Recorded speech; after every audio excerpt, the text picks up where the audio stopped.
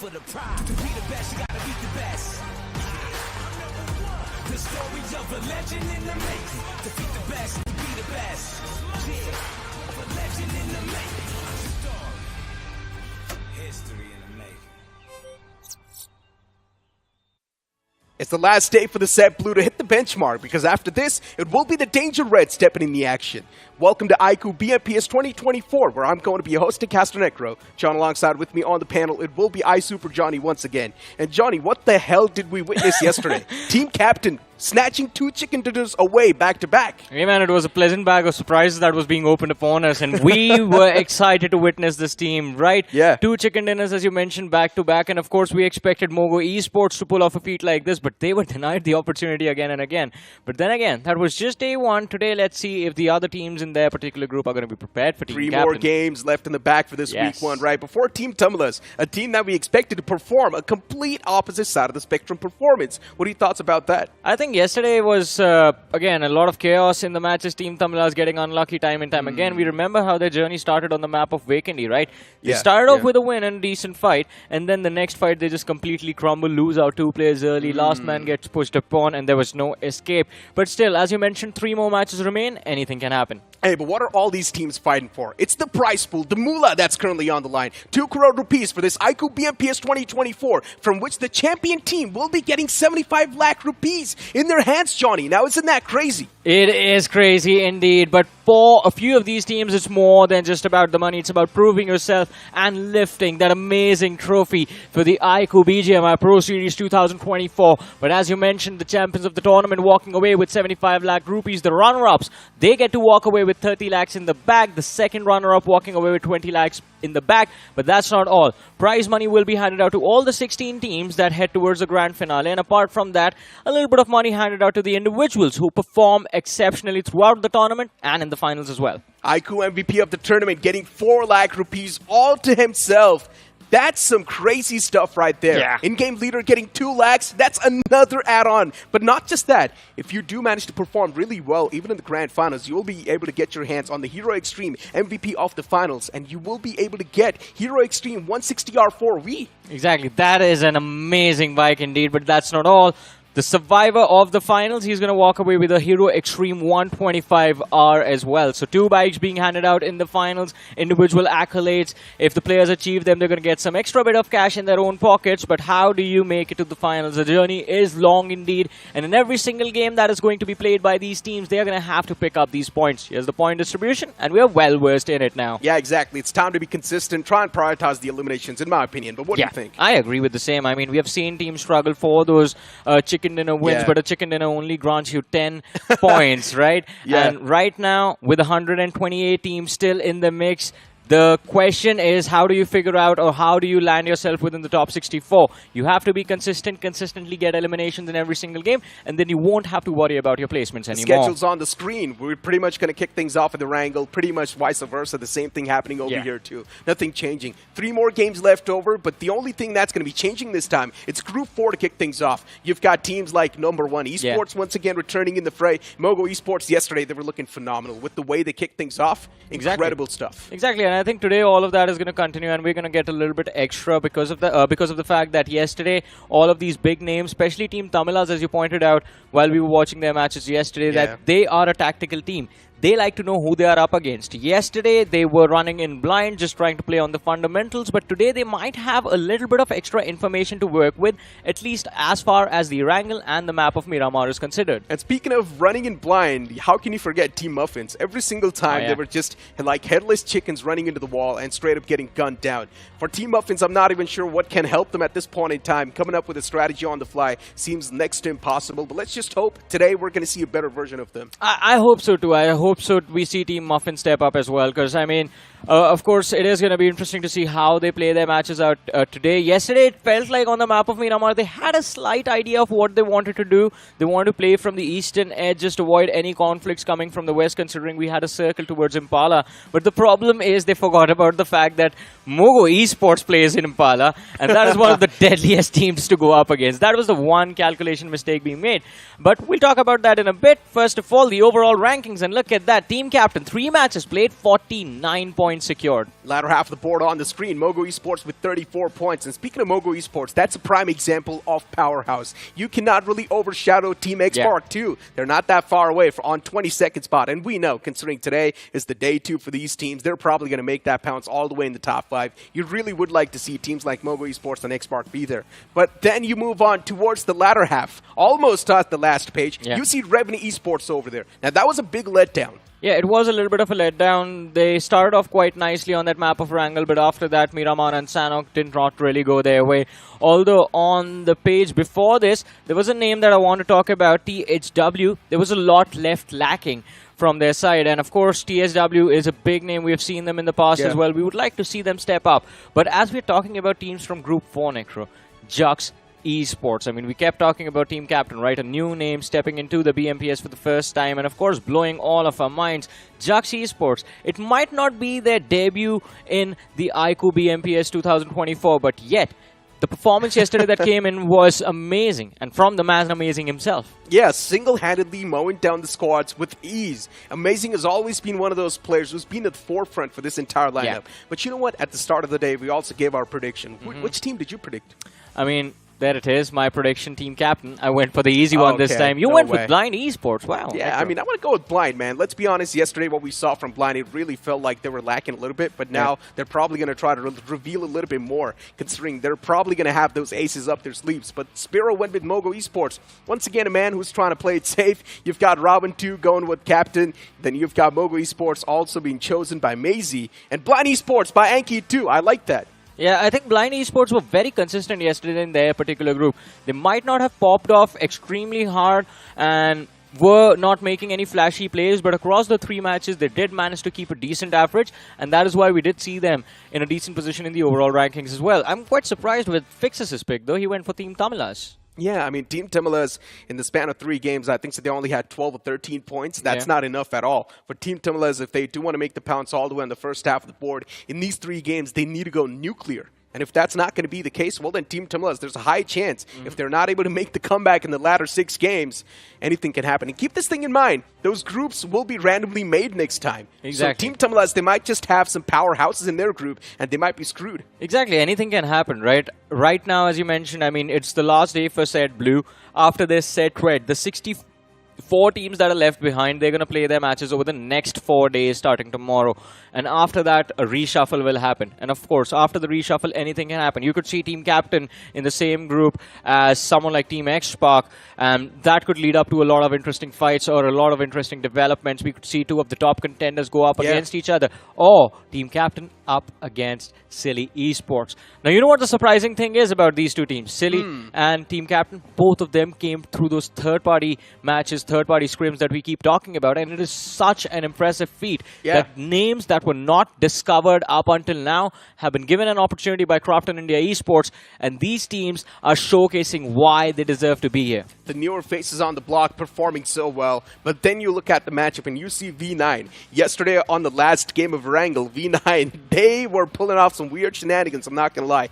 They wanted to make the push happen, but then they were way too hesitant, so they panicked, and then later on it just led to their own demise, because from the back it was the players of Hyper Rush pushing in, and they got third party successfully executed. I would love to see Alpha 6 and Version 9 in the same group. That's going to lead to a lot of fun matches, man. I mean, for Version 9, they were just choking that fight. It felt like they were way too scared of the opposition, and that's where Hyper Rush, they got a chance to make that push. And that, not just that, even yesterday, we saw quite an incredible moment from Jux Amazing. This man was the only man left standing for Jux Esports, and he was able to rack up so many finishes. True, but talking about the previous conversation that you were talking about, Version 9 versus Hyper Rush, right? To be fair to Version 9, Hyper Rush, they have a little bit more experience under their belt, the players. I mean, you look at Jadu, Tapatap, we have seen him for years and years. Uzumaki as well used to play for a big team back in the days. So these players have a lot more experience, and with experience, you figure out how to handle awkward situation. Same could be said for Version 9. Yes, this is not their first tournament in the pro circuit, but they haven't really been able to take themselves far enough into the tournament to actually experience the real competition. We all know, round of 128, still anything goes. You can walk away into the next round with a few shenanigans up your sleeve. I really expected Hub Esports 2 to sort of perform well yesterday, man. They For did Hub in Esports, one game. yeah, just a mediocre performance. Not exactly something that I expected from them. I expected a mind-blowing performance from them. Because if you remember, Hub Esports, they have been making their presence felt in the official tournaments from 2023 and even at the start of the 2024. They have gotten enough amount of experience underneath their belt. Now it's time to perform. I think it can be chalked up to a new team for the side of HubXSKULLTZ, and I think they had one good game yesterday that raised some hope in our hearts, but let's see how today is going to turn out for them. Exactly. Game 1 puts up on the screen as the plane flat path begins all the way from Stalber towards the Snovka military base. And now this plane flat path is way too nice. If the teams do want to move in anywhere they want on the map, it's going to be way too easy for them. Unless if you want to move in towards the extremities, which is Georgia Pool. That can be a little bit tough. You would need to try and dop in towards the pit stop, get your hands on the basic weaponry, get your hands on the vehicles, and then try and move in towards Georgia Pool. Yeah, I agree with that, and I think one of the common positions to do that is going to be the compounds north of Rozhok across the river. You can find a few vehicles from there, and that is where we're going to see a lot of these teams go. One position that is completely inaccessible right now, it's going to be Zarki, because the only pathways you are left with is finding vehicles in Severny, then rotating from the northern shorelines, and if by mistake anyone else is in Severny, you're going to be forced into an early fight. But look at that right off the bat, do or die, they've gone for a 4-man wide split drop on the Stalber Kameshki hill, and luckily for them, there's no one in Yasnaya Poliana. So one of the biggest cities, one of the most high priority locations inside of the game has been left completely for theirs for the taking. Yeah, for do or die. I also love that stretch that they've gone, right? Yeah. All the way towards Stalberg, Kameshki, even one man pretty much closer to the Yasna Poliana. Now they just want to get their hands on the vehicle and as much loot as possible. A lot they of want to map save control time to over work here. with. Yes, they want to save time over here. That's the only reason why they've dropped so wide apart from each other individually. Now, if you try and look at Sosnoka Military Base, that's where MOGO Esports likes to go. But I want to see MOGO Esports be a little bit more aggressive off the rip, and they can make it happen. Yeah, I mean, MOGO Esports, we've seen them in the past as well, looking for those early fights. And I believe Destro, looking at the parachutes from Team Tamilas, expected them to drop towards the western edge of that island, but they are heading towards Primorsk as of now. They're going to be forced into, or might get forced into an early fight against the players of version 9. But I think for this particular group, we hardly saw those drop clashes turning into those drop fights instantly. I think this group likes to take their sweet time. And look at that, Necro. A lovely western circle in front of us, centered at Gatka. It's one of those zones that we've been seeing for a really long time, but you still do not know how the final few moments might just pan out. It's a big question mark. It's a big mystery. The circle might just pan out towards the individual compounds. It can be out in the open too. Sometimes even the terrains in this type of zones can be really weird for the players to try and readjust. But a team that I would like to speak of, it's going to be Rivals Apes. And yesterday, Rivals Apes did quite decent. One of the games, they were performing pretty hard. Unfortunately, they faced off against Team Captain in the map of Miramar. They were there in the top 2. And Team Captain, as usual, just pulling off the captain stuff, taking over the entire Battlegrounds. And if you remember, yesterday, we thought Team Captain, they only had 2 players left alive. Yeah. But then out of nowhere, there's 4 players just coming out. Oh man, that was a surprise ending for the map of Miramar for all of us. But this was another team that did quite well for themselves in the same game. Jux, and even in the last game of the day, they were quite amazing. This man pulling off a lot of brilliant moves. There's no way he's actually trying to do that. Yeah, the bullets are not even going to reach that far, especially from the Bison. Yeah, an SMG on that range with just a red dot too. I'm not sure what he's expecting.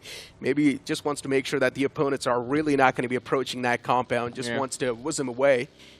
And that's what the players of NRX are also doing, on a move towards their own drop location. So recently I've been trying to learn more about the weapons inside of the game, how they function outside in the real world.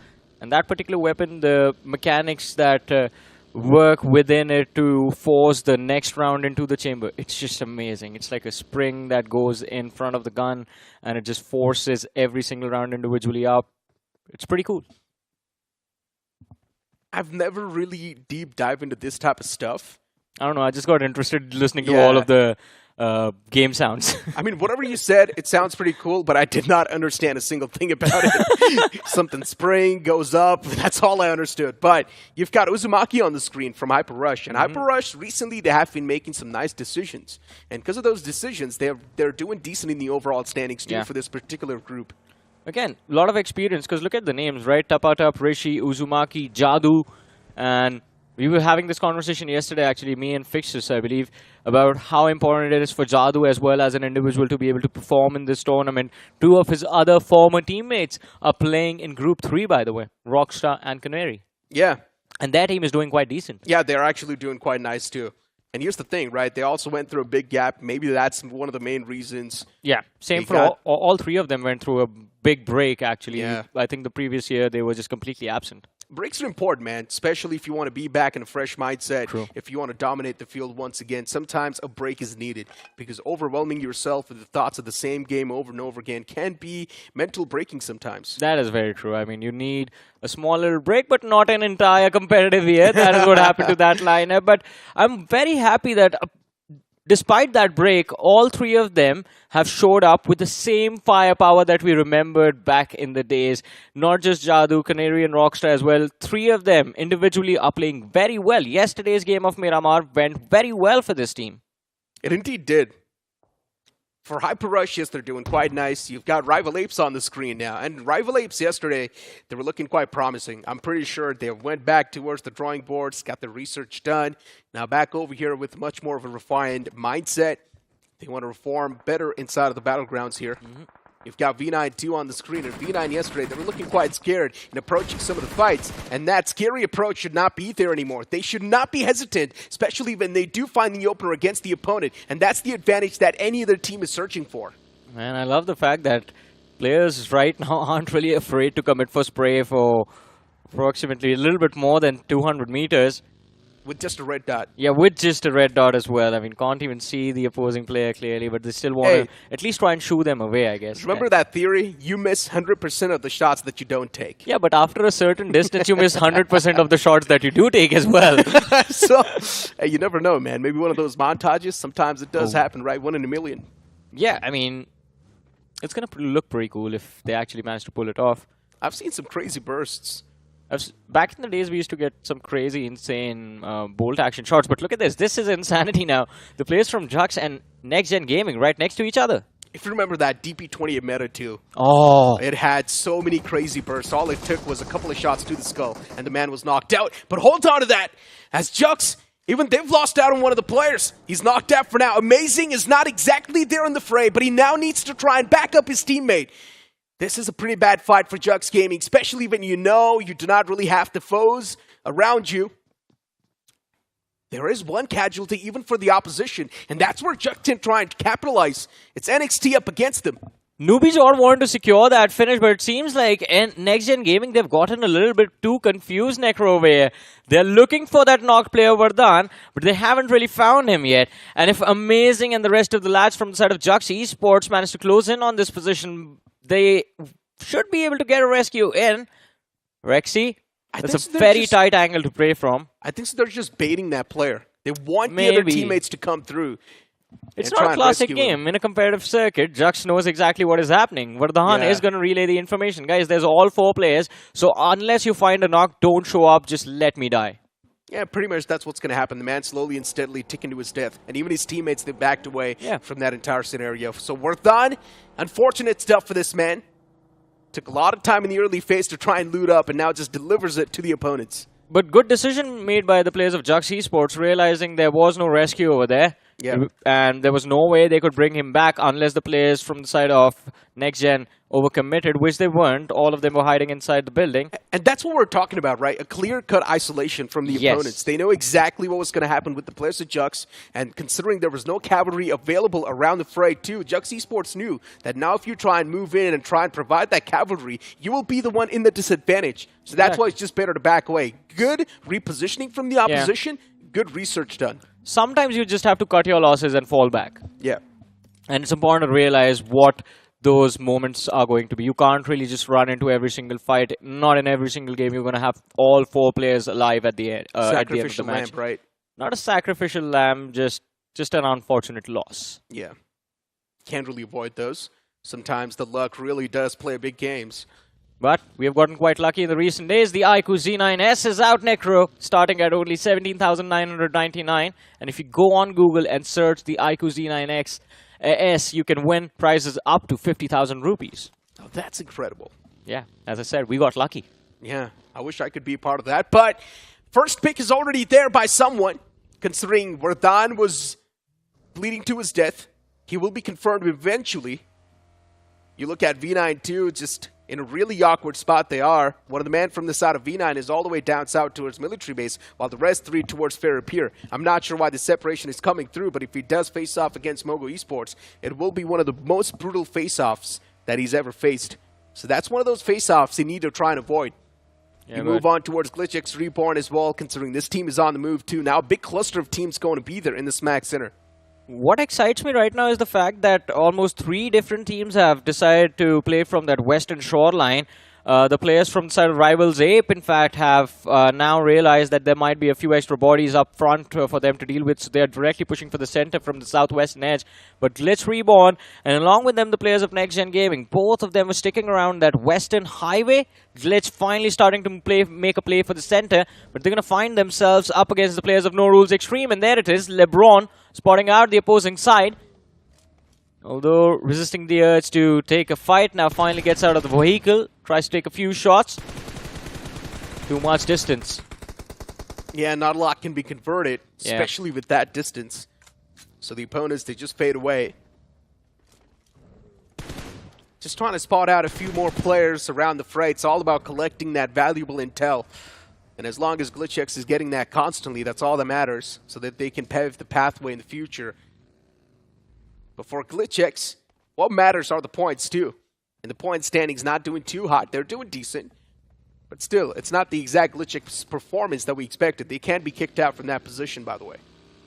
Yeah, I mean, they definitely can, and especially if the players of NXTGEN Gaming start moving in, then it's going to be a troublesome position for GLITCHx to deal with because their front lines are compromised, compound's too far away, they can't really run for cover, and they'll be stuck out into the open in that depth.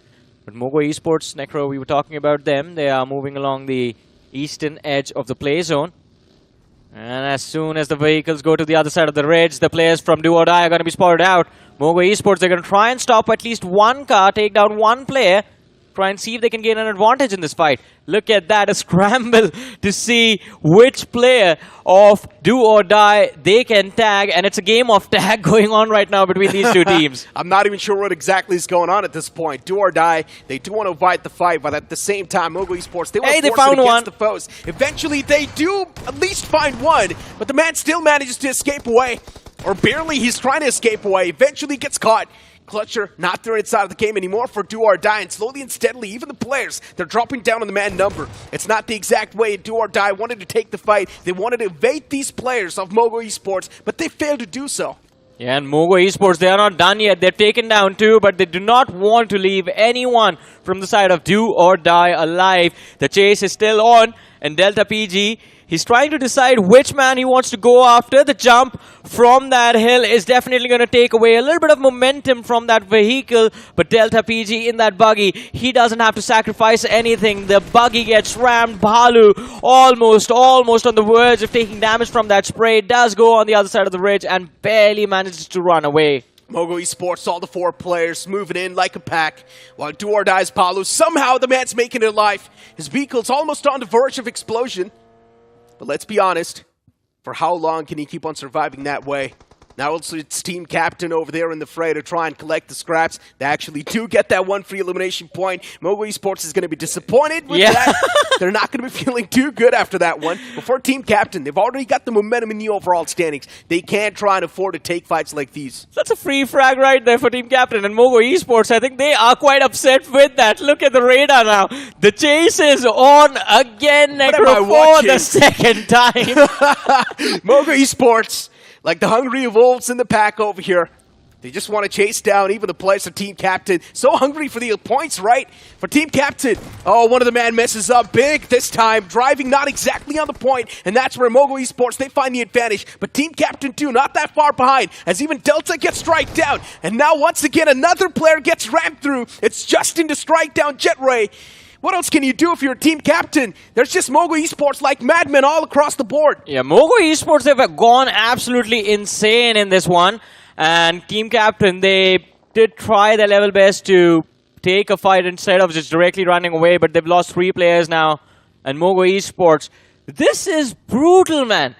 This is brutal. 4 buggies running around, chasing whoever they see. There's absolutely no way to avoid this. But look at this. From the distance, THW show up. It's the third team in the mix at MOGO. 2 players down. Kyola Mao, he's found a free frag, but from the distance, he gets traded out. He still gets knocked out. For THW, this is something that they're not hoping for. But Delta PG gets confirmed. Justin is still knocked out. But MOGO Esports, they're not going to back away from this fight. Instead, they push up close and personal. They want to go for the finishing blow. And it's Destro, too, the man who leads the pack this time. Shotgun in the hand, up close and personal, got his hands on the DBS. He wants to make the pounces as well, but unfortunately the backlines are way too exposed, and that's where the opposition, they find the striking advantage. MOGO Esports, it feels like they don't even care about the games anymore. They're just here to get the elimination points. Yeah, I think so too. I think they're going to be left with like no players. In fact, all of them get eliminated from this game. But what an impressive and what an insane moment, Necro, for us to witness. And I think the luckiest of the bunch right now, it's going to be TSW. They just get 4 free points.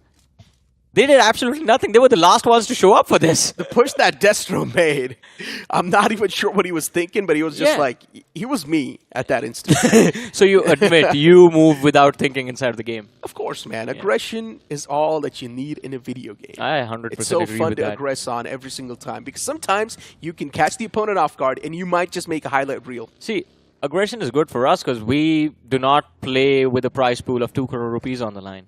That is true. But MOGO Esports, they've already done the climb, right? Yeah. All they need is one more good game and they will instantly be there in the first half of the board, so it's all good in the hood. And MOGO Esports, they know that they're well enough capable to do so. Especially for Destro, you show him a trophy and he's always going to be like, yeah, been there, done that. Yeah, and now the lineup that he's also got, man, the icing on top of the cake for MOGO Esports, right? The exact one they needed. S-Power's addition, it's been so valuable for these guys. I don't think any other team would have even thought about pulling that shenanigan off. It had to be MOGO Esports. No one else could have had the guts to do it, man. Just go after 3 different teams in the middle of nowhere and not even setting up fights. They were chasing them. They saw a vehicle and their first instinct was, boys, ram and slam and we take them down. Hold on to that thought. LOC, 3 players left alive. 1 man was taken down a while ago. Grind, unfortunate stuff for that guy. And LOC is another one of those teams that we need to speak of. Because, once again, LOC is also that team who keeps on making their presence felt in the official tournaments. They do make it to the later stages, but not the grand finals. Yeah. I mean, I think so they did make it to the grand finals in 2023, if I'm not wrong. But after that, no, maybe. Yeah, I don't think they were there on the stage of the finals. I think they were there till the semifinals. Oh, I think so, yeah. But yeah, they're able to make it quite far away. But still, unfortunately, it's just that one single strike that they miss every single time. And again, it's one of those old logs that has always been there in the circuit since the start. But as you mentioned, never really seen them on the stage of the finals. Never really seen them getting close to the trophy. And that is something that I think we would like to see this time from the side of LOC. Especially looking at teams like Team Captain, looking at teams like GLITCHxREBORN, the way they are playing. I think this should be inspiring for LOC. Like, all right, does not really matter. We might not have the resources of the bigger orgs, but we can still take them on inside of the game. Should be a motivating factor, right? Yeah. But looking at the zone and how the game's shaping up so far, look at Team TAMILAS, all the players just stacked up in one single area. And I'm not a big fan of this playstyle, honestly, but that's how Team TAMILAS likes to play. And it's a prime example, and it showcases how scared Team TAMILAS are. One thing is for sure, for Team TAMILAS, this lobby is an actual competition. I mean, it can be. Lack of information has definitely proven quite detrimental to their results so far. That 1-3 split, and especially considering it's an open circle, is extremely risky. Mr. IGL, it's going to be extremely difficult for him to fall back to his teammates. But talking about Xtremes, our official mobility partner, ladies and gentlemen, Hero Xtreme. And of course, the Hero Xtreme 125R being handed out to the survivor of the grand finale. The bike looks amazing. Fixes was saying that he's a boomer, right? He wants to get his hands on this bike. Yeah. It's a nice bike just to cruise around the city, have a fun time with your friends. But moving back towards the game, THW, after tasting the blood of MOGO Esports, they might just be feeling at the top of their game. For Team Captain, one last man surviving. And Team Captain can really pull off shenanigans like these, man, considering they're doing so good in the overall standings. And now all Urchin needs to do is just stay pinned in that one single shack. He's just opening the door, checking on the ridge, and then closing it again. He does not even need to do that. There's actually a gap in the upper side. Right above the door. Yeah. Yeah, but I think he can't really use the third-person perspective free look to look at a lot of area of that ridge on the gap. And opening the door, I do agree with you. It's quite risky. You never know, man. Yeah. It's also going to give your position away. The opposition will constantly see the door opening and closing. Unless he opens it on the inside and hides behind it. That's one way to look at things. I've seen that happen a lot of times and in pro matches. I've also seen a vehicle upside down and someone just sitting inside of it, waiting for the right opportunity to strike. It actually happened in the previous BGIS as well. Yeah. So yeah, those type of moments can be really entertaining, especially as a viewer, as a spectator. I mean, but I think the highlight for today, we've already gotten it at the very first game itself with what happened a few moments ago. And look at that. GLITCHxREBORN now, they find themselves in a little bit of a pickle, Necro, against the players of Hyper Rush. And it looks like they're trying to escape, but there's fire coming from the engine. Does this coup make it to the other side? Oh no, I'm not a big fan of what's happening. They need to eject out, and that's what they do. Reboot, the man's on the run towards Amazing. And Amazing is the only player who can save the day for this entire team. Reboot's taken down low. He needs to try and patch himself up. The same thing can be said for the player as well who was right next to him. But Amazing, I'm not exactly sure what sort of position GLITCHxREBORN is playing with. Probably they're trying to set up a field trap for the opponents. For Team Muffins, once again, another big letdown. They lose out on Golu, and that's not a great find, considering the fact that Team Muffins, they've already been struggling in the overall standings, and this entire game, they haven't taken any fights. Yeah, but yesterday, I think the key player from the side of Team Muffin who was able to grab any points was Nora. Yep. And I think that is that one player that the team can play around from, but again, we have to see them in a proper 4v4. It seems like every time we see them, one isolated player always gets picked off, and then the rest of the team crumbles like a house of cards. But over here, Team TAMILAS, they find themselves against the players of THW. It's going to be a 4v4, but Team TAMILAS have decent cover to work with, while THW, they're going to be stuck on the other side of the ridge. THW, they just want to go for the revival on the fallen player Ninze. He will be back upon his feet soon enough. 290 bullets in the magazine, by the way, or 290 spare bullets in the M416. This man's going to be spraying down the lawns for days. The entirety of THW is quite stacked up, and utilities, ammunition, even the helmets and the West looking to the prime. THW is ready for a war. You try and move on towards the side of do or die, though even they're challenging another fight. For THW, they've got so much ammunition that they can't keep on spraying for days. Yeah. I mean, a few players can, not Sam. He's at around 130 rounds remaining. He can borrow the ammo. He can, but I think you're going to have to leave it to the players who are a little bit more precise with those distance fight.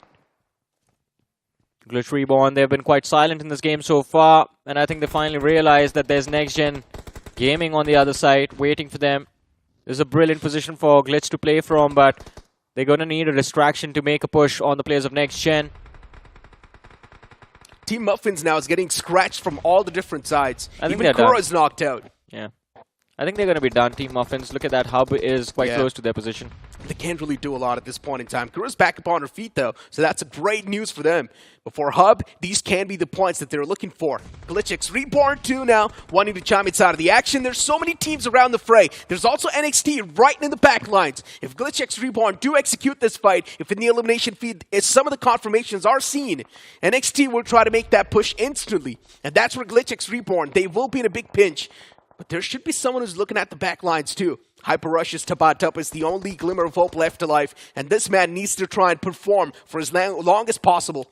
107 bullets in the spare for Tabatup. Resources might just run out soon, but he's got a lot of utilities. Yeah, he has a lot of utilities, but kudos to LeBron over there. He played this situation out quite well. As we were talking about NXTGEN against the players of GLITCHREBORN, LeBron was on the left-hand side, completely out into the open, close to the players of Hyper Rush, and all of that commotion that he made actually drew attention from the rest of his teammates, and NXTGEN were forced to look towards LeBron. That allowed the opportunity for Scuba to make that push, and now NXTGEN, they're going to be pushed back into that observatory, hiding indoors. At least they have the zone all to themselves, but that wall of smoke will allow GLITCHREBORN to be able to push up that ridge. Yeah, for GLITCHxREBORN, just waiting for the first moment of strike, but unfortunately they're not able to find that. They do want to provide the cover fire towards LeBron, considering they know the man's under big threat. But I love the fact that GLITCHxREBORN moving in tandem. They're moving like a pack. Well-coordinated pushes on the board. You move on towards Team TAMILAS facing off against Jux Esports. This will be one of the most weird fights to be witnessed, considering Jux Esports is out in the open, and it's a field trap being set up. If Team TAMILAS do walk into that field trap, they will be welcomed with open arms by Jux Esports. But considering Amazing has already been spotted, that's not a good news for Jux. They need to try and do something here. And unfortunately, Jux, they also do lose out another player in this entire fight. Fox is able to find a lot of damage against the foes in the front, as even Reboot gets strike down. Fox single-handedly is dismantling the team, while Amazing is now going to be the last player standing, but a third party approaches. Team TAMILAS, they've got too much on their plate that they can try and chew up on. Even THW's over here to try and get a few claims to themselves. Fox is still knocked out. Mr. Igil's knocked out as well. Team TAMILAS, they cannot stand a chance like this inside of the fight anymore. But Ninze is getting striked even from the back, and that's where Max OP, he might just find the exact opener that was needed. But Hyper Rush's Tabata from the back is a big game changer, and he saves the day for THW. Yeah, he takes down 2 from the side of THW. He allows the opportunity for the players of the opposing side to have a little bit of breathing room to work with. But kudos to Tapatap, man. What an important moment for him to capitalize. He goes down to the blue zone, but takes 2 points away from the players of THW. 2 bodies being picked up. But look at this.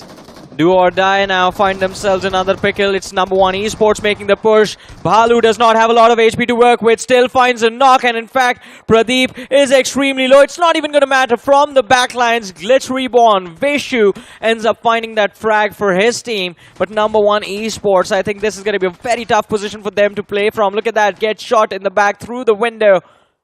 And there's no escape from this one nade into that corner room, and the entire team is going to go boom. Number one's playing it as safe as possible. They do not want to push through their limits too much. GLITCHX right there too around the fray. You've also got NXT right there at the top. And NXT might just be the one with the advantage too. GLITCHX and NXT, this fight will be brewing up soon, and it will be the fight of the century. The fight for the prime spot inside of the game. NXT, they've got the hard cover to play with, the only hard cover inside of the zone. Or maybe you can't say barely making it inside of the zone, considering they're on the edge. For GLITCHREBORN, they've got a nice ridge to play with. They're on the slope, but I'm not a big fan of the slope too, I'm not going to lie. From the back, it's going to be the players of NXT. From the front, it's the players of number one. There's also a few players in the sidelines. It's a big cluster of teams, actually, in that area. For number one now, they're getting chased down by the players of NRX. And this is where the real problems now will start to hit the deck. They're slowly and steadily closing on up, while number one eSports, all the four players just pinned down in that one single house. Not easy for them to survive. Just a few utilities indoors, and number one eSports are going to be done for. And that is exactly what the players of Norules Xtreme are trying to pull off, but it's not going to be an easy feat. Look at that nade quite close to Pradeep, but damage is going to be negated from the other side of the wall. In the meanwhile, as you were talking about GLITCHREBORN, Necro, I think they definitely need to force a fight against the players of NXTGEN. Getting control of that observatory gives them the high ground advantage. They want to scout these swamplands towards their west. If they stay on this hill, they're going to be vulnerable to the players of NRX and number one eSports at the same time. Oh, Norules Xtreme. They overextend, and that's where GLITCHREBORN, they find the striking advantage. Visuals were confirmed, and GLITCHX instantly terminates the player. As Norules Xtreme, this is the exact game they wanted to have yesterday too, but unfortunately, they kept on failing. And once again, Norules Xtreme, slowly and steadily, the lifeline's fading away from their hands. They need to try and catch it open. But here comes the nade, and that might just restore the health back in the players of NRX. They need these type of motivated moments over and over again. Abs making the push, and Abs has got two players to deal with. He eventually moves inside through the door, and now it's all down to Mr. Lion OP to try and fight back against the foes. He might just get overwhelmed by the opposition's presence. Considering it is a 1-on-2 on the fray, he can definitely try and make something better happen. But he gets denied eventually. Yeah, gets distracted a little too much, and Norules Xtreme, they are on fire right now. And War, well, he is on a path of war. 7 eliminations secure by that individual all alone. But look at this, NXT, they find themselves up against the players of Rivals Ape, and they wipe the floor with them. Blink it and you miss it, as you like to call it, Necro. But this push of theirs, this play of theirs, allowed GLITCHREBORN to take that high ground advantage that we were talking about a few moments ago. Yeah. GLITCHREBORN now at the top. They've got the prime spot in their hands. Exactly what they needed. NXTGEN in the front, and GLITCHX is constantly peppering them down. It's all about the added pressure, and that's what GLITCHREBORN wants to put on the players of NXTGEN. It's just 2 players standing against the 4 players of GLITCHREBORN, but you can't say Scuba is a little bit too faded away from that fight. He's way too far away. He needs to try and reunite with the boys, and that's what Scuba's trying to do. Vishu from the top will try and make hell for the players of NXTGEN. Constantly peppering down the shots and eventually finding the opener too. The knockout's delivered. It's time for the finishing blow, a punch in the gut, and it's being delivered by the players of Norules Xtreme in the back. But now fight between Norules Xtreme and GLITCHREBORN, where a clear man advantage is there in the hands of GLITCHREBORN. 4 players at the top, while Norules Xtreme, they need to try and push outside of their comfort zone. It's next to impossible to try and convert this fight in their favor. GLITCHREBORN, they've got every possible advantage in the fight that they can ask for. Scuba's up close and personal. There's Util being tossed right next to him, and Scuba tries to back away, but eventually gets caught by Perf. But Perf instantly gets returned back as well. For LeBron from the top is raining down hellfire against the foes. And now War's back upon his feet. Oh no. All it takes is a few bullets to find the connection. But LeBron is constantly chipping a lot of damage in the front. GLITCHREBORN, they've got all the 4 players in sync.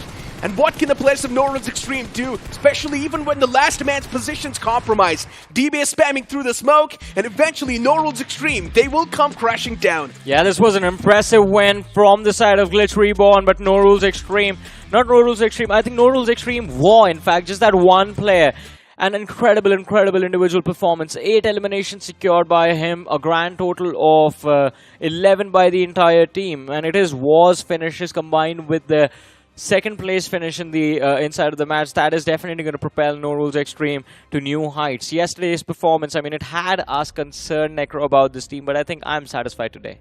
Yeah, Norules Xtreme finally, as you mentioned, performing exactly what we wanted to see from a banner like Norules Xtreme. Yeah. But a little bit too late maybe to try and wake up, considering they do have a decent amount of placement points, a decent amount of elimination points. That's going to put them a little bit more in a better spot in the overall standings. But here comes the big question. Are they going to stay consistent? I mean, 2 more matches, right? The next one, if they manage to perform on Miramar or Sanhok, they need 1 more game like this. And as long as that comes their way, they're going to be good to go. But GLITCHREBORN, look at how interesting this game was, right? We have GLITCHREBORN as the winners. We have Norules Xtreme on the 2nd place. We have NXTGEN on the 3rd.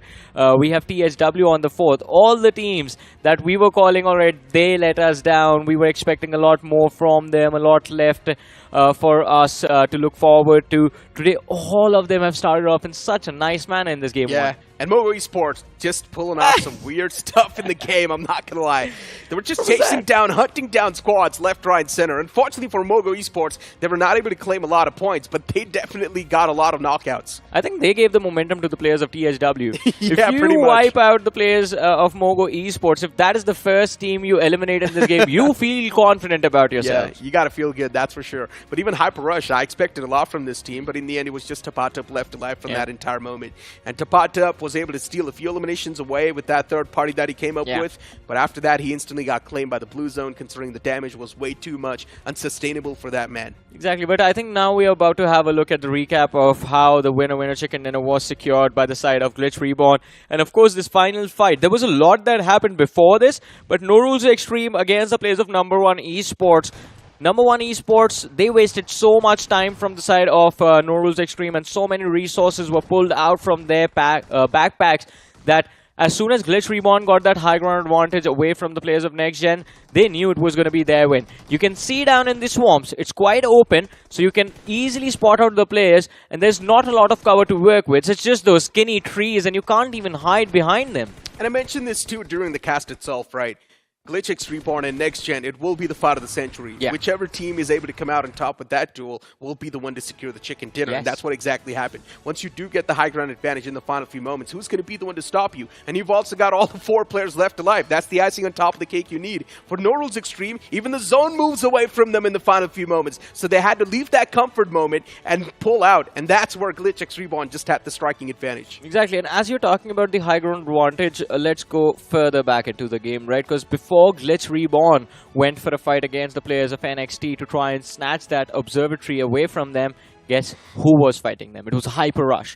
Hyper Rush had taken that northern flank. They were trying to climb the hill from up north, and it was Kuba from the side of GLITCHREBORN who went there all alone, distracted the players of Hyper Rush. I think he got like 1 elimination from their that particular team, but he forced so much of their attention upon himself that their backlines were got completely exposed, and 2 more players got picked off, and all of a sudden Tapatup was the last survivor from the team. Now that's a lot that you said, right? But for Tapatup, still being able to collect those scraps was also quite massive. Being able to get those cherry on top of the cake, the icing on top of the cake. But for GLITCHREBORN, a well-calculated gameplay, and this is something that we wanted to see from them.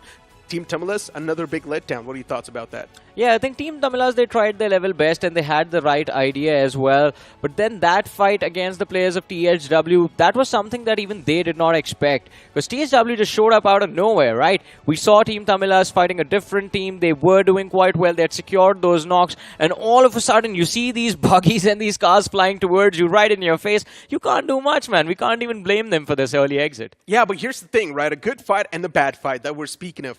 Jux Esports, they already had the trap set up. They knew exactly that they're going to be the one with the advantage in that entire scenario. They were out in the open. Team TAMILAS should have saw this coming.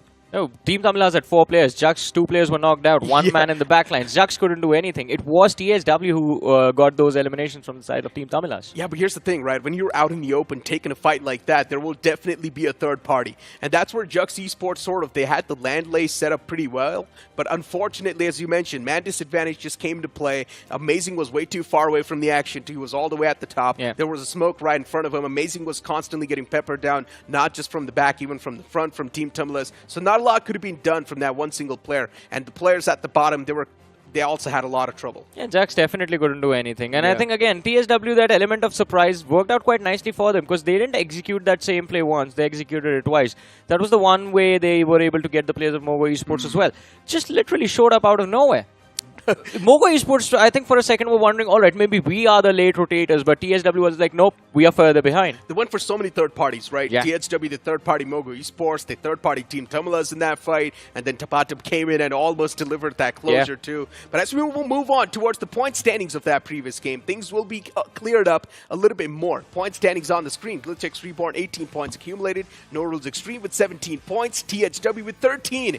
Now, this is what you call a vacuum of points in the top 3. Yeah, exactly. And it is amazing to see how all of these teams that weren't really doing so well for themselves today are standing up and rising up to the challenge as well. It is an impressive performance coming in from GLITCHREBORN, as you mentioned, Norules Xtreme, NXTGEN. We're going to give them this performance as well, 8 points secured. And rival ZEDIxRNB. Yesterday was not so great. Today, at least it's a decent start. Yeah, they're trying to be consistent on the board, right? Yeah. Which is completely fine.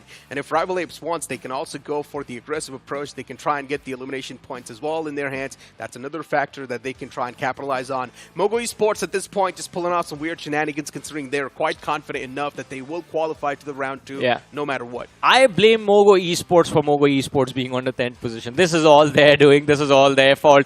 And it is their fault that Captain is also on the 12th position. For Team Captain, unfortunately, consistency dwindling down, but you still got a map like Miramar coming through, and even the map of Sandhawk, so anything can happen over there. And I think some MOGO Esports will be performing miles better on the map of Sandhawk. I think so. I think if they manage to or plan to be this aggressive, then definitely it's much easier to catch players off guard in the map of Sandhawk. And of course, as I've been saying, Destro, he's an evil mastermind, man. He will always figure out the most awkward way to engage into a team fight, but his team, they have enough firepower that they just make it work, and the other side just seems to struggle with it. And this is not the actual gameplay they're going to showcase in the grand finals when there's a high pressure moment on them. Exactly. Right? So MOGO Esports, they've got a lot of aces up their sleeves. They are waiting to reveal it during the grand finals of the BMPS 2024 when it matters the most, right? And especially for teams like LOC Esports, still we're waiting for that comeback. Even Team Tamilas, that was quite a big letdown, especially when they took a fight against Jux Esports. They realized they had the man advantage. Still, things sort of slipped away from their hands. There's a lot more to talk about, ladies and gentlemen. Before now, let's toss to a short break. We'll be right back. Ain't nobody fresher than a mega tasker. Talk about stronger, quicker, faster. Slider. Gonna make way for the mega tasker. And fully loaded, go the ammo. Can't get it bigger, better that's the plan, yo. Throw a challenge and you shall know. Tap, tap, tap, tap, slide of ammo. Who's winning? Who do you think? Mega Taskers win the game at every level. iQOO Z9S Pro with Snapdragon 7 Gen 3. Fully loaded for Mega Taskers. Search iQOO Z9S on Amazon. Move out with my baby on the side. I move out with my baby, got a style. Seatbelt, please. And we go right, baby, it's a long way home. The new Xtreme 160R4V, the fastest 160cc. Challenge the Xtreme.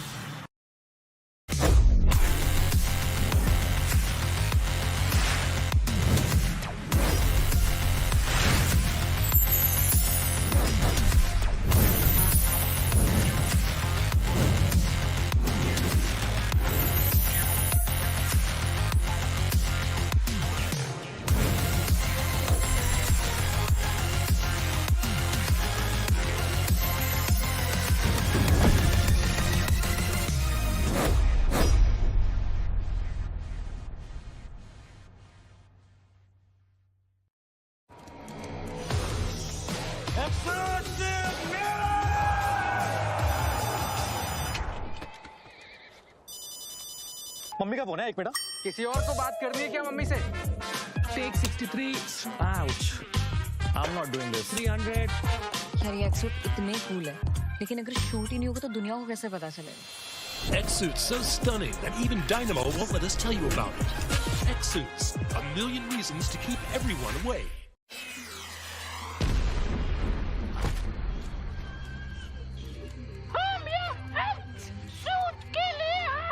भाई इसको कोई acting सिखाओ यार। क्या हो रहा है? Cut, shoot cancel. आना pure.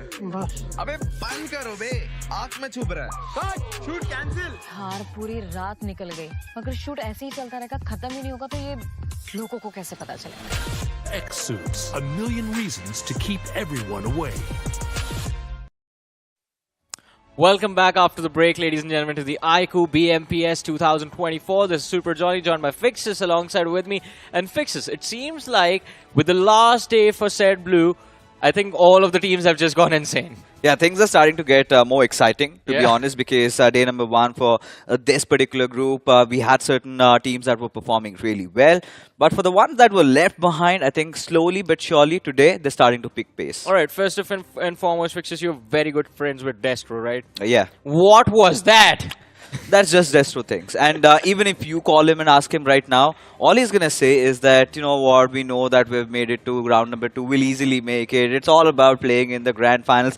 It's an age-old dialogue that he has been, you know, putting to us from, I don't know, from like the past 2 or 3 years. Yeah. So that is just Destro things. But hey man, while Destro's script might be old, this is new. The iQOO Z9S series starting at 17,999. And of course, an incredible device with 2,000 hertz of touch sampling rate, 5,500 mAh battery, 80 watt flash charge, everything you can need to start your journey in competitive BGMI. Of course, and like we said yesterday and day before, we have been constantly taking this phone down to hotels. We've been playing a lot of BGMI, and trust me, it is fun, especially when you have to make sure that your game is smooth. The Snapdragon 7 Gen 3 does ensure that, and considering it's Snapdragon 7 Gen 3, it is a very efficient processor. I think we played around 5 to 6 hours non-stop. We still had 20% juice left. Exactly. You guys need to go ahead and check this device out. The man got into trouble testing this device for everyone else yesterday. You didn't have to say that on screen. But still, it's worth the risk, right? Risk it for the biscuit. Exactly. But now, Johnny, I think it is time for Miramar. Yes. Yesterday, we saw team captain getting their first chicken dinner in Miramar. And a lot of the casters have this opinion that they're going to get that third chicken dinner today as well. So who knows? Miramar could be that map. I mean, when you say a lot of casters, I'm one of them. I also believed in team captain today. But unfortunately, that first game... it seems like there's some sort of rivalry now between Team Captain and MOGO Esports, or at least I hope it begins today.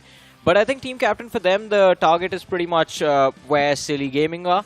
They want to take on the contenders from those third-party tournaments. These two teams have been absolutely incredible. And of course, once we look at the overall rankings, Captain, they've moved up ever so slightly in this game. They got a few extra eliminations, so they managed to hit that 51 half century completed. MOGO Esports, though, those shenanigans are just going to pull them down. They're on that 15th position, 37 points on the board. Jux Esports, though, now that is a consistent performance. I mean, we're not going to see them make any flashy plays, but slowly and steadily, they are climbing the leaderboard. See, the idea is to somewhere have around 45 to 50 points by the end of the 3 games. And for MOGO Esports and Team Captain, the only way is up, because all the remainder of the teams have played majority of their matches. However, you've got the likes of Blind, you've got the likes of 4 Misfits. They're going to come a wee bit later. But this is where the concern really arises, right? And attention goes at Team TAMILAS, who are sitting currently at the 48th position. Now, this is where the alarm bells will start to toll, because after this, we'll have a major reshuffle. And only the top 64 qualify, from what we all know of. Hey man, before the reshuffle, they have to be worried about the teams from Set Red that are still waiting. 64 teams just waiting for an opportunity to strike, just waiting for an opportunity to put themselves on this leaderboard. They aren't even there as of now, because they haven't played any games. And who knows how they're going to play? Oh, who knows? You might have at least 60 to 70% of teams, at least from Set Red. So that's going to be really interesting. But then again, when you look at teams that have been struggling, you've got TNR, you've got Team Muffins. So all these teams really need to pick pace, especially when you are Team Muffins. If you were to give one advice to Team Muffins, what would you say? I think the same advice that I gave for Team Snipey. Try and take those early fights. Rely on those RNG factor of the game. Who knows, you might be lucky. Who knows, you might get a couple of points for yourself. Because all you're doing is overthinking your decisions. You've been playing outside the circle, trying to avoid as much fights as possible. It's all about getting your hands warmed up and start to be in the groove. Because given any other day, they could play much better than this. Exactly. I think it's just the pressure that's getting to them in this one. Yeah. Overthinking their own decisions. Just do what MOGO Esports did in this game. Pick up 4 buggies, just run around the map looking for the opposing teams, and if you find anyone, just slam all the cars together in a single player, and of course they're going to get finished off that way. That's actually a strategy. You know, what they were doing is not just circling around vehicles like madmen. All they were trying to do was isolate that one player and find that perfect angle, which eventually they did, got down, took him down, and then they were on a chase once again. Exactly. So it's all about, you know, that rinse and repeat process going on for MOGO Esports, and they feel quite comfortable. With this power, I think they can just amp it up a notch. Let's start naming these strategies, right? Like we came with the shock and awe strategy for Alpha 6. What do we call this? Do we call this the game of tag strategy, the GOT strategy, or do we call it the Mad Max mode? I think Mad Max sounds more, you know, nice and has a ring on it. But finally, you know, taking a look at the matchup. So you've got Team TAMILAS, who've been struggling extremely. LOC, decent performance. THW also a little bit of a comeback from their side. This game, at least 6-7 points. I think they can live with that. Version 9, however, they've been spiraling down. Number 1 felt for a moment. They had such a good position inside the circle.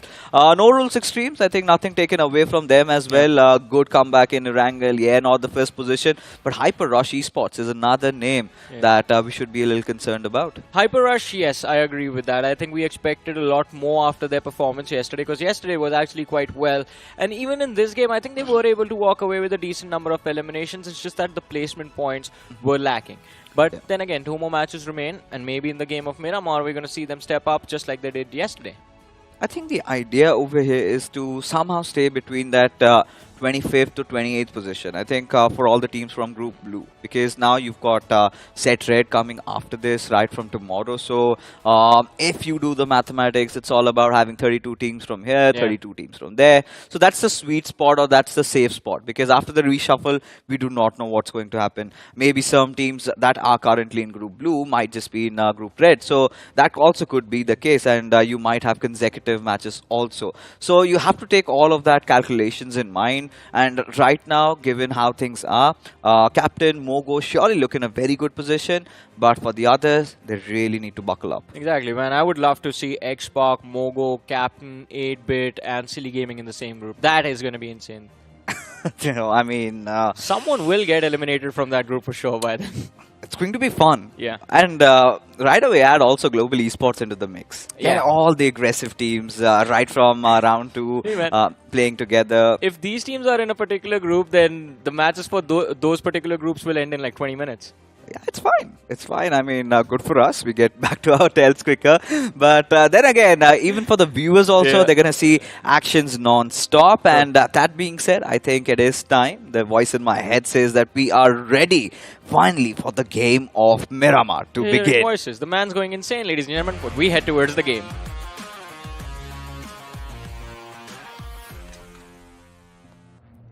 Alright, while Fixis is hearing voices in his heads, we take off over the map of Miramar, ladies and gentlemen, on our screens. And this time the flight path, it begins from the northeastern quadrant all the way between Torre Amuda and Campo Militar. And it's going to stick to the eastern half of the map, cutting Minas Generales, La Beradita and Los Leones, and ends just east of Patona. I think for the likes of MOGO Esports, it's going to be a smooth sail. But for the ones heading off towards El Pozo, even as far as Ruins or Ladriela, you're going to have to take a long stretch. It's been a while, Johnny, that we've seen any team drop down at Partona. And even for the likes of teams dropping down at Truck Stop, that has also been visible. But I really want to see a different circle today. Yeah. Maybe somewhere around La Cobreria, because yesterday's circles, we kind of saw it go towards Ladriera. So a little bit on that northwestern side. It's been ages that we've witnessed even a northern circle. Yesterday we saw a circle also towards that Impala region. Yeah. But then again, you know, that little bit of that hard shift, if it can happen towards those 2 isolated islands, That would be really fun. That is again one of the rarest circles you could ask for. But I do agree. I mean, yesterday we had 2 games of Miramar. One took us to the western edge of the map. The other one took us towards the eastern edge of the map, with both of them leaning heavily towards the southern half. And again, as you talk about the northern half of the map, I think I've seen enough Crater Field El Pozo ending. So yeah, La Cobriera is going to be one of the preferred spots right now, along with Oasis. Torre Amuda is also something that's going to be very well welcomed by all of us. But let's see where the zone finally, well, kicks off the game from. We are going to have the circle on our screens in a few seconds. I like it. Look at this. MOGO, Esports, Captain right beside each other. Oh, it's time for revenge, man. Yeah, indeed. A redemption arc for Team Captain to try and spoil the game in the previous game. They want to go up against the Titans right from minute 1. It's going to be fun, but this circle, well, I mean, we've seen a lot of it lately. Have nothing more to complain. But for Team Muffins, I think it's a golden chance if they play by the book, do not engage in a lot of shenanigans, just play according to the circle. Who knows, they might end up with a couple of finish points and get good position. Yeah, at least the early game for Team Muffins right now is going to be secured, right? Yeah. They don't really have to do much. Just find those weapons, take a good building, and just hide inside the cover. Utility is also going to be important, so they're going to have to look for a few throwables, healing utility as well. But on our screens, the winners of the previous match, GLITCHREBORN, they are also in a very comfortable position as far as the early game is considered. But I think comfort zone coming to an end for Reaper from the side of Do or Die as he senses the presence of the players of LOC quite close to him. I think it's still fine when you look at GLITCHREBORN, especially considering how the first game went for them. Getting that chicken dinner, it was not a big finish one, but much needed. Especially when you look at the history. A team that has just recently been formed once again, still not having Duke. But now we've got a little bit of a collision. You've got LOC charging in on the players of DOD and Reaper. He's got a grenade cooked up. It sailed through, but not enough damage done. Oh no, this is going to be bad for Reaper. Fragger on the other side with the M249 will have an angle to take him out. And of course, the damage dished out with the nades as well. But Clutcher, he shows up. Fragger's back is going to be compromised. And if he gets knocked out, then LOC lose so much pressure in this fight. Look at that. Clutcher does find the opening, but Reaper gets traded out. Now Sketch went for the rescue, but turns out it was a bait. And even he goes down. LOC, big mistake being made. Bhalu, he needs to find this third frag, and he does. And LOC, they have stepped beyond their own line of control, and they have had to pay a heavy price for this. 3 players knocked, easy finishes for Do or Die to secure. And Reaper, he has taken a leap from the top of that roof, so he's going to get a revive as soon as Fuzzy is picked off. I like this. I like this intent coming in from Do or Die. Yeah. Literally playing by their names. And it was a Do or Die situation, and I liked how the kind of cover fire came in for the boys, especially after Reaper getting taken down, but still that recovery was nice. And now, Do or Die, what they're going to intend to do is try and get Reaper back to life. And all they have to do is deal with Fuzzy. So send 2 players to the front and 1 providing cover from the back lines. That is exactly what they're doing. Bhalu gets there. He's going to get the revival, and it's not going to be a huge issue. But for Fuzzy, he's up against the world. Still has that little bit of place to kind of play around with, but no. Oh, wow. Little angle shown, and his head bursted off. Yeah, Avanish was quite far away. That was an impressive shot, but yeah, LOC, not really a start that they want to Do or Die, though. As you mentioned, the intent, and what was even better than the intent was the execution. For a second, I thought Reaper was going to have no escape from there, but Clutcher showing up at the right nick of time, taking all of the attention away from that one flanking player from the side of LOC, and of course, finding the opening. Had Clutcher been the one to get knocked out over there, the advantage would have been in the favor of LOC. And this is the kind of a teammate that you would want with yourself. You know that Reaper is up against the world, he's screaming for help, and suddenly Clutcher just comes out of nowhere, puts his body on the line, and this could have gone wrong on massive proportions. Yeah. But for LOC, they're making those mistakes. If you remember, one of their players, he had his eyes fixated on Reaper. In turn, forgot that from his sidelines he could get run over. That did not happen, though. He did not get run over, but still, the fight did emerge and burst out. But if you talk about the previous match's MVP, in fact, the iQOO MVP was War. coming in from NRX, and yeah, he was set for a war. But now look at this. GLITCHGREBORN getting in ever so close. Now, do the players of DOD realize there's somebody lurking just beside them? Let's see though. You always talk about it's a rattlesnake. Death from above. This is an assassination, man. Yeah. And she has an M249 as well. Easy to take down these two individuals with that weapon. Crawl, crawl, crawl, crawl, crawl, crawl. And both of them are running on their feet, so I'm pretty sure GLITCHGREBORN hears all of those footsteps as well. She will get an opportunity to line up a nade. Uh-huh. Oh no, Avnish approaching from the back lines. If he gets on top of this hill, it's all over. Team Muffins, they need to strike. They need to strike now. Shoot first, ask questions later. Impressive approach, but now position is compromised. GLITCHGREBORN needs to secure the frag one way or the other. This could be the opening they wanted. Nade lobbed out. Bhalu goes out. There it is. 1v1 right underneath. That's going to be a hard angle to approach. Oh no. Is GLITCHGREBORN aware that there's still one more guy just beside her? And Yes. I'm pretty sure with the footsteps given away, she realizes. Oh no. Could have slipped and fell. That could have gone wrong Yeah. in massive proportions. But over here, DOD, they've got nothing else to but just tuck their tails and run, because this is not one of those fights that they can afford to pick up, especially considering GLITCHGREBORN's position and not being aware of the others from their position. And yeah, for DOD, I think this is one of the loss that they have to swallow. It's going to be a tough pill nonetheless. But again, for DOD, a good start nonetheless. 4 finishes to their names. Did lose out on Bhalu, still pretty fine. But this circle, in fact, is going to take a lot of time to kind of brew, because this is one of the circles you've got a lot of areas to play around. And this is how Clutcher put his body on the line and got those finishes for his team. And then Sketchy showed up for the rescue, but did not really work out too well for him. Damage from the weapon, the run over attempt over there from the backlines as well. And while all of this was impressive, do or die, one small mistake being made, just assuming that they have the highest ground in Miramar. And very impressive from GLITCHGREBORN over there, finding that one frag completely unharmed. She knew the angle was avoidable quite easily. She could just fall back to the center of that hill. And her teammates were also making the push from the right-hand side. But Team Muffins now, they have to convert this game from here on out. I want to see this team will finish within the top 3 of this match with a lot of eliminations. It's going to be exciting for sure. You know, for me, for Team Muffins to excel, I really do not have that high expectations like you do. But I think somewhere getting that 4th, 5th position with around 3-4 finishes is still fine. Especially considering how their journey has been so far in the iQOO BMPS. And this time also having a good position inside the circle. They'll hope that the circle shifts right on them. The hard shift if it favors. But look at that cluster building up on that northeastern side down to the southeast.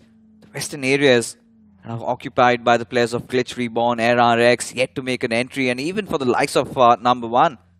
Feels like they're planning for a very late entry inside the circle. But looking at rivals, they're also placed around water treatment. Nothing much to worry about. But hoping that we get to see another fight in the next couple of moments. But you have to say, Fixtures, what a rare sight that we are seeing the city of San Martin completely empty.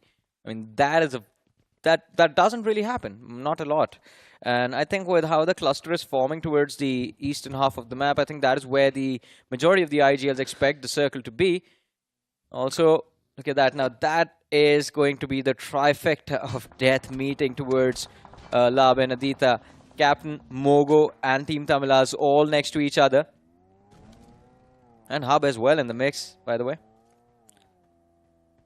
For Team TAMILAS, it is again one of the very important games that they have to strike, they have to deliver. Getting those 5-6 points, it's fine. It's still somehow keeping their boats afloat. But when you talk about Team TAMILAS, they're one of the best in the country, right? And you would expect such performances. Now when you talk about the best things, you've got the best spawn in the segment. the iQOO Z9S, segment's fastest phone with the Snapdragon 7 Gen 3.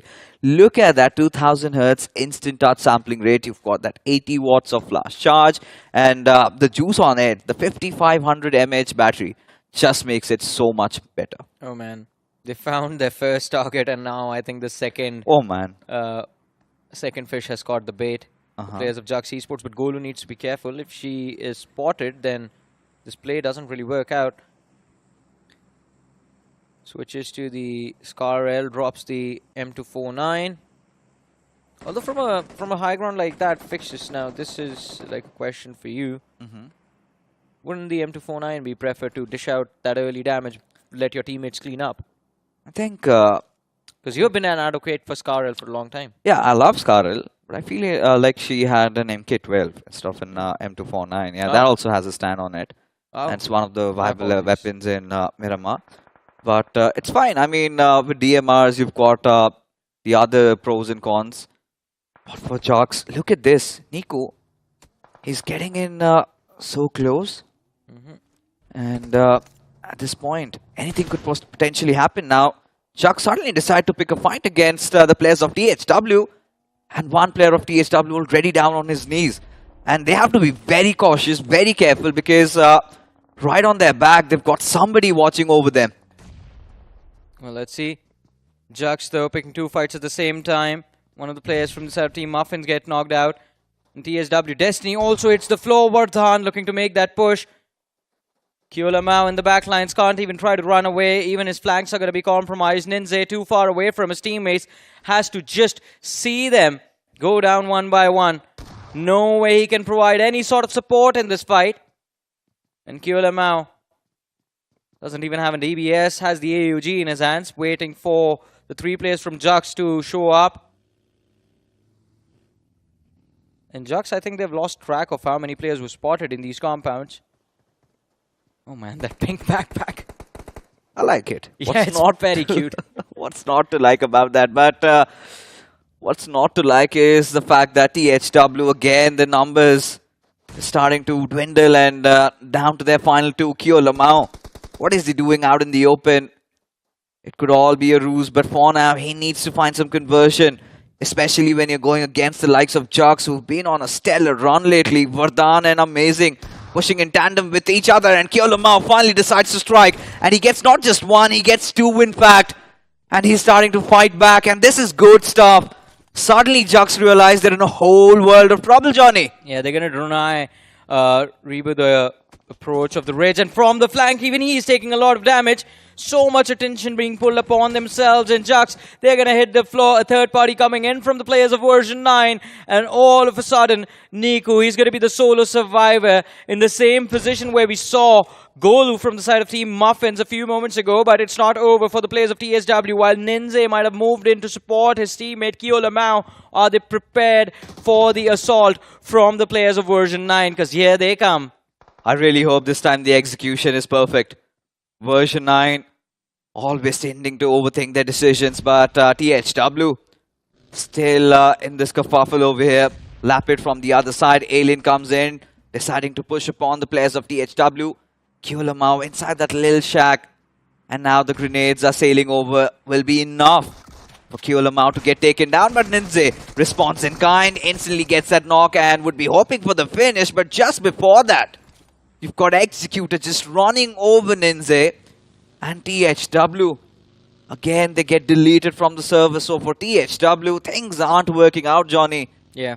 And this is one of the squads. This is so difficult for us to process that they're struggling so much. And this is just round number 1 of the iQOO BMPS. I think this just nullifies their performance from that previous game of Erangel, because that was a decent one. They got a lot of eliminations, were able to survive till decent enough stage inside of that game, but this, again, as I said, just completely puts them on a reset. Version 9, though, kudos to them, finds 2 early points for themselves, and so much map control right now available for the players of version 9. The complete northeastern quadrant of this play zone is theirs, and smack in the center are the players of Team Muffins. Now, as you were talking about this, right, even the hard shift towards the eastern side right now favors Team Muffin, but can they secure the win?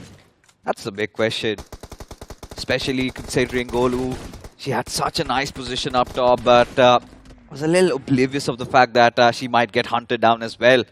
And look at this Team Hub, already spotting out the players of Team Captain. Yesterday we saw them getting a chicken dinner, but now Team Captain responding back in kind. Devil getting that knock on Syrah. Puts him down on the ground, instantly finish off, and Archit from the flank angle. It's beautiful spray going on. Still, somehow Hub managed to slam in.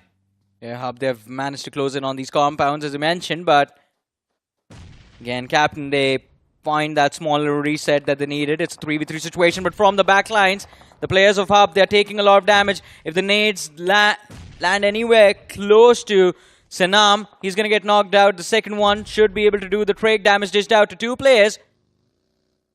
Hub in a whole world of trouble. Captain, they have the HP advantage in this fight, but they fail to realize how much damage they've dished out to the players of Hub X Skulls. And Chronix looking to find that opening. Nade lob. Tries to drag the player inside of that smoke, but Cracks from the flank is going to be the one who finds the second knock from the side of Team Captain.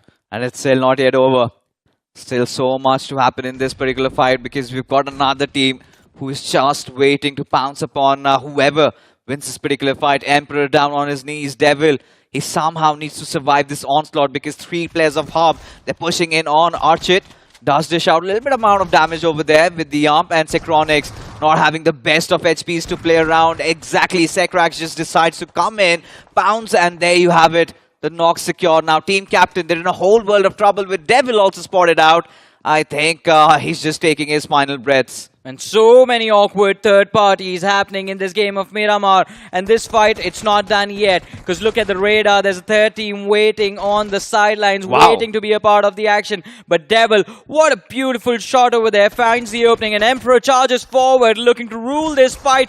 UMP, not enough rounds over there. He gets taken out. And Team Captain, they are the ones who get eliminated from the action. Hub, they survive with 2 players, but 3 finishes in the bag. And still not out of the woods yet. Yeah. Because from the sidelines, you've got the players of Norules Xtreme. And they had also been partaking in this particular fight. Still managed to sneak away a couple of finishes here and there. But now Team Hub X Girls, they've been reduced down to just 2 men.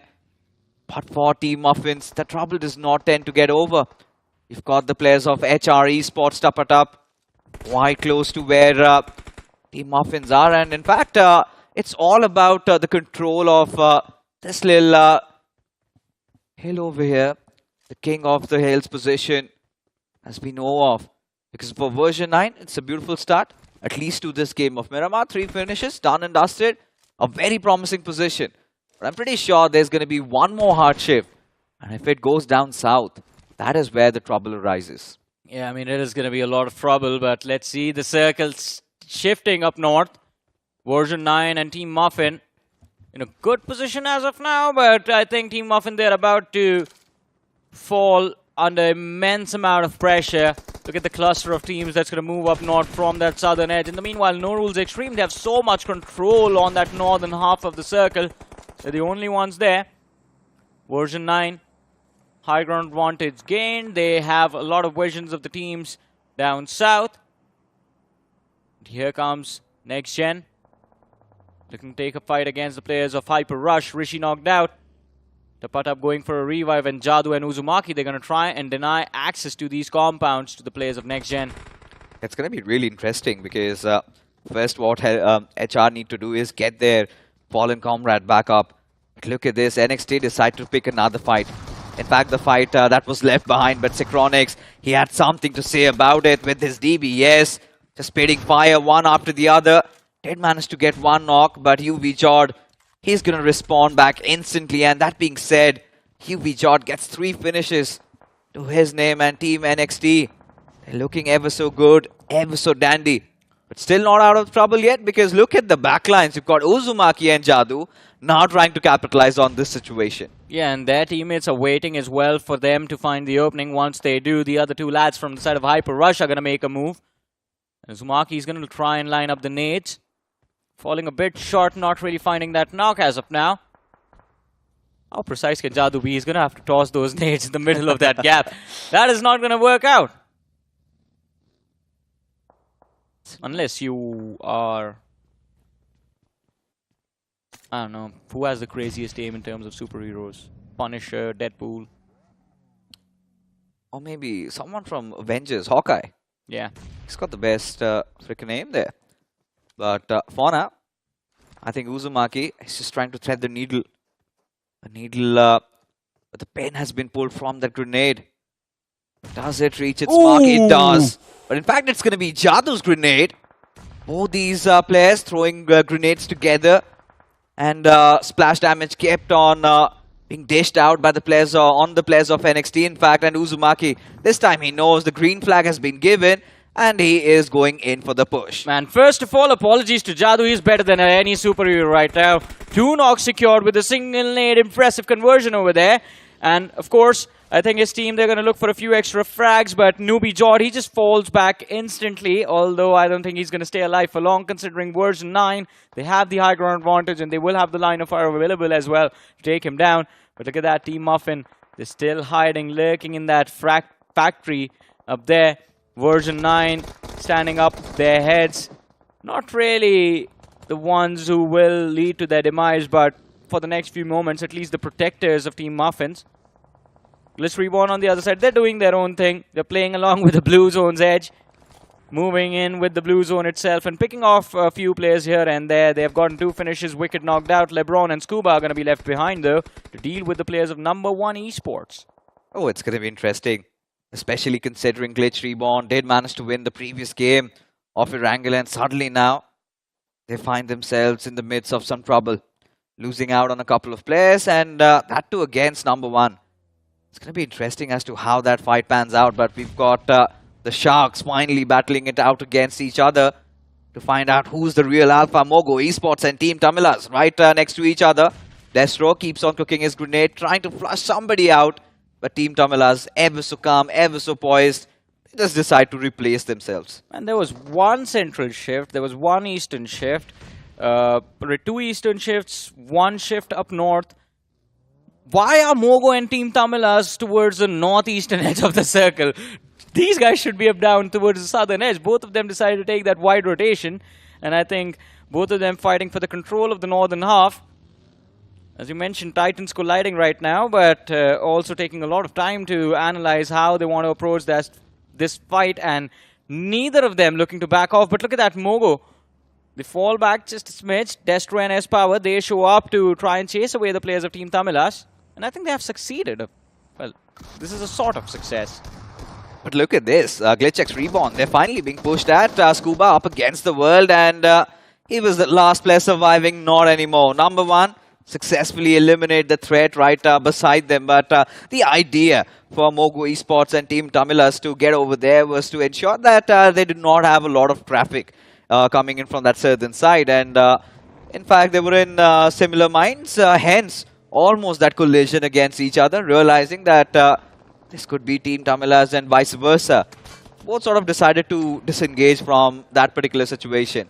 But now, somewhere down the line, Johnny, I really feel like they have to lock horns against each other. Yeah. Because it's going to be one of those objective fights. Because MOGO Esports, if they decide to take another fight, I'm pretty sure Team TAMILAS would not think twice before pouncing upon them. But seems like they've got troubles of their own, because NRX is right beside them. And there you have MOGO Esports dishing out so much amount of damage on Team TAMILAS. And again, 1 nade from Destro behind that rock, and both of those players from the side of Team TAMILAS are going to fall. But they've already lost 2 players in the back lines. Destro looking to go for that first aid, looking to heal up, while S-Power is left bleeding inside of that smoke. But finally, the backup has arrived in the form of Justin and Delta. And these 2 individuals are definitely not going to be afraid of anyone. Here comes the Molly to flush out the bodies from outside of that smoke. The nade being lined up as well to force, or at least make sure that the players from the side of Team TAMILAS panic, even if it's for a second. While S-Power, he's going to try and crawl towards his teammates. Does he make it, though? Yes, he does. There's the revive. MOGO Esports, they're going to be back again in this match with all 4 players intact. MOGO Esports still have to realize that even if they deal against Team TAMILAS, they have to deal with Team NRX later, who are on a fury run at this point. But Team TAMILAS is certainly one of those teams to not just sit back and watch. They like to respond back, but look at this from Abs. This grenade is perfect. as he gets not just one, but the second one also secured, leaving Mr. IGL to be the final player alive. And there you have it, the grenade coming in from somebody. It was Dawn. In fact, takes down 2 players of MOGO Esports, and it is absolute pandemonium happening right here in front of our eyes. It is a trifecta situation. MOGO Esports just being bombarded one after the other. This time, however, it is going to be Mr. IGL doing all that nasty deed. Yeah, but luckily for MOGO Esports, S-Power was brought back, so they do manage to run away from this fiasco just by losing one player. Delta PG still there, and they should be able to bring him back into the action. But I think as of now, top contenders for the chicken dinner in this game are going to be Rivals Ape, version 9, and Hyper Rush. All the teams that were playing from the southern and the eastern edge. Everyone who was in the northern half of the map has gone away and taken an exit. Parv as well, he's going to go down to the blue. Not a lot he can do. Puts on a first aid, tries to survive, but I don't think he's going to survive for long. Reaches the edge. Does he give away his point? Yes, he does. There he goes. Picked up by MOGO Esports. Destro. I think for MOGO Esports, it's all about picking up as many points as possible. If not the chicken dinner, get around 8-9 points, and you've got your set average clear. But for Rivals Ape, yesterday also we noticed they managed to get that second position in Miramar, feeling confident once again as Pasha. The molly sets in. And they need to be quite mobile. They need to be quite fast in getting inside the circle, just like our mobility partner, Hero. But coming back into action.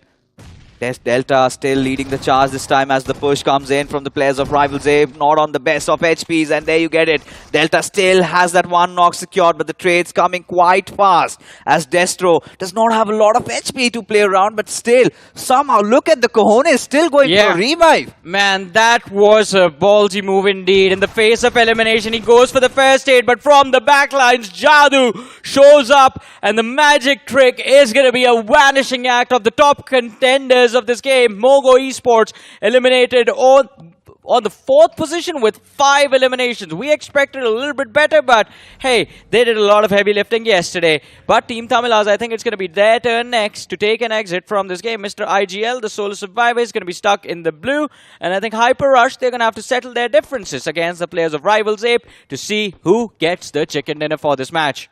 Do not rule Mr. IGL out. He's still making a run inside the circle. If he can just make it there, no, that's not going to happen. And finally, the 5 remain. Oh, it is a 2-on-3 situation. Loving that flank coming in from Tapata.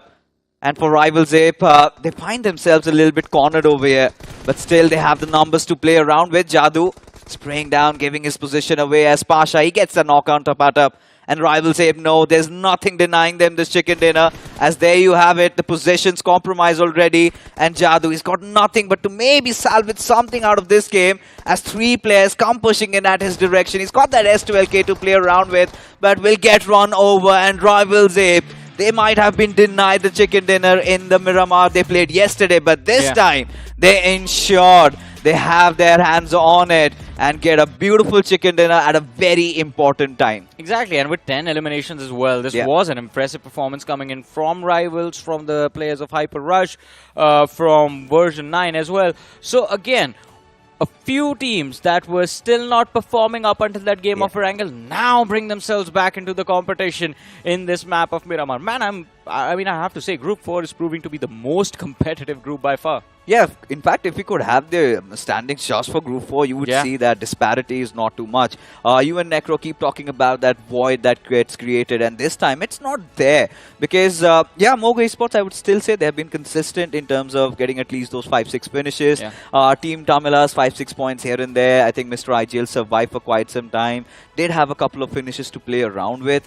But one team, in fact, 2 teams that I felt like could have done better was Team Muffins. One. They had such a good position, and the same could be said for Team V9 also. Because both these teams, the moment we had that hardship, they had that aerial advantage point to themselves. But still, they could not get a lot of finishes. At least a little bit of the more of that punch I expected, which was sort of missing. I think Muffins could have done a lot more. I think they just left Golu up there on top of that hill all alone. Had there been one more player with her, they definitely could have picked off a lot of different teams.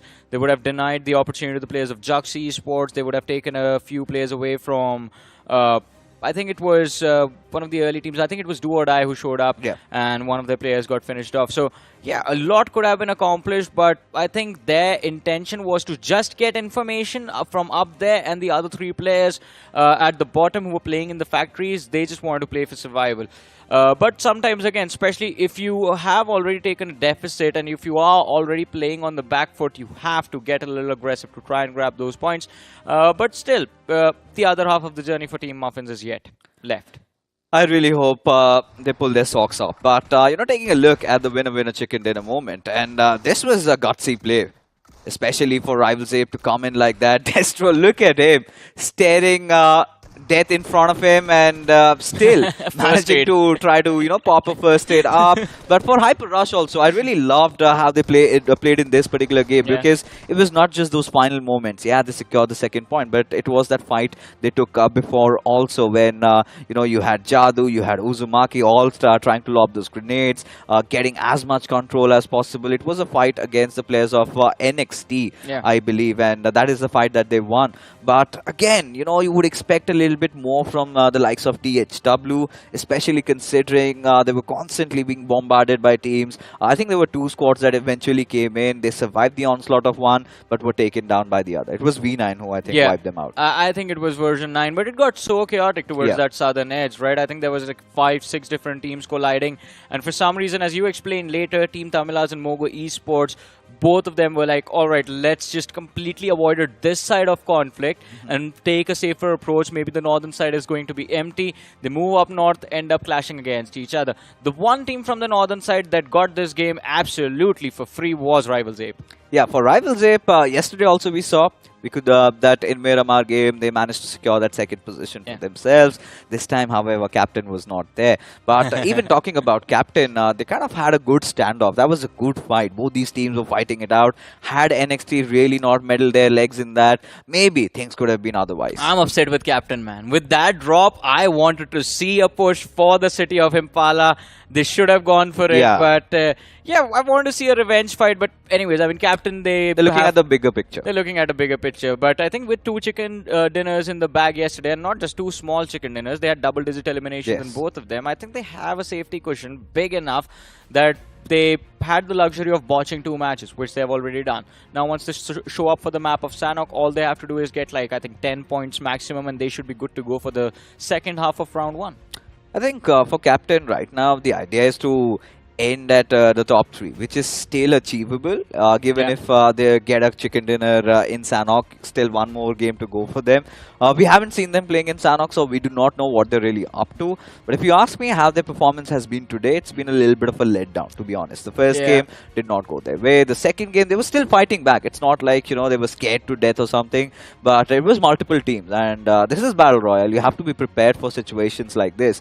But heavy disappointments coming in from THW, like I said. Yeah, the previous game, they might have gotten 6-7 points. But again, when you talk about the bars being set so high, you have bigger expectations from their side. Exactly, a lot of expectations. But let's do this, Fixes. Let's have a look at the rankings for this particular match and see how many points the teams were able to walk away with. What was the situation for the teams that took an early exit but were able to win a few fights. But here it is. We have Rivals Ape with a big win.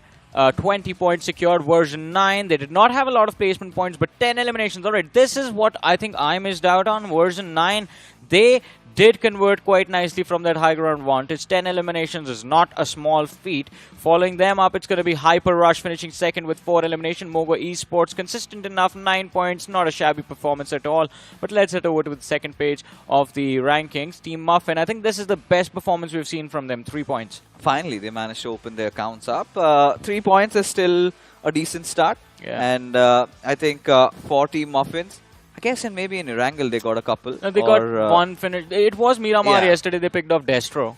Alright, so it's fine. I mean, they're doing better in comparison to the others. But for LOC, I'm kind of surprised and taken aback. Same goes with GLITCHREBORN. Especially when you look at trying to be consistent. The first game you get a chicken dinner, though it was not a high finish chicken dinner. And this time getting picked off a little early on. Still, I think the target has to be somewhere between that 25th to 30th spot. They need to end over there. And in order to do so, you need another chicken. Glitch, I think, in this particular game, they just got extremely unlucky. They tried to pick 2 fights at the same time, which was a little bit of more that they can chew, and they just succumbed to the pressure. Hopefully, once they show up for the game of Sanhok, they are going to be in a better position, because this time the zone also completely betrayed them, and they were one of those teams that were trying to breach from the northern side. It did not work out. It certainly did not work out, but still, for this particular group, for Group 4, we have one more match to go, and that is going to be Sanhok, and it is going to be exhilarating. It's going to be fun. So much happening at that Paradise Resort, but folks, after this short little break. Have you seen my phone? Yes, I have. It's so gorgeous. Yeah, bro. Really? Hey, but have you all seen it? Mega Taskers win at every level. iQOO Z9S Pro with 3D curved AMOLED display. Fully loaded for Mega Taskers. Search iQOO Z9S on Amazon.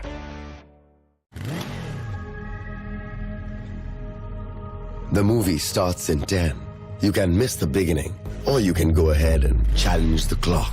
With an all-new Sprint EBT engine that goes 0 to 60 in 5.9 seconds. Presenting Hero Xtreme 125R. Challenge the Xtreme.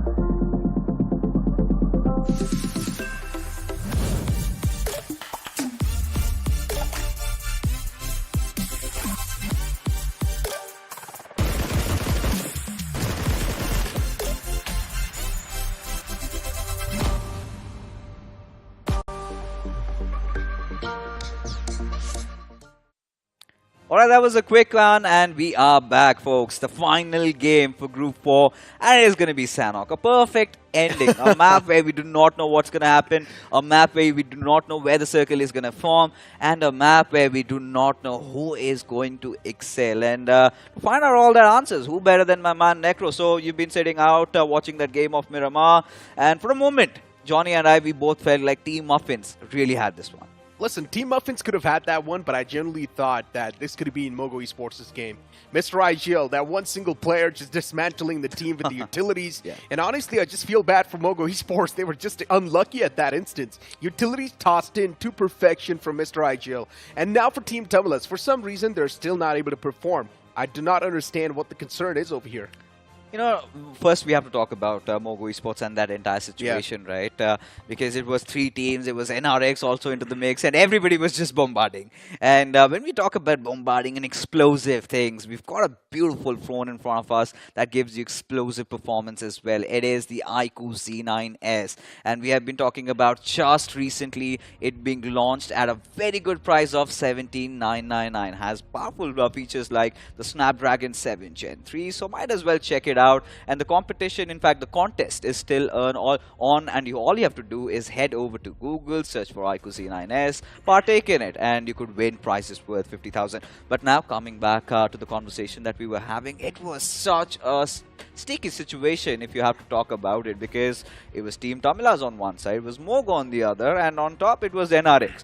And guess who walked out of it alive? It was still MOGO, somehow.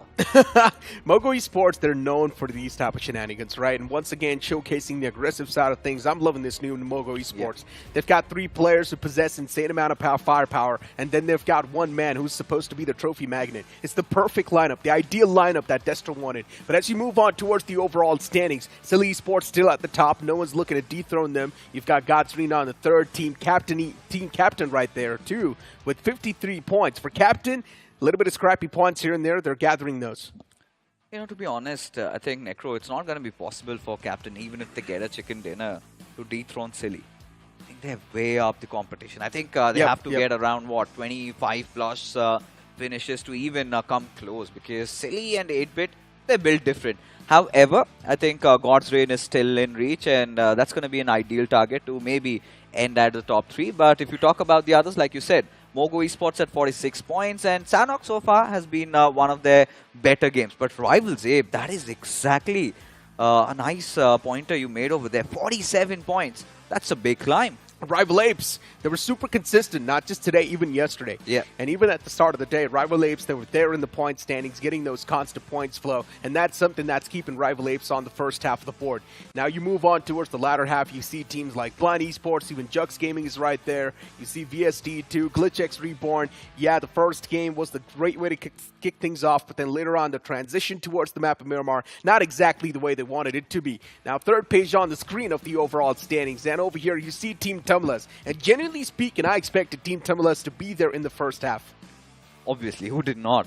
Especially when you look at how they've been playing, certainly haven't been getting those position points for themselves, have they? Because this one of the teams does have that potential to get in those big games and still get in those chicken dinners. But for all these teams, they are definitely in a whole world of trouble considering where they are right now. Team Muffins getting 4 points. You've got the likes of the others as well when you talk about Hub. Now, Hub Esports, we've seen them in the midst of those fights, but more often than not, they're always on the receiving end of things. That's for sure. For Hub, this is what the conversation I brought up with Johnny as well. Yeah. Hub Esports, I'd really expected to level up from their side this time around, but that's not the case. They're struggling to get these points, and that's now a big sign of concern because they have also merged up with Skulls. And if you remember Skulls, when we saw this team back in 2023, this was one of the most aggressive lineups that we witnessed. And now that Skulls is over here merged up with Hub, a team that is completely on the opposite side of the spectrum, a team that's supposed to play passive, this merge-up's not working out the way we expected it to. And it's not just about them trying to play passive, right? There have been a couple of changes in their roster that is quite evident. You see Sectronics, but this time they wanted to go up against the likes of Captain also. And for a moment, they did deliver. But whatever it is going to get settled in this map that is going to come up next in front of our screens. It is going to be the map of Sanhok. Or in fact, the matchup before that. And yeah, we have for one last time, it's going to be MOGO Esports, Team TAMILAS, and LOC THW. THW, what do you think? What's gone wrong? I'm not sure, man. For THW, the passive playstyle is just not working out anymore. Now, the last time when we saw them perform pretty well in BGMI 2024, they were breaking records left, right, and center. But now for THW, that same playstyle wanting to be replicated into a lobby where they do not even know exactly what to expect, it's not working out this time. So now THW, the only thing they can try and do is play a little bit more aggressive, just like the way they did in the game one itself. It wrangled. They were the opportunistic bunch. They were going for so many third parties. They were actually getting those eliminations converted too in quite a good fashion. No, that sort of did not happen in Miramar. They were getting themselves involved in a lot of fights unwantedly though, and they were still coming out swinging. This time also Kyolamau and Ninja tried their level best to do whatever it took to somehow survive. They did survive that one fight, but instant third party comes in and V9 did not show any mercy. So as a result of which THW have been a little unlucky in terms of the fights that are being forced upon them. I think it's all about THW starting to pull strings together, because that's what I'm feeling is going wrong, because they've never been the ones controlling those fights. They've never been the ones initiating those fights, at least in Miramar from what we saw. And this is one of those teams, like we said, I think we had a full-fledged discussion about THW and a little bit of that decline that they're facing, and we're ever so hopeful that they make a comeback, because, you know, we're kind of attached to them as well. Yeah, for THW, yes, considering, as I mentioned, they have been setting up those records in this BGMI 2024 that we witnessed a while ago. Yeah. So yeah, definitely attachment can be there, especially for the fans too. There's a lot of hopes as well. Before THW not being able to perform, now it's time to focus on how you can overcome the setback that you're facing currently. Right. THW is not doing too good in the overall standings, and that's a big problem. And that's also something that's going to work as a demotivating factor for the players, because they do not really pack a lot of experience, let's be honest. They do not exactly know how to overcome these type of scenarios, but once they do find that experience, once they do know exactly how to come through with a clean slate, things can be better.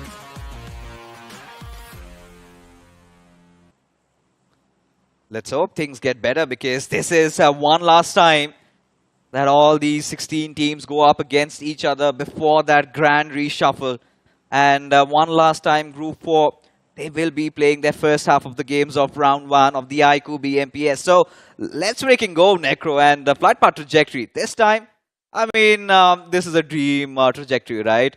You can literally get to any corner. It's always Sandhawk. But what we are really excited about, I'm pretty sure there's going to be some fight breaking down at the Paradise Resort. Yeah, I'm just loving this plane flight path, starting all the way from the center. And yes, I also do want to see a drop collision towards Paradise Resort. And probably that's going to be happening. MOGO Esports and V9, they're quite close to each other. But actually, V9, they're moving in towards Cow. So that's not going to be something that's going to come through. Maybe Painan can be another spot where we might just see a drop collision. But no, that's not going to be the case either. It's just Team Muffins all by themselves. THW moving down south towards Sami. You've also got NXTGEN towards Ruins. And then you've also got Rival Apes all the way down south towards Camp Charlie. No drop collisions, actually. I think this is one of those games where THW can actually go big if Rivals Ape decide otherwise. But now you have been talking about those drop collisions. We do have one in front of us.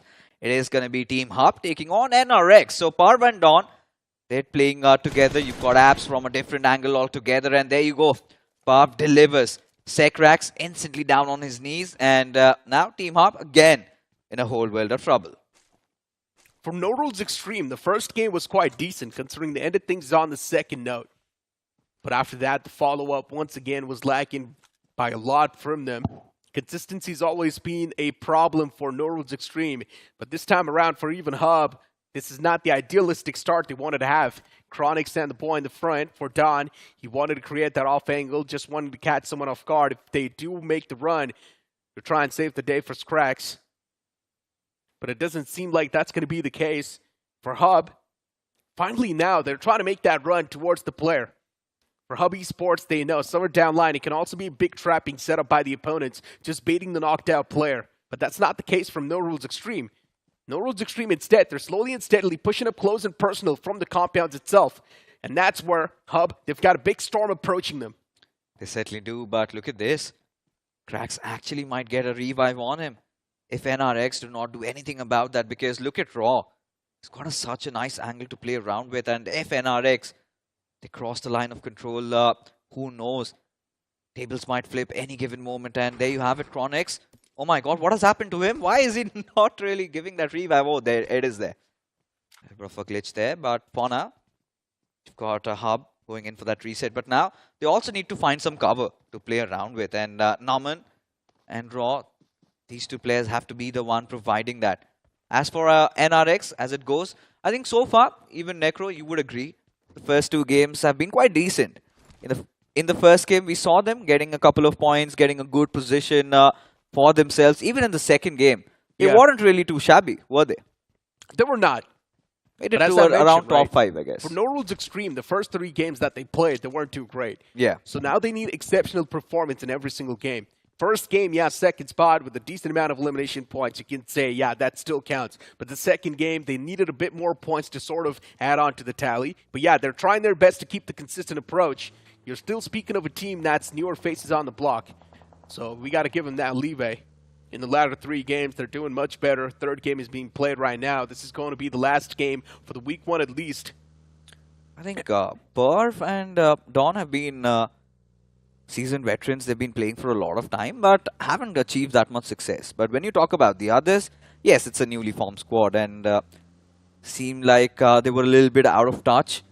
And now getting things warmed up, talking about things warming up. You've got GLITCHxREBORN knocking on the doors of Team Muffins. Once again, Team Muffins getting hunted down. And that too by a formidable force this time, named GLITCHxREBORN. First man is already down. That's a big pin taken out. And now even Kuro straight up just runs into her own trap death. As the trap gets executed, Kuro instantly gets knocked down and finished. And now it's down to the last man standing. I'm not sure what Team Muffins can try and do at this point in time. Yes, they're trying their best to try and fight back, but Lena, all by herself, Nura's nowhere near to be seen. Lena needs to try and stand her ground over here, especially when she's getting punished by all the 4 players of GLITCHxREBORN. But there can also be a third party around the fray by the players of #1 Esports. But focusing back towards this fight, Team Muffins in a big trap. And at this point in time for Team Muffins, Nora is the only one who can be the saving grace, but Nora needs to find at least 2 knockouts to try and save the day for the entire team. Team Muffins, the previous game, not exactly the way they wanted. This entire games, they haven't really been the way they wanted. So Team Muffins, if they lose out in this fight, this will be a pretty bad week 1 for them. And Nora is trying her best to try and fight back, but eventually she will face the wrath as well. Lack of teamwork clearly visible in the roster. Really felt like Norules was trying to buy enough time and Lina should have made a movement, but hold on. We've got another fighter, Messes, and there you have it, those grenades being flung over. However, Grind just managed to knock down his own teammate, Fuzzy. It was intended for Rocky though, but this time he won't miss. The second one connecting right on its mark. As Fragger, he looks on getting those elimination for himself. As number 1, they again find themselves in a really sticky situation over here. Because LOC, they're not backing off either. And Fragger, that grenade, that confirmation on Rocky, it is going to hurt the players of team number 1 for sure. Utilities tossed from both the sides. It's an exchange at this point. Lion wanted to find the opener as well, but unfortunately nothing's really coming through their way. For LOC, the exact way they wanted this fight to pan out. They've got the man advantage too. Unfortunately losing out on Sketch in this one. It's something that they never saw coming. But number 1 esports, they do not want to back away just yet. They have fall back to the spot where they wanted to play for him. You can say a bit of a comfort zone for this entire team. But not so comfortable after all when Pradeep's trying to make bold moves like that. And this time it's not going to let loose by the opponents.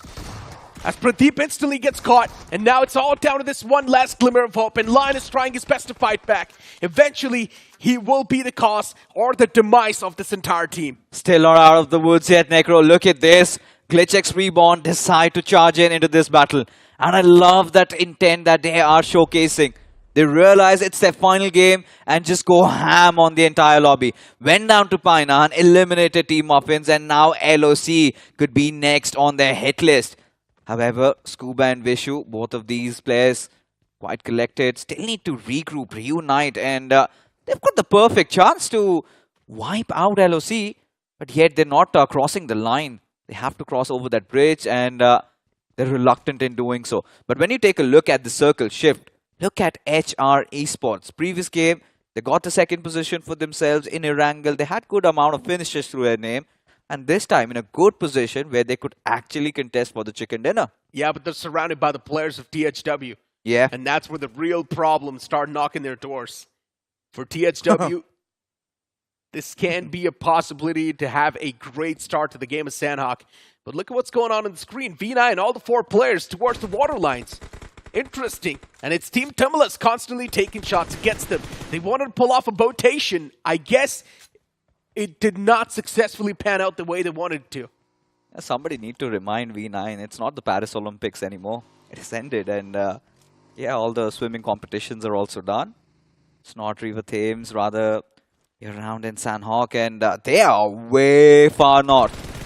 In fact, even if they decide to get in, could be trouble knocking on their doors because Team TAMILAS, it's a fiesta for them. Yeah. Look at this. You know, they're going after the players of Hub. Even from the backlines, any given moment, the players of V9 might show up. Are they actually going away from them? What is going on in V9's head? For V9, this game's looking way too dicey. I'm not sure if they can make their comeback anymore. And looking at their presence on the map too, as you mentioned, all the way on the extreme side off that north. I'm not sure V9... if this game's going to be theirs. If it is somehow, though, it will be super impressive, knowing the fact that V9's already outside of the zone. They're also tanking so much damage. So many utilities are going to be utilized as well to try and position themselves in a better spot inside of the circle. Will they get their hands on the vehicles too? There's a lot of questions. A lot of questions in our heads. And for V9, the only saving grace is that this is still stage number 2. However, I just really want to take a look on the meds they have on them. Is it going to be enough? Because even for V9, they do not have any vehicles or any boats to work around with. And if they can maintain somehow this stealth, Team TAMILAS might get caught with their pan down. So that could be an interesting situation. But for now, we've got NRX. They've got their crosshairs pinned at the players just far. It's going to be Chalks Esports, who've been amazing. Nonetheless, War out in the open, getting spotted out, but it is going to be do or dies of Niche. who gets a knock on towards Archit. Now, this is going to be concerning, especially when you are captain and especially when you're not having a great day in the office. I mean, for team captain, though, they've already done the Herculean lift way before. So if these 3 games do not really pan out the way they wanted to, it's completely fine. And I guess it's one of the main reasons why team captain has taken so many rash decisions too, considering they know they've got the advantage in the point standings anyways. Emperor there to try and execute the duel. Eventually, Avnish gets knocked out. Now that's an overstep from the side of DOD. Clutcher can be the man to game change. But this time his position's compromised. But what a slap that was! Strikes down another man of team captain, and eventually the entire team's wiped out. Do or die, they make a comeback in the fight. And the dreams of ending at the top 3 finally down the drain for Team Captain Esports. A little bit of that complacency setting in and hurting their endeavors. But version 9, I do not know which version of BGMI they are playing right now. But this version is going to lead them to their death crates. But if you want to avoid that, do check that out. The phones in front of you, the iQOO Z9S. Just starting from 17,999 as have that device and you do not have to play like this anymore. It's going to be a little bit of a bashing. I do not know what to say because at this point it's so difficult to comprehend what they're up to, what went wrong for them. Because last we remember, Necro, we saw them getting down from their parachutes. They were heading towards Cow. Yep. And they had Team TAMILAS right beside them, but still could not find any vehicles. Then just go decide to go elsewhere. But yeah, holding on to that thought, we've got another fight. Chuck's up against the players of Norules Xtreme, and this time it's Parv to get knocked out. For Jux Esports, exact amount of points they needed if they do wipe out the entirety of Norules Xtreme. That's going to be a great way to kick things off inside of the fight. Already they've found the man, and now Amazing's on the search for the leftover players. For Norules Xtreme, the last man who's standing, he just wants to keep his position anonymous, and his name's Zaps. He's going to let the opponents pass by, and the opponents, they've got no clue. Apps is right behind the shack over here across the road. Norules Xtreme, first game was really good, second game was decent, but the third game, it's going to be a letdown once again. And for Norules Xtreme, they cannot afford that. They're not doing too hot in the overall standings. Keep this thing in mind. The sword of elimination is still on top of their head. It certainly is. But for version 9, we saw Executor getting the iQOO MVP in the previous game. But this time, this was such a downfall. They've been struggling with mid. Somehow they've made it to Hatin. But somebody needs to tell them that that area has already been looted. They're not going to find any first aids. But for now, MOGO Esports, they do find out Raw, the exact player who dropped down at Hatin. And a lot of shots are being taken at his direction. And not enough to eliminate him. Not enough to do a lot of damage, though. But for MOGO Esports, it's just MOGO things. They're quite comfortable, quite dandy. It's all about trying to get this chicken dinner and maybe enter in through the top 8. MOGO Esports back at it again. Playing it passive, playing it defensive. Do not really want to force things anymore, knowing the fact the first 2 games, there was sort of a big mess up. And now this time it's time to time things up. And one of those is going to be the defense that MOGO Esports is known for. They're trying to play towards their favorable spot. While you've got Team TAMILAS playing in quite a questionable spot. Team TAMILAS playing like the betas currently, not exactly being the alphas anymore. They do not want to showcase their domination inside of the lobby. They do not have a great spot to do so either. So for Team TAMILAS, I'm not sure what the future path is going to look like. Indeed. Especially for Team TAMILAS. They have to make a big comeback when they come in to play next after that reshuffle. But for MOGO Esports though, again, getting those couple of knocks here and there. The deadly duo, Justin and Delta, delivering once again. And find the players of Hub. This time, the shots do not miss. Cracks and Norman down on their knees. Begging and screaming for help. But we know MOGO, they just don't care. They are the assassins. And Hub Esports, they have really not been having a good day in the office.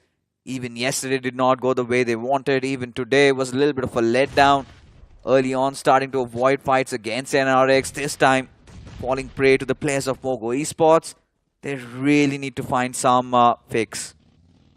And MOGO Esports, those are the Nogs that they would desperately want to convert. and get those elimination points instantly in their belt. Next zone pops up on the screen, and this time, it's favoring the players of LOC and GLITCHxREBORN, considering they're playing right inside of Painan. For LOC, they're in the smack center. You speak of THW playing on the edges. At this point in time, all these teams will try to play on the edge itself. For MOGO Esports, they will need to try and leave that comfort zone and try and breach in the safety lines, which is not going to be tough at all. But still, the backlines will be exposed for a long time. And that's where MOGO Esports, they might just get striked by the players of Team TAMILAS or maybe Hub themselves. Somehow, if they could just play from the shorelines, and like you said, if they could watch their backlines, they could actually make this game theirs. But for now, Rivals Ape up against the players of Hyper Rush, as grenades are being flung over, nothing really connecting. However, Uzumaki being inflicted some substantial amount of HP damage there. It's now both these teams wanting to reposition themselves, and they're just not alone, Necro. You still have the players of THW right beside you, just watching all that fight pan out. And who knows, they might strike when nobody's watching. Yeah, for THW though, there's way too many teams around the fray. If this fight does come into fruition, there's probably going to be a third party too. And this third party might be quite detrimental from the side of Rivals Apes. So THW, it's better to just evade the fight, just back away from this one. And that's what they're trying to do. For Hyper Rush, they just want to make the push happen. Considering Kyolamau's knocked out from THW for now. For Rival Apes, if they do one, they can go for the third party. Still playing it quite defensive. Still do not want to go for that rash approach just yet in the fight. Rival Apes, they have gotten their hands on a really beautiful compound. And they can just keep themselves pinned down over here for a long time. For Hyper Rush, on the opposite side, they're out in the open. For THW, unfortunately, Kyolamau was the casualty a while ago. But the man's probably going to be back up on his feet soon. Again, that trifecta coming into play over here, like you said. It's one of those fights that none of them really anticipated, but one of those fights that at least HR Esports need to see the end of it. They need to get inside the circle, and for doing that, they have to somehow deal with the players of Rivals A. Pasha, his position has been compromised. Lucky to Noob right inside the little shack over here. He has to be the first man of contact as the grenades are being flung over. Pasha gets taken down. And Lucky to Noob not having the best of HPs. Despite that, gets that beautiful knock on towards that shotgun. But Jadu will instantly retaliate back. Now it comes down to the nimble shoulders of Viper, who does not have the best of HP, as HR go in for the cleanup, and one after the other. Seems like Rivals Ape, they are history. Yeah, they indeed are. But then here comes the third party from THW, the exact one I was waiting for. For Rival Apes, the previous game was incredible, but now the transition towards Sandhawk, not so. Hyper Rush, you talk about them, the players have taken way too much damage, considering Jadu is the only player standing, and even he's taken way too much damage in return, and even Jadu gets engulfed by the players. Oh my god, this is nice stuff.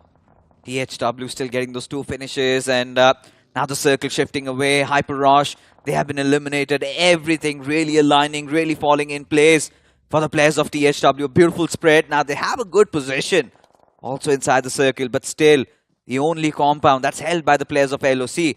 MOGO Esports, however, they have survived the onslaught. They also have to get inside the circle.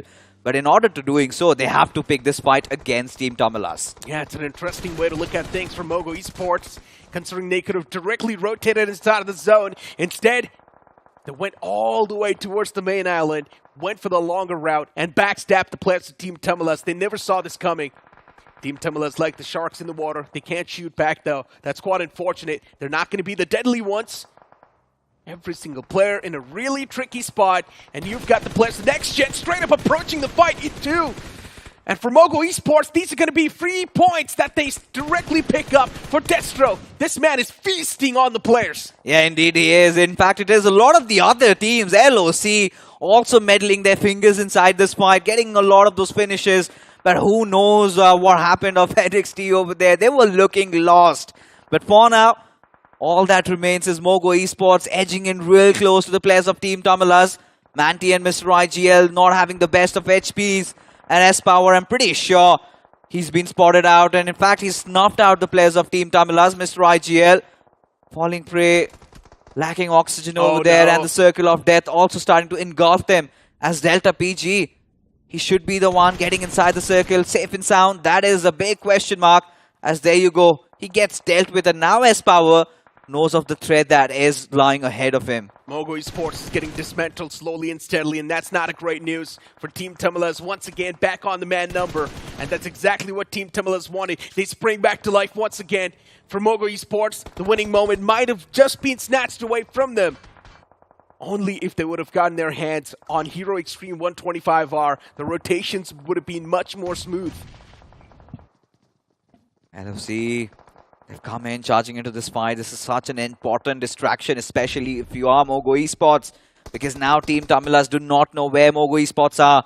And amidst all this chaos, you've got LOC in the middle of nowhere, just being smacked at by multiple teams. And look at this, THW, they also decide to slam in. And things are getting ever so spicy in Eklo. Team TAMILAS, still they've got Mr. IGL somehow playing things around. Sam, he has to hold the fort. But is he alone? Because Ninja from the far off fray, he's taking a couple of the other players out. And now Sam69 spotting out Fragger, will take him down. And now he's got his eyes on the players of GLITCHXREBORN. For THW, they've got so many fights that needed to be isolated.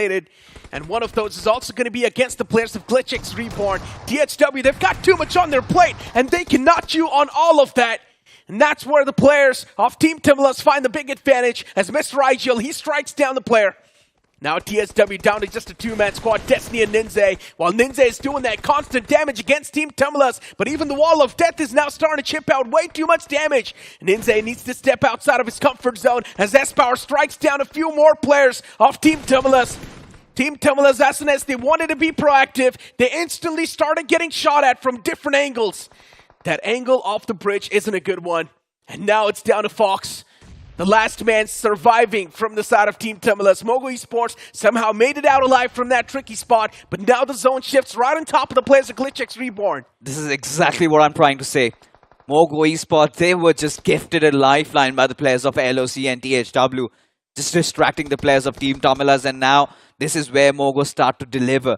However, Ninja, he's been confirmed. Destiny still the last man alive for THW, but MOGO still out in the open. And with all those utilities being flung over, Delta Page is still finding a knock on Mr. IGL. This is sublime stuff. Manti from the backlines, but look at this. Who's got the best position inside the circle? It is going to be the players of GLITCHREBORN. And now Manti, the sole survivor from Team TAMILAS, what can he conjure out of this? And the answer is going to be nothing. But still, Team TAMILAS, a respectable finish this time around. But this chicken dinner could also be stolen away. Delta and S-Power still alive. Now going after the players of GLITCHREBORN. Delta getting that one knock, but instantly he gets traded off. Destiny can also play the spoilers in the back lines of THW. And is still surviving, and eventually Destiny finds that strike. This might just be a game-changing factor. But considering he's the only player left alive, and he's also taken way too much damage upon himself from the blue itself, he can't do a lot. He gets taken down too, and that's going to be a great chicken dinner by GLITCHXREBORN. 2 chicken dinners accumulated today. That's beautiful. That indeed is special for GLITCHREBORN, especially considering the fact that they were not having a really sunny day in the office yesterday. But today they came in back with some vengeance in their mind, and this time with 9 finishes to their names. The best thing that I loved about GLITCHREBORN was their intent to go aggressive right from the early get-go. They realized that Team Muffin drops down at Painan. They went after them, they hunted them down, and after that they were picking fights one after the other. And suddenly they realized that the circle has favored them, and all they did was not overstep even for once. They had good control over the circle and let all the other teams fight it out. Once they knew it was their right time to strike, they indeed did. But it came down to the wire, all courtesy to Destiny. I mean, they started things off with the chicken dinner, ended things off with the chicken dinner. Yeah, exactly nice. A start and ending that a team would want. For GLITCHXREBORN, now the momentum is with them. And even if you try and speak about the reshuffle that will be coming through, it's completely fine for them, man. They're already doing so hot in the overall standings. This is exactly what I'm saying. If in the first 6 games you find yourself in the top 18 of the overall standings, there's automatically this sigh of relief that you receive, that now GLITCHXREBORN is also going to be receiving. I think for GLITCHREBORN, especially after getting this chicken dinner, I'm pretty much imagining them inside the top 16 easily. Yep. The big question, however, is have they scraped through the top 8? because they were not really far behind, and the demarcation, the disparity in that middle order was quite less. I'm pretty sure they must have crossed over 45, 48, and that should be enough. But taking a look at the winner chicken dinner moment of the previous game, it really was hot. It really was intense, because this is what we've been talking about, right? We love to see this. Delta and S-Power could also be one of the other deadly duos. For a moment, I think it was out of picture that they would even survive. They would make it inside this phase of that circle. But that little bit of a breather gifted to them by the players of THW and LOC, they ensured they somehow clawed and scratched their way through that shoreline and still, got their revenge against Team TAMILAS. I mean, MOGO Esports, they try to be cheeky right there. Things could have been turned around in their favor too, but unfortunately the wall of death started to move, and that's where S-Power was taking way too much damage. Even Delta PG got knocked out, considering he was forced to take a fight against the players of GLITCHxREBORN, and that's where the advantage was instantly thrown away. Now imagine if MOGO Esports was already barely making it in the zone, and the strike from Destiny came through as well. This would have been MOGO Esports' game. No one would have stopped this coming, but just timing was a little bit off. Yeah, a little bit of that off timing over there. And again, for Destiny, he was out of options. But still, I'm pretty sure he made the most out of the situation that he was in. I mean, what do you expect? He still took down Scuba, still finished him off, and just could not find that last player alive. So if that would have been the case, if he still had something to work around with, maybe could have gotten himself inside the circle. But it's all about shoulda, couldas, and wouldas. And that's not something that we want to discuss about right now. But what matters is that Group 4's matches are finally done and dusted. And if you talk about the best team so far, I think Captain, they had an amazing day number 1 for themselves, but day number 2 was equally as bad. Yeah, day number 2 was definitely terrible for them. But a team that was consistent throughout this entire group has to be Rival Apes. They started things off on a really consistent note, and now Rival Apes, they were also there in the top 8, which is really nice for a team that is just coming through, newer faces on the block. And of the fact that Rival Apes, they haven't really revealed all the cards in their sleeves, that's also another advantage that they get. GLITCHxREBORN, yes, a few new players are there in the banner, a few old players as well, and now this mixture is working out pretty nice. No, for Rivals Ape, good pointer there, because this is one of those teams that is so underrated. Always under the shadows, they are getting those decent amount of points. Not really a flashy team, but a team that is quite reliable. But yes, GLITCHxREBORN, a beautiful day in the office for them. 19 points this time around. I think they are going to be soaring high. But for THW, finally, our prayers have been answered. 14 points out of this game was much needed. And along with that, if you talk about consistency, I think even MOGO Esports, you would agree, has been quite consistent. But teams that could not really, maintain that consistent run have to be NRX, Team Muffins, even for the likes of V9. V9, what on earth was that? V9 are just making a lot of rookie mistakes, and I'm not sure why that's happening. It just feels like team communication is not exactly on point. Every single player, they just want to do their own different things, and that's why V9 as a team, they're failing. I mean, the previous game, it was so difficult to contemplate what they were really up to.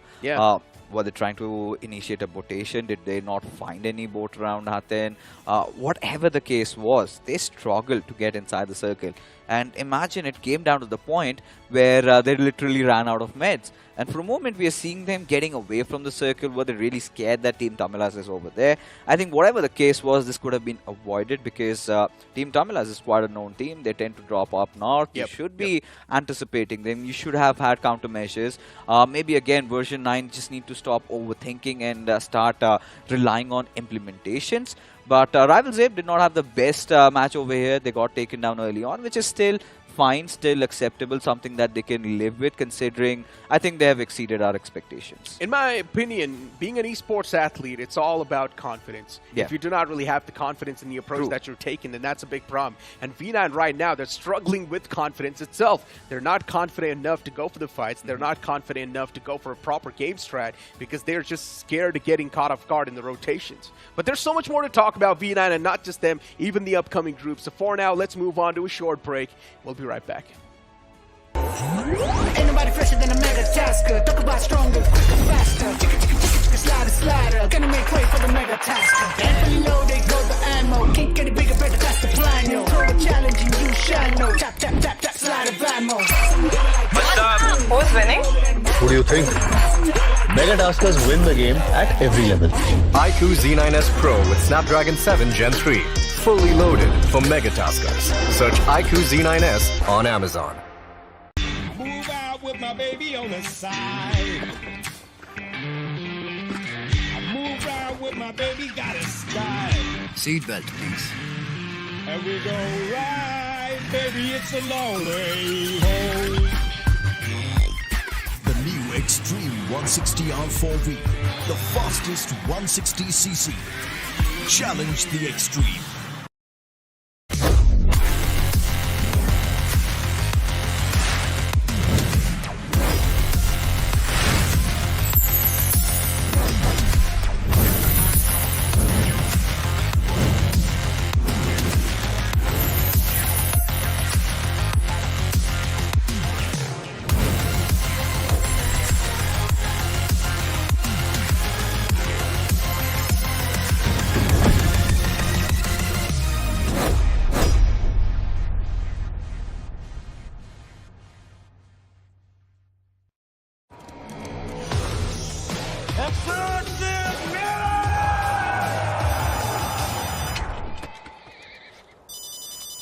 Mummy का phone है, एक minute. किसी और को बात करनी है क्या मम्मी से? Take 63. Ouch. I'm not doing this. 300. यार ये एक्सूट इतने कूल है, लेकिन अगर शूट ही नहीं होगा तो दुनिया को कैसे पता चलेगा? X-Suit's so stunning that even Dynamo won't let us tell you about it. X-Suits, a million reasons to keep everyone away.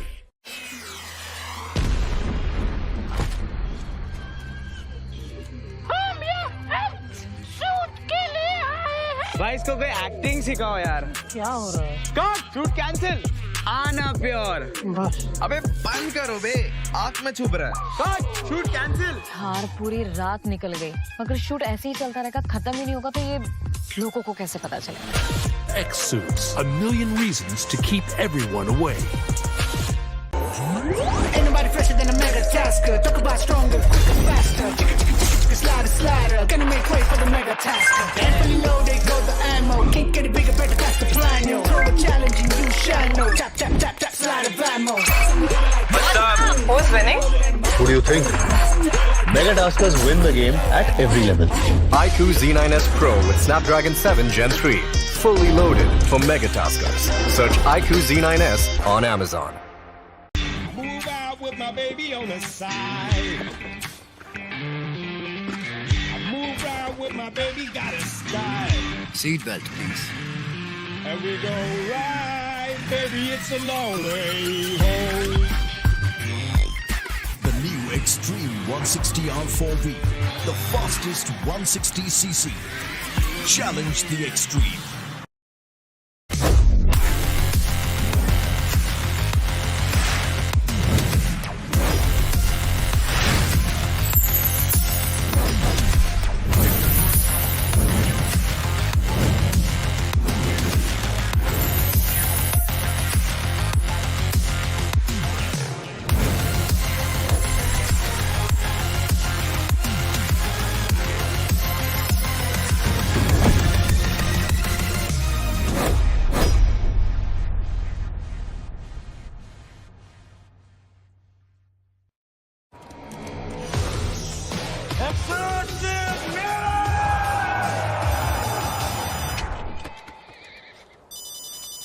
Mummy का फोन है, एक मिनट। किसी और को बात करनी है क्या मम्मी से? Take 63. Ouch. I'm not doing this. 300. यार ये एक्सूट इतने कूल है, लेकिन अगर शूट ही नहीं होगा तो दुनिया को कैसे पता चलेगा? X-Suit's so stunning that even Dynamo won't let us tell you about it. X-Suits, a million reasons to keep everyone away.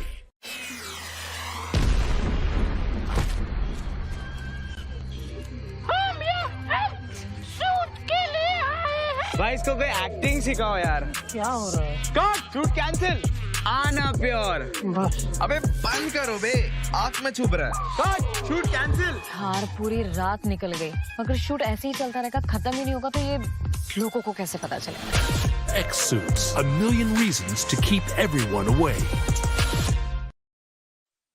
Johnny, GLITCHxREBORN 2 securing 2 chicken dinners in one single day. At this point, it's been like a tradition. Team captain got 2 chicken dinners. GLITCHxREBORN got 2 chicken dinners. Probably now in the upcoming group as well, there might just be some other team to get 2 chicken dinners as well. I mean, I hope so. We can only hope for it, right? Because it seems like the tradition only holds true for Group 4. I think no other team has gotten 2 chicken dinners. I think one team from the other group, it was Sly Gaming, who got 2 chicken dinners. Silly, but apart from that, from this group, 2 different teams. And GLITCHREBORN is definitely a surprising name to be added to the list. But then again, let's not forget, this is the same team that surprised us in the BGIS 2023, then in the BMPS 2023 as well. They had a very good outing. And now when they show up, after the rebuild has sort of stabilized in this iQOO BMPS 2024, they're doing well again. I mean, the only reason why we're so surprised about GLITCHxREBORN performing is because the first 3 games, they were terrible. And now the transition towards the latter 3 games, it's incredible.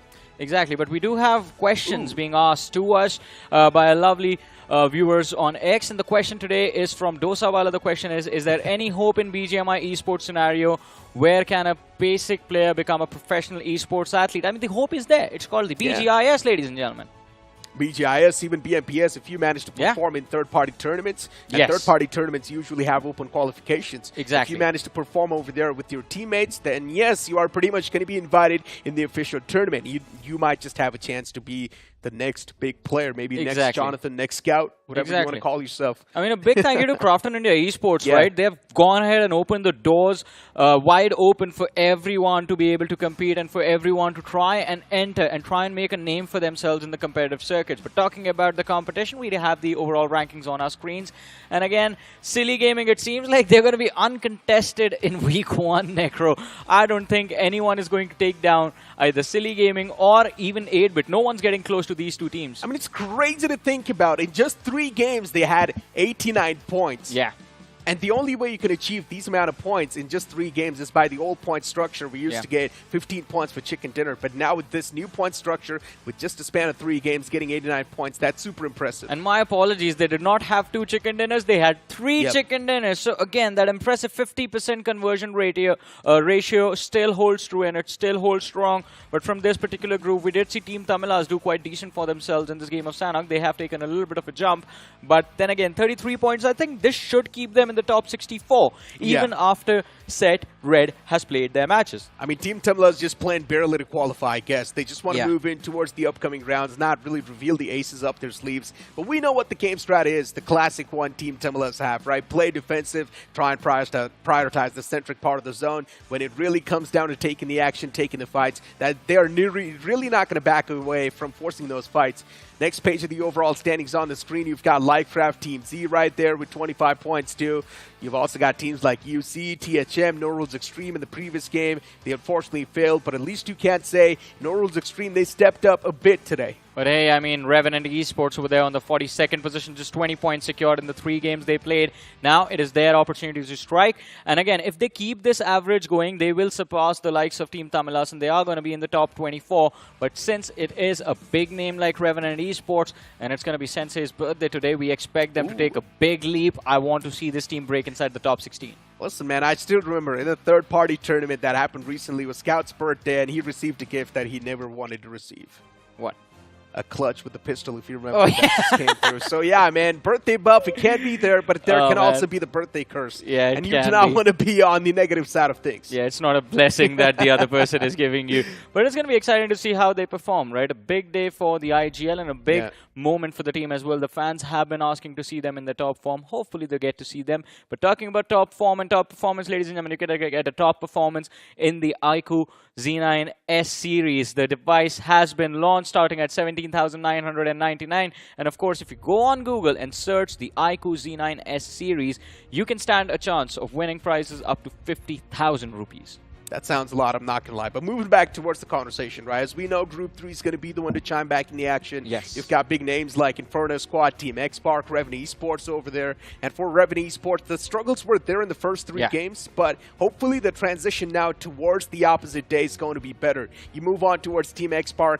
Once again, they had one single good game, and then later on, they were just let loose. Yeah, and from this particular group, I think the one outlier that everyone has missed out on, but they have been very consistent, and I keep saying this, blind esports, no flashy plays inside of the game. They're struggling to close out the matches, and yet in every single game, they're getting that consistent 10 to 9 points in, which has resulted in them being on a decent position in the overall leaderboard. Yeah, and you cannot really overshadow the players of Tribe Hirdmen too. Oh yeah. They aren't doing too bad. Tribe Hirdmen as well is doing quite decent in the overall standings. One single good game, and Tribe Hirdmen can instantly propel themselves in the top 16. But hey man, there's only one team to beat in this group, right? It's Xbox. We saw how they kicked things off yesterday. They incredible 16 finish chicken dinner to start it all on that map of Erangel, and from there on and out, as you mentioned, once they have the momentum, they will just be all out aggressive. That is what happened in the next two matches. But today, after that soft reset, I want to see, can Xbox again kick things off in a brilliant manner, considering they are about to step foot on their preferred map,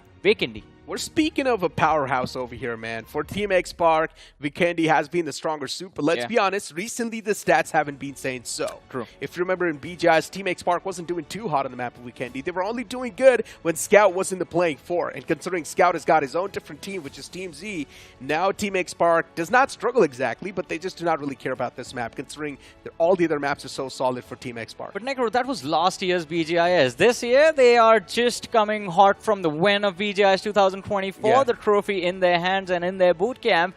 And again, with that small little change that has happened in the side of Xpark with Joker being added to the lineup, we expected stability to be there. And stability has been achieved, don't get me wrong, but it's still going to take them a time to get it to 100% of its optimal performance capacity, right? And I think the first three games, they also themselves realized that, because Erangel, it's a basic map. A team like Xpark is not even going to break a sweat conquering a map like Erangel, especially when they know how majority of the competition is going to play, because this group has that advantage, right? Or Xpark has that advantage in this group, that every single team, all the 14 other teams, not 14 actually, 12 different teams, 12 to 13 different teams, they have played up against them multiple times. I think the surprising elements are going to be like Unify eSports, Nitrate eSports, but other than these two, Xpark has played against everyone else a lot in the past. Yeah, pretty much. And you know, speaking of the other teams, I also would like to shed some limelight onto the players of Team Psyche. Unfortunately for Team Psyche, things haven't really been going their way. Very true. In the first three games, the performance not exactly there, but who knows, they can just pull off a GLITCHxREBORN.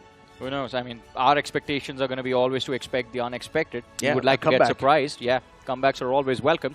And of course, Team Psyche, they have a lot of experience under their belt as well, coming in the form of Sirvi. He has a lot of firepower within him. Is a veteran in his own right, and of course has proven time and time again that he has what it takes to at least make it all the way to the semi-finals. But they are not going to be satisfied with that. I think Psyche is eyeing out for the spot in the grand finals, but before that, secure a spot in round 2 first. Hey, but you know what? We forgot to mention about 4 Misfits. It's one of those teams that just astonished us with their performance, right? These boys, they took a big break and now back once again with vengeance in their mind.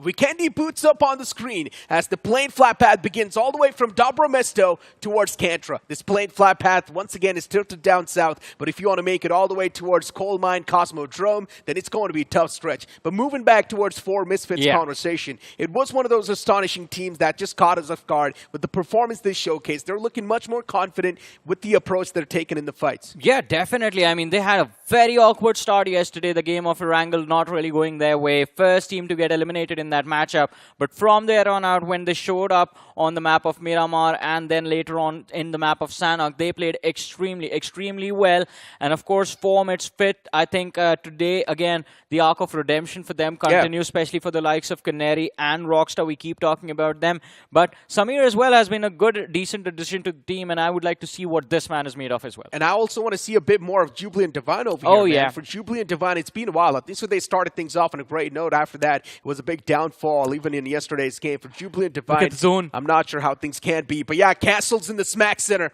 We might just see a Castle ending, Johnny. Oh, man. I'm already way too stoked for this one. Exactly. It's not just you, Necro. I'm excited as well right off the bat for this particular game of Weekendy. The only problem is there's going to be a hard shift between Stage 3 and Stage 4. Or maybe it might happen between Stage 4 and Stage 5. That is the only point where the circle can move away from Castle. If that doesn't happen, we're going to have one of the most intense games of Weekendy on our hands. And look at how it kicks off. SBA against LIVECRAFT. For LIVECRAFT, they really do need this game to They need these elimination points. Early points can help them out so much in the fights, but still Roger somehow falls down. He had his hands on the DBS for an up-close and personal battle. That's the best weapon you can ask for, but he whiffed all the shots, and Ernie got the advantage in that. Ernie being able to find the striking advantage against the foe. Now he's also got the advantage for his team. That's a great way to kick things off in the fight. LIVECRAFT with a big disadvantage now, taken down to a 3-man squad. SBA now, they have the advantage in this fight, but on the finish feed, I noticed one more thing. It seems like Xbox, they've lost one of their players as well, and that early casualty, we're going to have to see how the team deals with it. But in the meanwhile, as you were talking about LIVECRAFT now, this is something they did not expect while going for this early action. 3 versus 4, SBA's Himu can definitely give out a lot of information to his team about the players of LIVECRAFT and where they are hiding, and Ryzen as well. He's hiding in this corner washroom.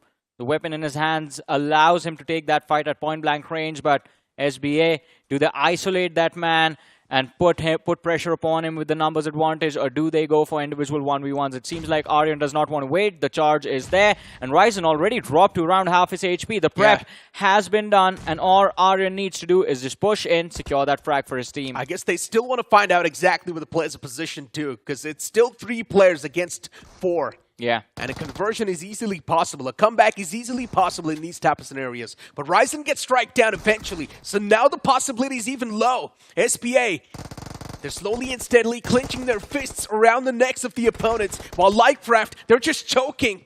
They can't do a lot. Trigger's now going to be the last glimmer of hope standing, but it's better for Trigger to just back away and play for placements. Weekendy really allows you to do so. Weekendy allows you to stay alive for a longer time. But Trigger, will he go for the fight or back away? That's my question. I mean, looking at the radar, it seems like he is trying to run away, but the problem is that this position where this fight is happening, it is way too far away from the circle. Look at that, 900 meters to go before he gets anywhere close to the zone. And Trigger makes a run out into the open, denying vision to the players of LIVECRAFT. I think there should be an escape for this man, but how long does he stay alive? He's all alone now in these icy tundras. It is an easy escape for Trigger. Makes him back to safety, but unfortunately the man does not have any meds, neither good loot, no utilities to back him up for Team X-Spark. A bad start, IGL taken down off the rip like that. Shadow 7.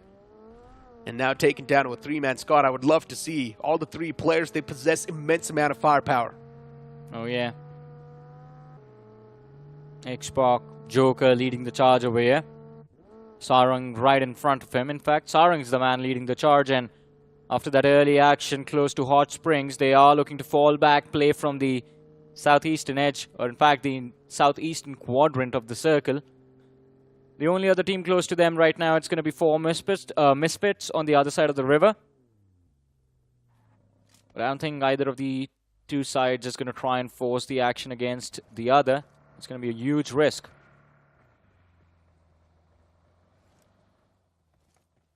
You've got Zuxi on the screen from BR, which is Blind Rippers. But hopefully they're not going to be ripping things off blindly. Revenant Esports on the screen as usual, playing a defensive, passive, call it whatever you want to call. But they're not really going for the early game fights, early game collisions. And for Revenant Esports, it makes a lot of sense too, considering they're not doing too good in the overall standings. It's better to play your cards right at the right time. They're just positioning themselves for succession towards Castle. They're readying themselves for the end game. Yeah. Revenant needs to secure this win today. Smack center of the circle gained quite early, and of course Castle, a brilliant position to pick off a lot of opponents if they try to move in a little bit later than Revenant Esports. And they've left Seth towards Tovar as well as an insurance policy, as a backup option, just in case they want to exit Castle. They are going to take that exit towards the western side. The Blind Rippers now being approached by the players from Teenager Esports. You see them on the radar towards the west. It seems like Blind Rippers have at least some information about this threat on the other side of the ridge. Maybe Maximus spotted out, but no clear vision of the players yet. But look at that. iQOO MVP of the previous match. It's going to be Vishu from the side of GLITCHREBORN. 4 finishes, 44% contribution. Yeah, solid stuff.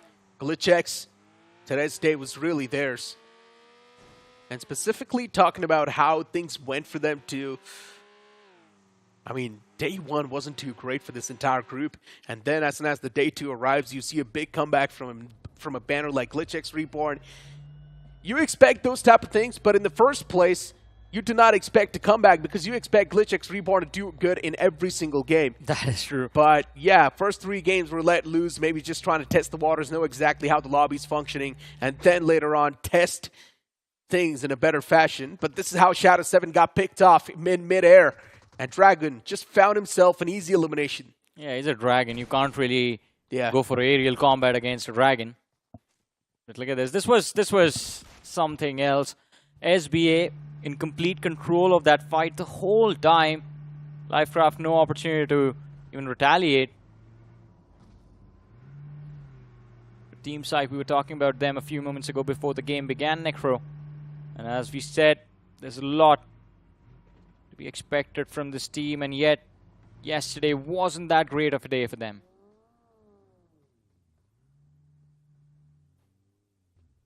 Such a peaceful start to the day.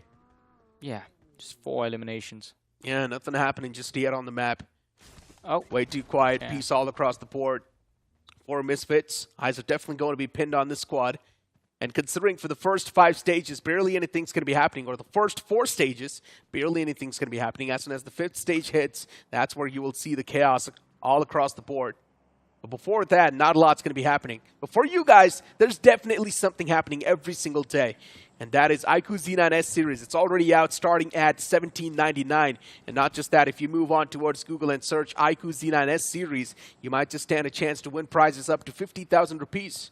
Yeah, of course. That is a very, very attractive price for the device, $17,999. I mean, looking at the features, yes, it is quite pocket-friendly. Yeah. Definitely. I mean, you look at that orange one on our panel right there. Looks extremely good as well. Not as good as the opportunity for the players from the side of teenagers. Teenagers. It's the Night Raid Esports to pick a fight against RNB, and they kick things off quite nicely. Prince finds the opening. TNR, the exact opportunity they needed, and now they vacate this entire compound. But do they really want to capitalize onto it? That's my question. The answer is probably going to be no. They do want to back away from this one, considering RNB, they've got the high ground advantage in this one. So for the players of TNR, as soon as they squeezed in that one single elimination, they instantly back away.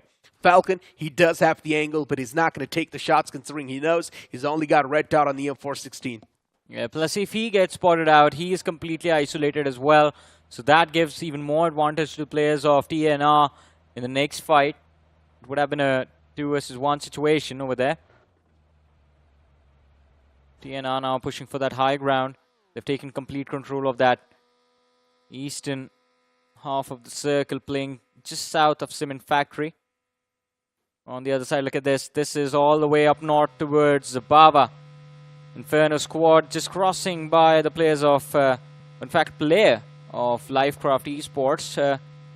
Although things can definitely get extremely tricky for them, considering SBA was in a similar position. Yeah. I mean, Trigger cannot even reveal his position in that instance. Just needs to stay quiet, considering he's the only player standing for LIVECRAFT. Even the day one wasn't too great, especially for this group I'm speaking of. The first 3 games did not exactly go the way they wanted. And now, even for the latter 3 games, the start isn't looking that great, considering he's the only player standing this early inside of the game of Weekendy, that too. Airdrop one's on the board. AMR up for grabs, and I don't think so anyone's even going to go for that risk. Yeah, definitely not. Smack in the middle of that cluster of teams. Towards Volnova. And of course, from stage 1 to stage 2, the circle doesn't really move much, so everyone who made it close to the center of the circle, or at least inside of the zone, is going to feel a little safe for the next few minutes. Stage 3 gets you a little worried. Stage 4 is where a few teams start to panic. But look at that. Majority of the teams sticking to the southern half of the play zone right now. Yeah. You talk about the northern half, you just have 4 teams. Such a slow game of Weekendy. I mean, I do understand. Usually it is supposed to be super slothy, but at least you see some shots being exchanged. But that's not even the case this time, Johnny. Everything is way too slow. We're not even seeing teams moving up close and personal to each other. We're not really seeing a lot of those possible threats anymore. SBA, this was one of those teams that went for the early game fight. Actually did get 3 eliminations too, but that's it. After that, nothing else found. LIVECRAFT was the team that had to face their brunt, considering Drigger's now the only man standing. For Team X Park, they lost out on their one single man, which was Shadow7, who was the IGL. And then you move on towards RNB, even they lost out on the isolated player, unfortunately for them. But I just feel really bad for LIVECRAFT. Yeah. They tried their best to play it as safe as possible, but then they had to go for a collision against the players of SNB. And this is something they never saw coming. Yeah, that was a surprise, unpleasant surprise handed to them. Of course, LIVECRAFT, a lot of expectations yet to be met, but on our screens we have the players from Blind Esports. They've done quite well for themselves yesterday, but can they keep the momentum going? You see the players of Inferno squad approaching them from the north, and unless the players of Blind Esports are spotted out by the players of Inferno squad, they will have the advantage in this fight.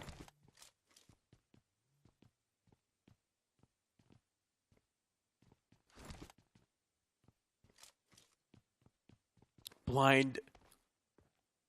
We've got the player on the screen. Nova 21, Evil, Saurav. This entire lineup, as you mentioned,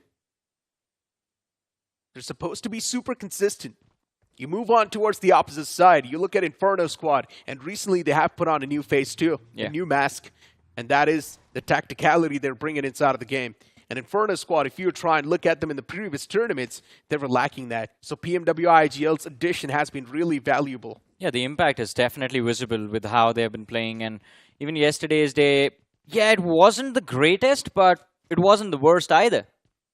At least they got something on the board, and I think that is what they were hoping for. Just stay in a decent position, show up for day 2, go aggressive, and try and get as many points on the second day of play. So, again, keeping that in mind, this game of Weekendy, it's going to be very important for them to actually build the momentum for the next 2 matches after this. Yeah, but a huge shout out to our official mobility partner, Xtreme, 160R4V. Bike's incredible. But moving back towards the game, Team X Park on the move as well, towards a better spot inside of the circle. Next zone shift's going to be there on the screen. Might just be something that will start to lay the land a little bit more. Everyone's just waiting for teams to at least move right next to each other. It is one of those phases on the map of Weekendy where you start to collect the intel, but we're not really seeing a lot of those close calls anymore. The zone shifts up north a little bit. It's still not going to be a dictator. Well, let's see, yeah. Not a big shift of the circle right now, as you mentioned. Just slight northern shift. Castle still into play, Necro. And that is where we are hoping the game eventually comes to an end. But Revenant Esports, Seth, look at him. We spoke about him. The man left outside of Castle, finally moves in to join his teammates. But Flock, I believe some damage was taken upon him from the players of RNB, who were quite close to the position of Revenant Esports. They're going to have to readjust themselves a little bit. Man, everyone's playing so passive in this group. Yeah. It's crazy. The only team that went for the fight was SNB. We had a conversation about this. And I think SNB are going to try and pick another fight yet again, because we saw the map just a few seconds ago, and they're moving in and on the position of... well, they were moving in on Inferno squad, but Aryan finds himself against the players of Blind, and in a 2v1, he just instantly goes down. Oh, I'm not sure exactly what Aryan was trying to do there. A man stepping inside of the unknown territory, and he instantly pays the price for that. Steps in the territory of Blind Esports, and Blind Esports will be super jealous as they instantly eliminate them from the game. But you move in towards the conversation that I was trying to have, right? But hold on to that thought. Another fight brewing up on the screen. It's the players of THM up against the players of BR this time, and BR will be the one to strike down the man. Lem's knocked out, not a lot can be done in return, so that confirmation is instantly going to follow up. But what I was trying to say is because it makes a lot of sense why this group is so competitive. You've got Inferno Squad, X-Park, LIVECRAFT, Jubilant Divine, Tribe Hirdmen, Revenant Esports. You've got Team Psyche, Blind Esports, and 4 Misfits. This group is stacked with the known names. Yeah, even Dragons. I think we've seen Dragons in the past before, but not a lot. Not as much as the other teams, not as much as Inferno Squad, not as much as Jubilant Divine even. But that experience it should have helped them out a little bit. I mean, in this game as well, they're off to a decent start with a finish in the bag already. But I do agree with you. I mean, so many returning names from the previous officials. And of course, as we were talking about it a few moments ago before the game began, that a lot of the teams inside of this particular group exactly know how the competition is going to work out with these 16 teams in play. It's not just about the known names, right? These names have dominated in the past. Yeah. So at least once. Why, yep. So that's why this group is so competitive. We're not seeing the fights being forced at all. The fights are happening naturally. You saw Aryan just stepping inside of an unknown territory, which he, of course, should have been aware of, but you can't really blame the man too, right? I mean, you cannot keep on checking every single thing every single time, and that's where Aryan got strike down. He did not even have his teammates with him. So one isolated man, one free point for Blind Esports, exactly what they were searching for. That's going to be the icing on top of the cake they were looking for.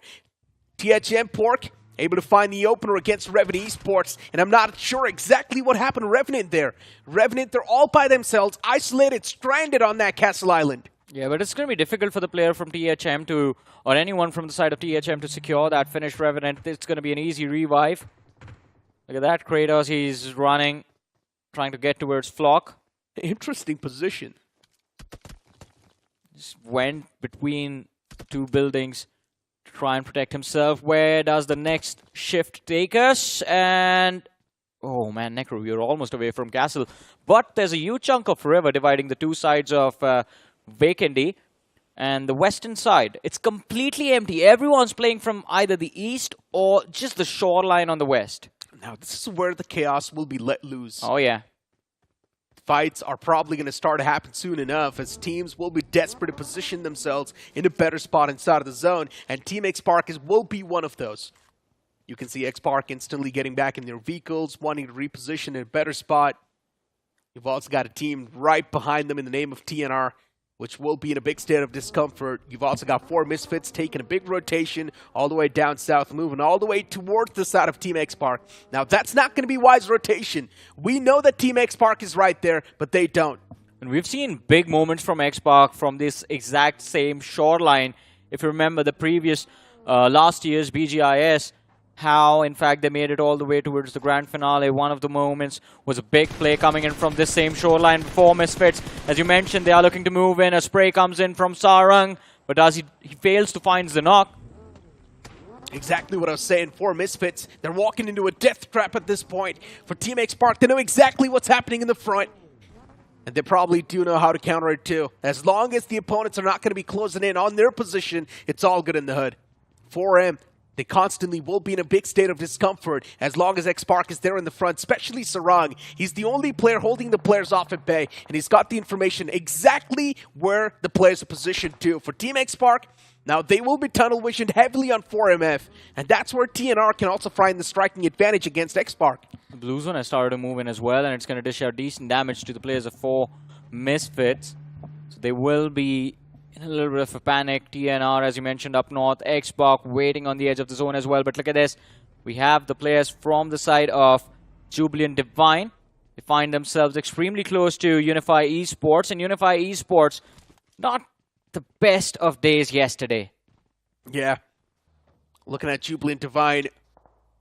3 players at the top. There's one single man from UE just pinned underneath. What can you do if you're him? Try not to move an inch. Try not to move a single muscle. If you do, your head will be cut off because right now it's on a swivel. X-Park, they want to stop the players of TNR making that rotate as the zone shifts up north away from Castle, and Revenant Esports will be caught off guard. Now for Revenant, this is the time to move out in the open, move away from Castle, and try and make it inside of the zone as soon as possible. Team X-Park successfully cut off the rotation of TNR as 3 players are strike down, and now it's all down to Amund, the last pillar standing, and I don't think so. It's going to be standing for too long because X-Park, they're breaching in with the hammers. But Sarang, he needs to be careful. He's all alone over there. And it is going to be interesting to see 4 Misfits. They were trying to move in. Sarang, he finds a knock for his team TNR. They're going to be done for 4 Misfits. Another man down. Not really an easy position for them to play from. Especially considering the blue zone is going to start to move in on them in the next 10 seconds. And X-Park, look at that. The setup looks good. Spray God, he finds the frag around the corner. Knock. and finished. Port secured. Spray got Necro. He showed up in the same form like he did on Erangel yesterday. 4 eliminations on a single player. Solid stuff. Spray God popping up huge when his team needs him the most. And now you've got Revenant Esports. They're locking their horns against the players of RNB. For Revenant, they try to make the rotation out in the open, and that's where RNB, they had the advantage. RNB's playing the defense, while Revenant Esports, they want to aggress on and wipe out the entirety of RNB. This will be a tough one to swallow for Revenant Esports, but it's not impossible, considering Revenant Esports is one of the known orgs. Flock has taken a lot of damage. RNB is also getting shot at from the sidelines. There's nowhere to go. While Revenant Esports, they might just find themselves in the advantage yet again. The fallen man's back upon his feet. Revenant, they've got way too much to worry about. But unfortunately, Flock gets knocked out. A beautiful nade came in through from Evian. But Evian is still there in the back lines. RNB, they lose out on Mafia in return. For Revenant Esports, there's that constant hesitancy that they're not really going for the fight anymore. Zeph, he wanted to breach up, but then a nade sails in onto his face, and the push gets cancelled once again. Kratos spots out the man inside of the shack. He spots him out over and over again, but the execution is just not coming through yet. Both of them are playing peekaboo, but eventually a trade comes into play, and Revenant Esports, they will save the day for them, but the opposition squad, they haven't been wiped out yet. Yeah. And Revenant Esports, a decent reset coming in for them as well. 2 players were knocked out. Sensei, he shows up at the right nick of time. They get a revive in. Seth knocked out. Needs to be built back on his feet. What concerns me right now for Revenant is the amount of utility they have. They're going to need a lot of smokes to move in to the next position inside of the circle. And luckily for RNB, Falcon already took a spot under the bridge. Blind Esports too, still in the outskirts. Even Blind Esports would want to desperately make it inside the safer shoes. It's the map of Weekendy after all. It's better to be quick on the feed before all the good spots are taken away by the teams. But luckily enough, this time, the circle's way too out in the open. So if you do try to make the race for the zone, you will be instantly compromised. And this is where the patience game should be played perfectly. It's all going to come down to that perfect timing when the rush, when the push comes to shove. Yeah, 100% agreed with that. And I think one more thing is going to be that the only team with a big advantage in this zone is going to be Inferno squad. They have that southwestern edge in their control, and they have concrete cover to work with. So teams like Blind Esports, Tribe Herdsmen, Revenant Esports, they're going to have to deal with Inferno squad before they try and breach the zone. And talking about Tribe Herdsmen, they see the players of Revenant Esports head towards them, or in fact, hear those vehicles on the other side. But Sensei is taking a lot of damage as well. But from the distance, from the flank, one more player, BlitzPew, is going to get knocked out. Tribe Herdsmen being put on their knees. Blind Esports is doing a lot of damage to the lobby. Constant dents handed out. Heavy blows in the guts delivered by Blind Esports, considering they're at the top. They're feeling supreme up against every single team that stands against them. Even THM faced the wrath of Blind Esports. What a position they have acquired. Oh, and already one of the men from the side of Blind Esports is pushed inside of the safety lines too. I'm not sure how good of a decision that's going to be. But Blind Esports, the players in the back, they're constantly peppering down a few more players as they're getting those constant points flow. And unfortunately for the players of Blind Esports, the 2 players that pushed inside of the zone, they've been knocked out by Team X Park. Only one man went down, Saurav. Nova somehow did manage to survive, but it's going to be difficult for him to survive any further. More damage dished out on him. He's down to barely 5 HP, but his teammates, they show up. The rescue squad is here, and now X-Pac will have to deal with this pressure, and Sarang deals with it perfectly. A brilliant nade to take down 2 players from the side of Blind, and now can X-Pac clean up? That's the question. Another nade being cooked. If this lands perfectly, it takes down the entire team, but SBA from the flank are a big distraction for X-Pac, and Sarang is going to be forced back into a corner. Blind Esports, it's time to reposition. If they keep on staying in that same position over and over again, that man from X-Park will be a constant threat. Joker's knocked out for now. Even Inferno squad, they get rid of their opponents. So that's the good news. Inferno squad looking quite good with this tactical approach they're taking. Slowly and steadily with a snail pace approach, eliminate your opposition and focus on your own fights. That's what they're doing. While Blind Esports, they've got a lot to worry about. The surroundings filled with a lot of teams. They've gotten rid of the back lines. Now it's time to focus in the front against Inferno squad. Exactly. The flank needs to be cleared out as well. Inferno squad is one of those teams that has the ball rolling in their favor right now. 5 eliminations, I believe, on the board already. But as we talked about Blind Necro before the game even began, again, the consistency is there. 7 eliminations secured, and they are in the top 8 of this match. They indeed are. Inferno Squad, Revenant Esports, and Blind Esports, 3 big names right next to each other. A fight might just break through any moment. For Revenant Esports, they're going to be the Guardian Angels, but unfortunately, man advantage is something that they do not have. And a nade sails in from Goten, and it's going to find a 2-piece. Revenant Esports, you blink it and you miss it. The team's already out. Yeah.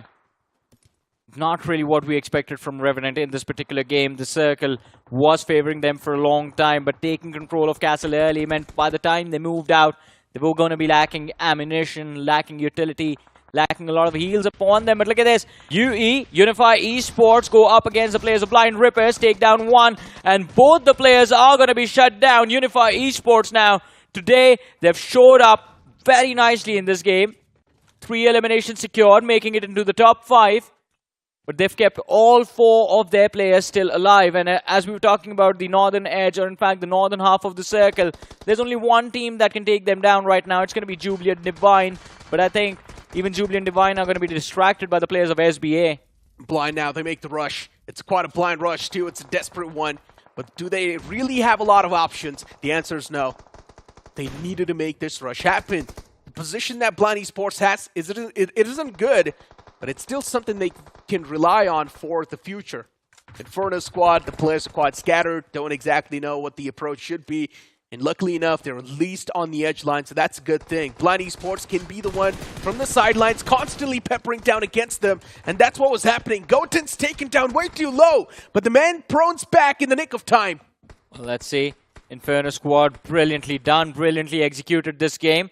Zeref doing a lot of heavy lifting along with Jatin in the back lines, but Blind, they are going to be put under pressure by the blue zone, who's forcing them to take that high ground, forcing them into the line of fire of Inferno Squad. 5 teams, 15 players still alive. We are at the 8th stage of this game of Weekendy, and still, as I said, 15 bodies are present in this game. That's a lot of players remaining for the end zones. SBA, look at the position they've gotten. The zone's now way too small. We've got teams like Unify, Jubilant Divine, SBA, and Blind Esports. While Inferno Squad now is under heavy fire, they're also being the center of attraction. And Blind Esports, they're making that squeeze towards the players of SBA. If this fight actually breaks through, it will be quite a great one to be witnessed. Especially for Blind Esports to try and dethrone the players of SBA. SBA, they've got a really good spot. This entire building means a lot at this point in time.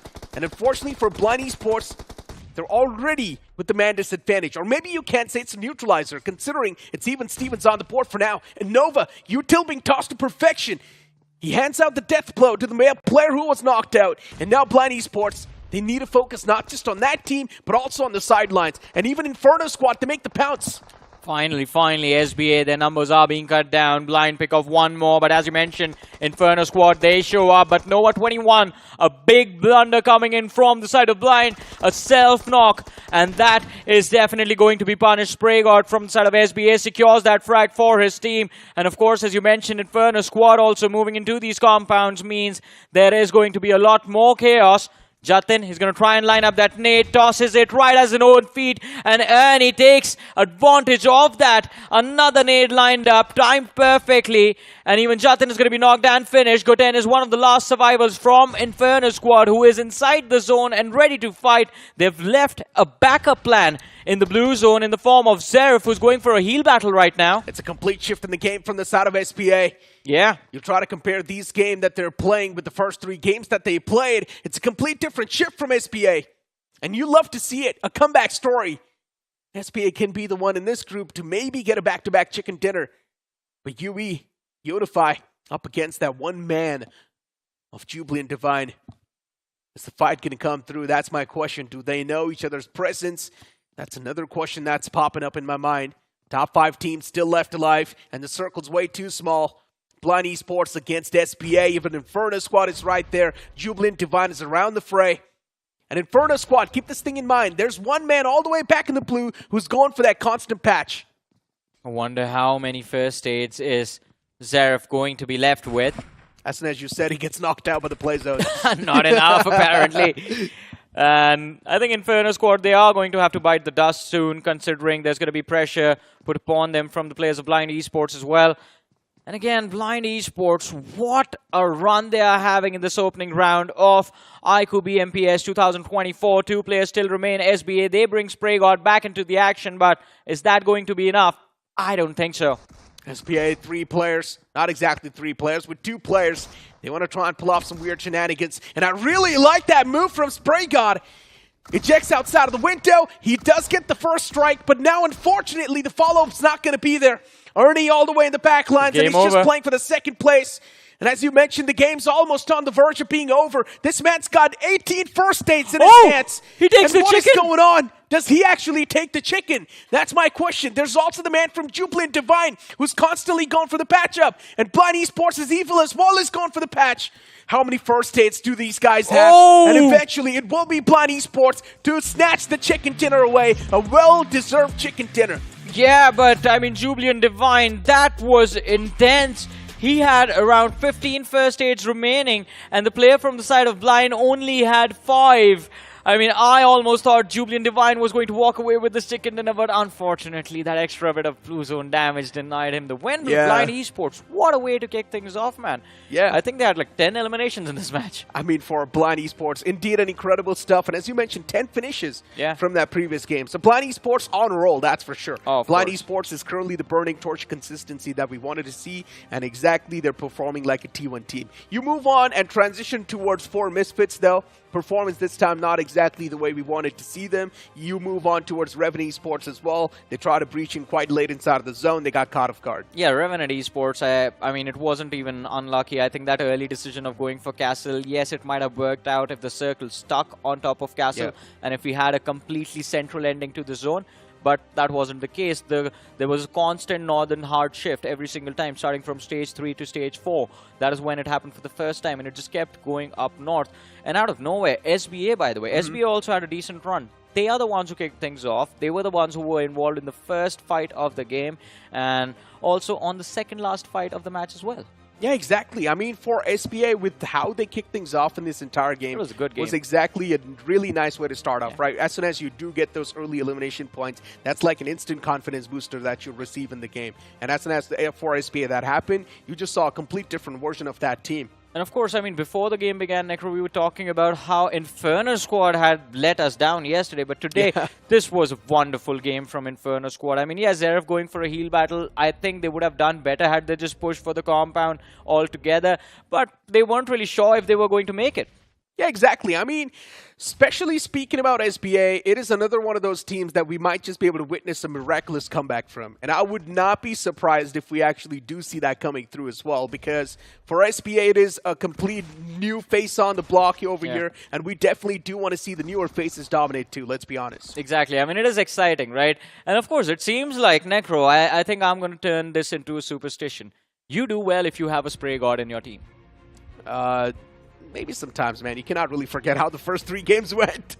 So, yeah, I guess that's one way to look at it. Okay, yesterday we're going to do this. Yesterday's problem for SBA was the fact that in game number 1, the 2 spray gods collided against each other. Because first in Angle yesterday, that was the first fight that happened. X-Park versus SBA. And it was Spray God who took down Spray God from the side of SBA.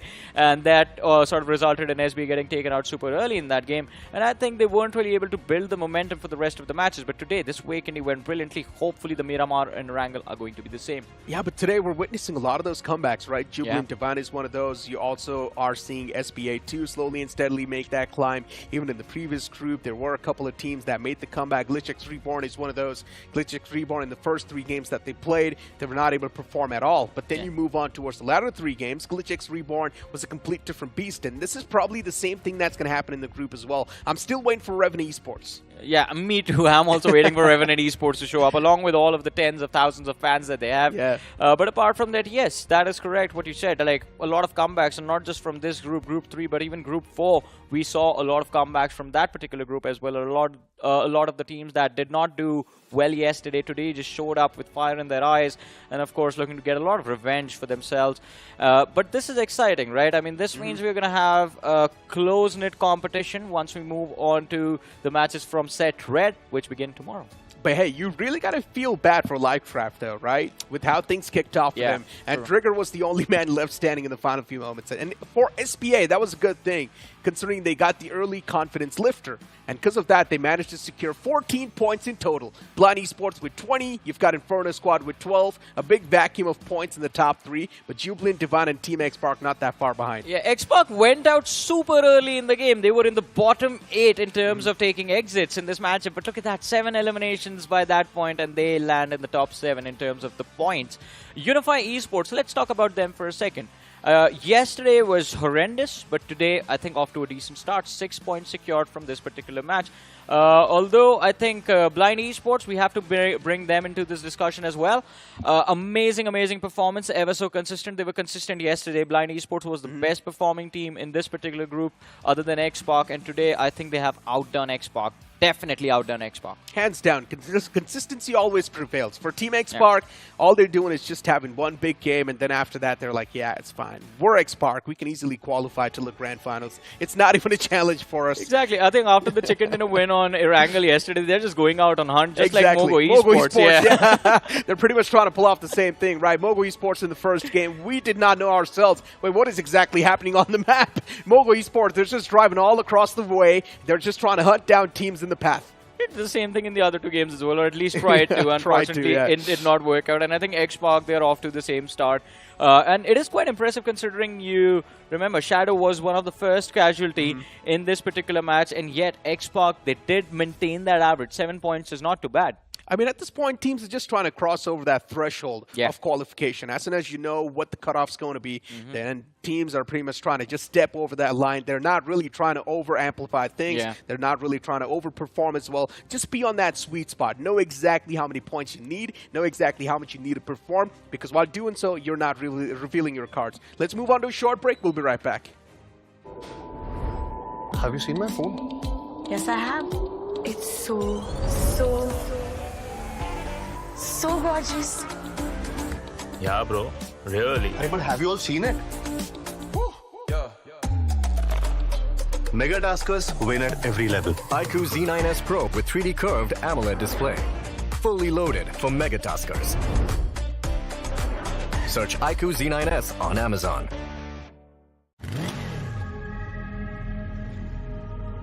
The movie starts in 10. You can miss the beginning, or you can go ahead and challenge the clock. With an all-new Sprint EBT engine that goes 0 to 60 in 5.9 seconds. Presenting Hero Xtreme 125R. Challenge the Extreme.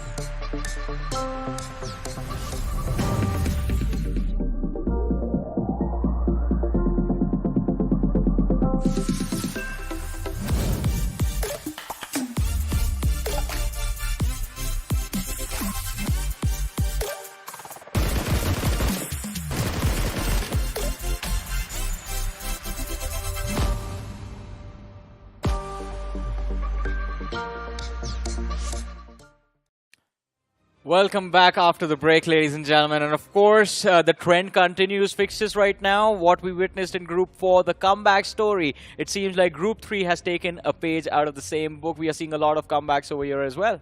And I love it. I love every single bit of what we are witnessing, especially for Blind Esports. It's fine. I mean, this is something that we expected. Now they're not really being truly tested. But then again, when you look at SBA, when you look at UC, all of them starting to deliver, kind of fills my heart with joy. Yeah, it does. I mean, it definitely does. Especially as you were talking about UE, Unify Esports, a decent game coming in for them. SBA as well. Incredible start, incredible ending. But Blind Esports. Now, we were talking about the roster change that happened for the side of Blind Esports, as it always does. But again, as it always does, Blind Esports, even with newer players, they're not looking to slow down. For Blind Esports, it was always been about taking a full-fledged roster inside of them. They do not make a lot of changes. Now, we've seen this roster of Blind Esports currently, formerly Galaxy Esports, had been doing so well in the previous iterations of even the BMPS 23, in the recently concluded BGS 24. They had a really long run. And that is going to be well reflected even in the overall standings, because I'm pretty much anticipating them. And like expected, they've already entered inside the top 7. Now, it is a push for maybe trying to enter inside the top 3. I think the 3rd position is still easily reachable, considering they just have to get 8 points.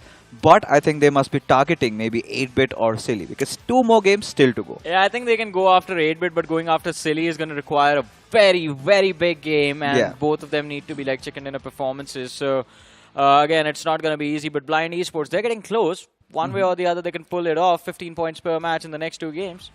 I think they can, considering they've got an early momentum. And that was a very difficult chicken dinner also. They've been constantly getting into the midst of fights. They've been coming out of it swinging. So that's a good thing. But for Team X-Pac, considering how their game started off, losing out on Shadow, still a nice recovery in terms of the finishes they got. And Spray God, he's been having a time of his life. Yeah, and I think, would you agree with what me and Necro have going, right? X-Pac and MOGO Esports, same mindsets, like, yeah, one chicken dinner, we are going to qualify, and let's just make sure that we finish everyone off. We demotivate the competition before the next round even arrives. I think for MOGO Esports and Team X-Pac, the idea is quite simple. It's all about trying to gel up with each other, trying to put themselves under as many dire circumstances as possible, so that the synergy with Joker, at least for Team X-Pac, and for MOGO it's with S-Power, just gets better, because after this, they know the competition is not in round number 1. It is for them in round 4, the semis and all of that. So that is something where they really have to eye out on. And like we said, right, one good performance from UE, not a huge leap, but still a leap that they can really live with, because 11 points, it's a good start at least. It's 11 points, I think, yes, but they need to do what they did in this game and take it a bit further. The survival instincts, they did survive, I think, till the top 4 of this particular match, but apart from that, they're going to need a few extra finishes. So that confidence in their own firepower needs to be brought in, and it needs to be brought in right now. Because UE is one of those teams, again, that has joined us from those third-party scrims, and this is one of those teams that we were hoping, after what we saw from them yesterday, that, alright, maybe after they get a little bit comfortable with the lobby, they are going to try and make that extra push. In this particular game, they did wonderful. Not wonderful, but they did decent. But I think it needs to be taken to the next step. Just like iQOO did with the Z9S series, ladies and gentlemen. It has been launched starting at 17,999. And of course, if you go on Google and search the iQOO Z9S series, you can stand a chance to win prizes up to 50,000 rupees. And we've been talking a lot about those juicy features inside of this device, the Snapdragon 7 Gen 3, 80 watts of flash charging, all of it is there over there. But now, coming back to the discussion that we were having about Team UC, so position points, surely they were there. But I want them to take a little bit more fights. Now, once they start engaging in those early battles, and you would know what mistakes you're making, because yes, they did perform really well in the recent third-party tournaments, but that has to be transitioned even inside the iQOO BMPS. So that is one thing I think a few of these teams that haven't really been doing well need to understand, that this is the lobby where you have to get your heads in as well. You just cannot be swimming afloat on the water. You have to get your hands dirty. You have to go take those fights, because that is how you're going to find out what mistakes you're making, how you can rectify that. Well, that has already been put aside. So you see them coming in the first game, they were focusing entirely on positioning. And next game, who knows, in Miramar or Erangel, they start to engage in a couple of fights, and that could really work out well for them. Exactly. I mean, Miramar and Erangel kind of default maps, but let's see how they're going to go for all of these teams now. I mean, we again are going to be quite hyped up to see what X-Pac bring to the table. Revenant Esports fixes, we forgot about them. What is going wrong for Revenant? It seems like the word means back from the dead, but they aren't coming back to life even after the defibrillator being like pumped onto their chest. And even, isn't it Sensei's birthday today? Yes, it is. And he needs to give himself and his fans a gift at least.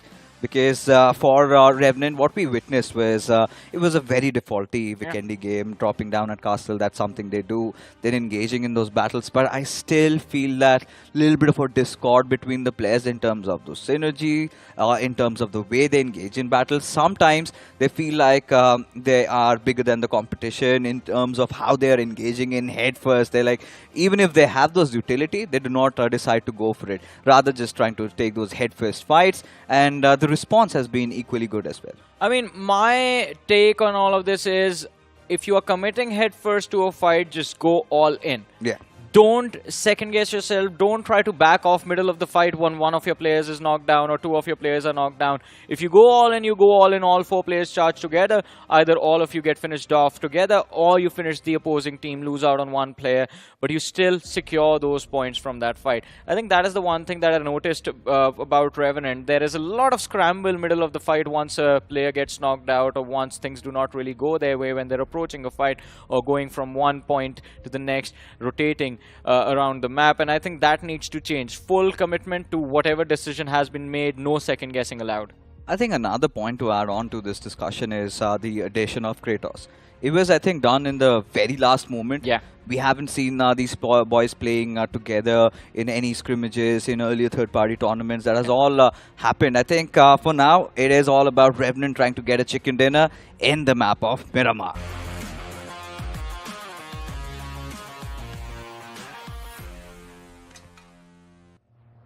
All right, and here it begins, the flight path trajectory all the way from Minas del Sur towards Tierra Bronca, and we set sail.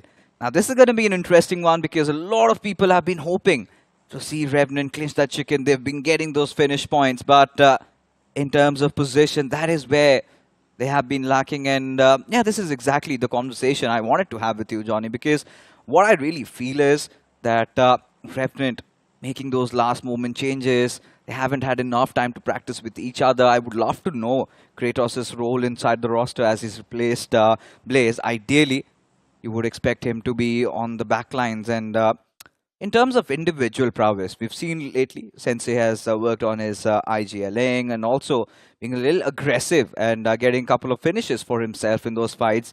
Certainly one of those players who can now hold himself in some really sketchy situations. Now, taking a look at this flight path trajectory. Now, this is quite simple, not a lot of trouble for all these teams to go out for that stretch. You're still going to find those vehicles. And I'm anticipating a rather slower Miramar. Yesterday we saw it was SBA Esports just going after Team X-Park. It was a little bit of a bloodshed. And I hope this time is not the case. And even for X-Park, they want to end things on a higher note. Get a good chicken dinner, start taking those fights. And in the previous game, if we remember right, it was around 7 to 8 up their hood. So that's nice. That's decent. Nothing much to complain about. But you talk about those early fights. Team Psyche giving us an opportunity for that against a team that has been terribly struggling. It is going to be the Night Riders, but Evil Surya gets picked off right after he takes down Aman. And now this is a battle for TNR that has to be so important. The same goes for Team Psyche as well, as now Kiddo falls down courtesy to that SKS, and in the blink of an eye, TNR out of nowhere, they managed to somehow scrape a win in this fight. And in fact, this is nice, especially considering where they sit at the point standings. This is phenomenal stuff from TNR. And for Psyche, they have been looking with their mouths wide open, still trying to contemplate what just happened. They got taken down from a team that barely could even muster up courage to fight in any battle, and now suddenly they're out of the lobby. For Psyche, it is the alarm bell stalling, and Johnny, I really do not like the ring of it. Starting of the match, Team Psyche being picked off by a team that is pretty much dead last is a huge sigh of concern. Yeah, I mean, quite an unfortunate early exit coming in for the side of Team Psyche, and it seems like the fate has completely betrayed them this time around, Fixes. I mean, round one not really looking good. Yesterday was horrendous. Today, no different. But really love how the circle has sort of panned out. It allows a lot of breathing room to a lot of these teams in the early stages, but to a few, maybe, this is going to spell trouble. We talk about the players of Blind Esports. I think 400, 500 meters away from LIVECRAFT, who are just west of Blind's position, but Blind looking to move towards the eastern side, might avoid any early conflict. But look at this, a little bit of a recap. DNA going up against the players of Psyche, and even though they found that opening frag, things not really looking good. Yeah, they just instantly decided to drop down. The idea was to get some vehicles and head their merry ways. In turn, had to lock horns against each other, and it is again that RNG factor. And this is so nice, especially a mood uplifter if you are TNR or one of their fans, because right now, given the circumstances they were under, they were struggling to find even a single point, Johnny, before this. And eliminating a squad and the likes of Psyche, that is definitely going to instill and further boost their morale, considering they still have one more match to play after this. So even if they could get maybe one more squad wiped out, decent position finish, and they could somehow replicate that good performance in Erangel, who knows? They might be somewhere lurking around that 30 to 40 position, a sweet spot considering where they are at the overall standings right now. Yeah, definitely. But I mean, you could talk about sweet spots, and I think the iQOO Z9S series hit a very sweet spot in our hearts, starting at 17,999, ladies and gentlemen. Segment's fastest phone with Snapdragon 7 Gen 3, 2000 Hz touch sampling rate, and of course we keep talking about that 5500 mAh battery, 80 watt flash charge. And you know, I'm somebody who has actually practically tested this phone, so I can vouch for it. Go for it, and you're not gonna regret. The best phone in a budget, at least for all you guys. And when you talk about the iQOO MVP, Inferno squad, we've seen them make it to the grand finals of the BGMI 24. That is where they struggled, and this time a little bit of a comeback from their side as well. One of the latest additions, Cotton, starting to deliver, and that lad was quite impressive. You know, Johnny, considering that Inferno squad had a decent day yesterday. Not really by their standards, but Inferno squad is one of those squads I really feel like have always been the late bloomers. In the previous BGIs also, we sort of expected that this is one of those teams that tends to really make a comeback in the final stages, in the final few maps. That has been pretty much their forte. And today has been pretty much the same thing, the same output that they have been delivering, and I think I'm liking what I see over here. Well, yeah, me too. Inferno squad, they've stepped things up quite nicely today. And THM, though, Tribe Herdsmen, going to try and herd the opposing players together. But this time around, it is SBA, a team that showed up with a good momentum, but Aryan still gets knocked out. The first knock secured by Tribe Herdsmen, the second not too far away. Ernie extremely low, also hits the floor. Two players remaining in the back lines, but the trade does come in. It's going to be down to a 2v2. Blitzpew and Dextro. What will they pull off? Himu dishes out some damage. No trade coming in. As of now, the flank. Oh no, it's Spraygard out of nowhere. And he's going to be dropped low. Dextro finds the second for his team. Last man surviving from the side of SBA. Himu looks to get away. That UAS. It has been spotted out. Dextro, he's going to be prepared. It's a 2v1 situation. Himu looks to go for a revive. It's going to be denied. The flank compromise. He gets stuck. And I think this might be the end of SBA. An early exit might be handed out to these lads in this particular matchup. Every single finish has been wrapped up. One last man surviving. Blitzpew gets knocked out down to a 1v1. Just a few shots on his body. And he's going to be finished off. Himu fighting for his life. Peeks out wide and gets done and dusted. Tribe Herdsmen, they survive with 3 players in this game, but what an incredible way to kick things off. 4 eliminations secured. Lovely, especially if you're Dextro. Yeah. The way he showed his presence of mind over there. Just sort of trying to bait out Spraygard. Had sprayed down a couple of bullets. They instantly waited, and he knew he had to pre-fire. The moment he got that knock, he was quite confident of himself. And SBA Esports, after off to being such a good game of Vikendi earlier, but now holding on, Jubilant Divine in a whole world of trouble as Team RNB. A team that's known for their pushy plays, known for their kind of very aggressive approach to the game. Have started to, you know, get a lot of damage done. But now, Team RNB, one finish secured already, but still, my mind is stuck over in that fight and Dextro and his heroics towards the very end. Oh, of course, picks off 3 men from the side of SBA all alone. That was very impressive.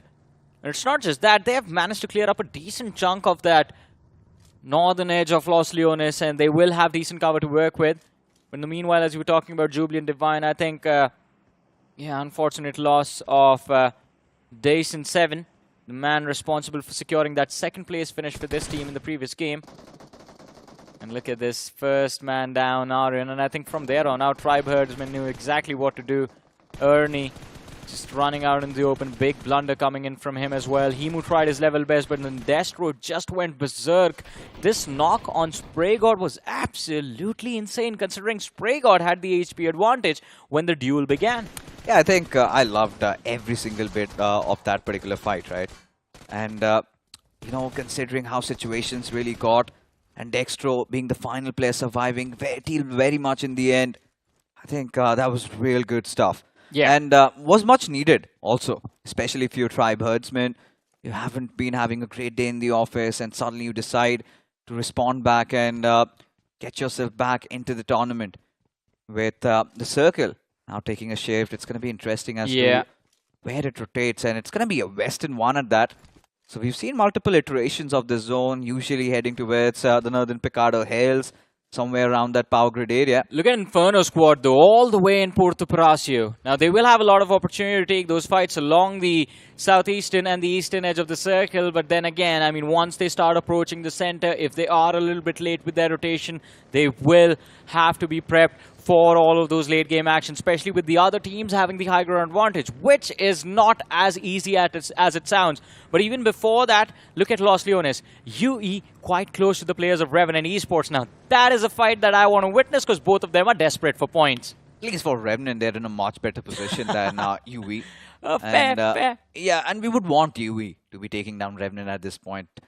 You know, get a couple of points, you know, give Sensei a birthday gift that he would not like to. Are you sure about that? I mean, why not? All right. I mean, UE, one of the newer rosters, taking down one of the big teams of the Indian gaming community. That would be something. Oh, and yeah. if in a clean fashion. You know, it's a proper 4v4 fight, no intervention from anywhere. But there you have it. RNB again. Now this time they're up against Team Dragon. It's going to be interesting as to how this one pans out, as Falcon just spreading his wings across, one good grenade, but still no damage done. And still looking for that opener, but Night King, he finally delivers. Yeah, he starts things off in a nice manner, and the first man from the side of RNB to hit the floor is going to be down, but Night King, he doesn't want to stop now, running after Mafia, who's around the corner, HP extremely low. One man has pushed in, and it's going to be an awkward angle for Night King to deal with. Falcon takes a little bit of hit upon himself, but buys enough time for Mafia to bring his HP back in, but finally, Falcon knocks out. Avion still on the floor, but from the backlines we have one player. It's going to be Niaujard, who has showed up, taken down one from the side of Team Dragons, but now has been the distraction and is going to be forced to deal with the pressure of the entirety of Team Dragons. Numbers close to equal. Night King, HP extremely low. Niaujard, it's up to this man to rescue his teammates from a very dire situation. I mean, he had a beautiful opening, he had a beautiful angle, and should have gotten more. Oh! But that shot, Mafia instantly slapped on his face, and Neo having no other options but to somehow tuck his tails and run. But Team Dragons did not let that happen. Burnt him down to crisp, and RNB, after such an amazing start to the game, they again fall crashing down. Yeah, they just had 1 point in the bag, and they just completely failed to take on Team Dragon. Team Dragons have been very incredible, to be honest. And Mafia, he got swatted down like a fly in midair. I really felt like Neo could have done much God, better in that situation, but a little bit of an awkward standoff over here. Blind, a team that has been playing quite sublime. Sarang, oh my god, he's been left stranded. I think it's a setup coming in from Team X-Park. They want to draw enough attention for his teammate Sarang to try and lob a grenade maybe, but look at this. Can't really step out of cover, can't really peek in. That is how good SprayGod has been in this tournament. Yeah, I mean, every time you reveal even a pixel of your body, SprayGod, he's going to make sure that it's going to feel a little hot after a second because there's going to be lead connected to it. Look at this setup. Joker as well on the flank. I mean, just the high ground to high ground duel is intense. But I think it is going to be tricky for either of these two sides to get closer to each other. But Again, ladies and gentlemen, a huge thank you to our official mobility partner for this iQOO BGMI Pro Series 2024 Hero. And of course, Hero Xtreme 125R handed out to whoever is going to be the survivor of the finals. I really hope that Sarang had an Hero Xtreme on him right now. Should just easily squeeze his way out of the situation, but oh wow, I hope he has a vehicle to himself. But Saurav, yeah, he does wield that Car 98, a weapon that hasn't been seen in the recent days. In fact, in the recent years also. Feels like this weapon has gone extinct. But to see it back again, in all its glory, and it's just not Saurav, it's also Nova. So Blind Esports, all right. They're out here for a duck hunt. They've got those 8 times as well. They're doing so well for themselves that now they finally decided, yeah, we're going to bring bolt actions into play again. I would love to see a knock and a finish. A knock, at least a long distance knock on the map of Miramar. And by the way, if Blind Esports has bolt actions, then that is the perfect setup for them to take the fight against Joker and Spray God. The only problem is that Spray God is the man you're going up against. Yeah, I think for Blind Esports, it's all about just getting that first knock, which is really difficult. Yeah. Connecting that head. But regardless, Johnny, you also have to agree, it's the most satisfying, most soothing. That one shot on the head and that ding that you have the moment you hit, it's a good shot. But for now, for Misfits, having lost out on Rockstar already, survived with Xtreme, Samir and Canary, it's going to be interesting to see how these lads come up. Because yesterday's day number 1, I think, was quite decent for these lads. They had good games for themselves. And nothing much of a concern, to be honest. Not that huge as you would be concerned about the likes of TNR, who apparently have just won the first fight. But there the circle shift goes towards the western side. And I guess so.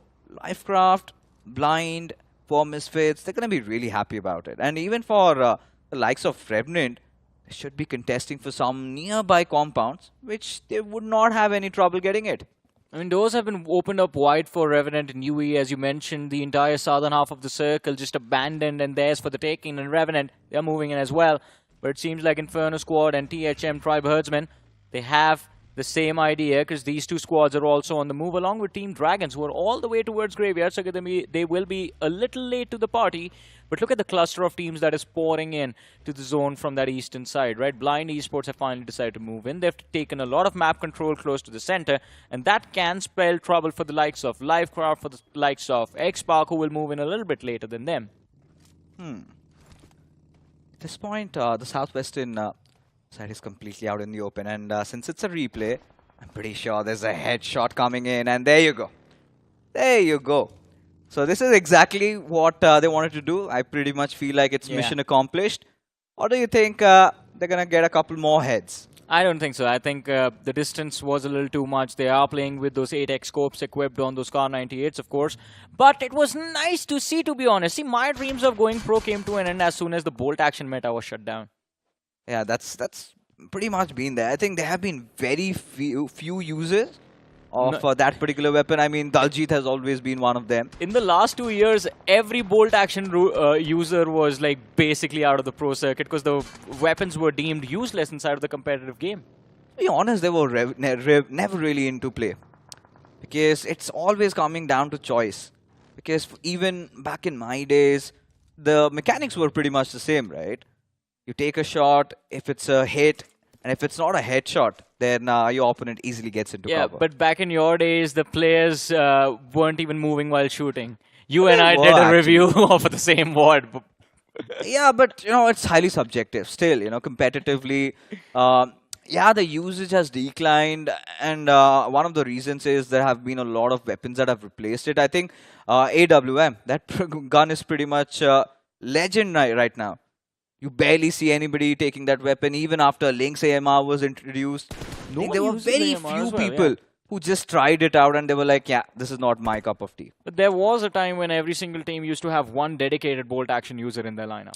There used to be, there used to be a sniper, but eventually we saw that shift towards DMR.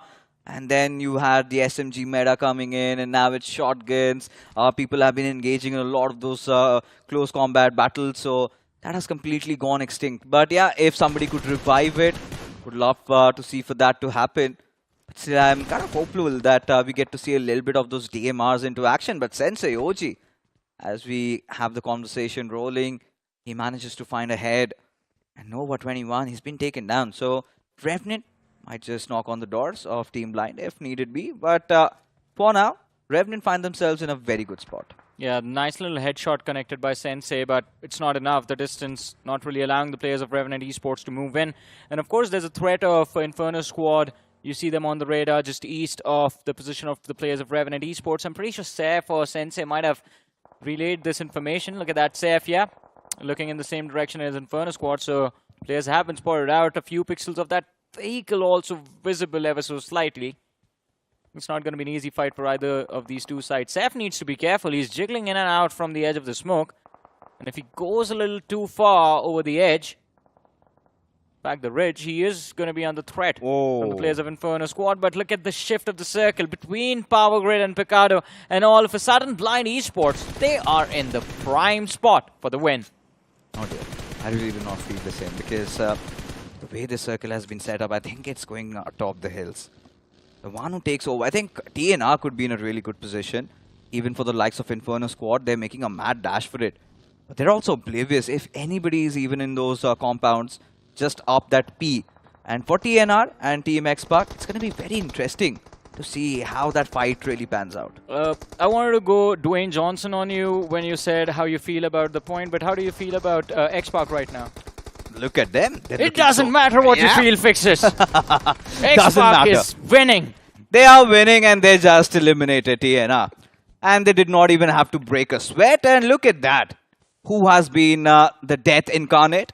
Joker getting those 4 finishes for himself and should not have any trouble getting that revive. But for Misfits, might have to say something about it, as they also join the fray. Man, this fight is prepared for 4 Misfits already, by the way. The players of XPAC are all clustered up together. With a nade, they can at least find the opening knock. And if they do, this allows them the opportunity to just go outside the zone ever so slightly and make a push. But then again, I mean, are they actually going to look for that play, considering they've lost one man extremely early and they do not know who they are up against? Sarang almost finding an extra bit of damage upon that lad from the side of 4 Misfits. And XPAC, man, they are so eager for the fight. But look, in this game, it's Joker who's pulling the trigger a lot more. 4 eliminations secured by the man. Yeah, and he's been phenomenal. At least finally getting to be one of the headliners. Yeah. It's so difficult if you are a member of XPAC. You've got so many of those heavy hitters. True. I mean, Spray God, he's been having a great run. Even Sarang, Mr. Dependable. And even the IGL Shadow, when time comes, he clutches it out. Yesterday also, we had a glimpse at that. The fight against SBA Esports. He was phenomenal at Novoripnoi. But Joker finally finding his moments of glory. But for now, as things stand, Jubilant Divine just around the arena of Picado. But look at this, Tribe Hirdmen just won a fight a couple of moments ago. Dextro and his heroics, but seems like LIVECRAFT, they're not really happy about it. Oh yeah, LIVECRAFT, they're going to have to try and slow down the pace of Tribe Herdsmen. Blitzview knocked out, Dextro on the run, too much damage on that US. Ryzen will have the line of fire, at least for the next few distance as well. And the US slams into the shack. Destro late on the exit. Oh, it's not going to matter. Tribe Herdsmen, their time in this game might come to an end. Dextro found a way inside the zone, but considering he's all alone, it's going to be a troublesome position for him to play from, especially solo. But LIVECRAFT, Roger Canary, he's going to try and breach the rear. And both the teams, they find themselves outside the circle. By the way, the circle completely moves to the hill west of Picado. I think Team Dragon, they're in a prime position. Especially having control over the higher ground. For Team XPAC and for Misfits, it's all about who takes that fight, who wins it, who gets in there, and who gets the job done. So Team Dragon's really not out of the woods yet. For Team Blind, again, very consistent. They've been doing quite well, but threat still looming right over their heads in the form of Revenant, who might strike over them from the backlines. Let's not forget Dextro is also there for Jubilant Divine, though. I think the instant threat in front of them has to be in the form of Inferno squad. Yeah, I mean, Inferno squad, especially with that high ground advantage, can definitely dish out a lot of damage. But the one thing that works out in the favor of Jubilant Divine is the fact that Inferno squad are going to be distracted by the players of Blind Esports on the flank. In the meanwhile, though, X-Spark looking to wrap things up towards the northwestern edge of the circle. 6 eliminations on the board already. They were picking a fight against the stragglers from the side of 4 Misfits. They have picked one more from that particular team. It's down to Canary and Dreams. Smoke's laid out. It means they are not yet done. They want to cover up the flanks and try and focus on the fight up front. Deny the entry to 4 Misfits. That seems to be the plan. Team X-Spark, give them any given game, they would still come out swinging, right? 6 finishes secured already. And for next, taking down Mio. UE, a team that played quite decent in terms of their position and the survival instincts in Vikendi as things are slowly but surely starting to heat up. And Jubilant Divine know of the next imminent threat. They need to clear their backlines first before they head inside the circle. Pretty much stuck between a rock and a hard place, because even if they deal against UE, they still have Inferno squad to go up against right later. But look at that on the finish feed. Revenant taking on the players of LIVECRAFT. That fight happening on the western edge of the circle. Crates coming in. But LIVECRAFT, they're playing with a man disadvantage now. Sensei and Flock knocked out as a third party comes in from the distance, but X-Spark, they show up to capitalize out of nowhere. We're going to see what the result of that fight is going to be. In the meanwhile, Jubilant Divine, they're getting pushed on in desperation by Crore from Unify Esports, and I think this is definitely not going to work out. Damage being taken from the blue, damage from up front. The teenagers find that last frag. But Jubilant Divine now, they're going to be stuck into these compounds. They can't really escape. Inferno squad is blocking their way. Yeah, now things are starting to heat up. Fights happening left, right and center, and Team X-Spark, look at them. A couple of moments ago, they just had 6 to their name, and now they've doubled down on it. Why are we... Blind Esports just could be next on the hit list. Evil can't be out in the open like that, as Joker keeps on spraying at them, as now Blind Esports taking down the entirety of Team Revenant as Kratos takes his final breath. And now Blind Esports, they've started to take fights and started to get a few finishes. 2 finishes up their alley, but now they're certainly eyeing out for more. But the big question over here is they have to get inside the circle. One of their teammates, DP, is a Team X-Spark. They could pose to be a big threat for them. Yeah, I mean, X-Spark is a threat to anyone. And what I wanted to say a few moments ago is, why are we spectating anyone else? Let's just stick to X-Spark, man.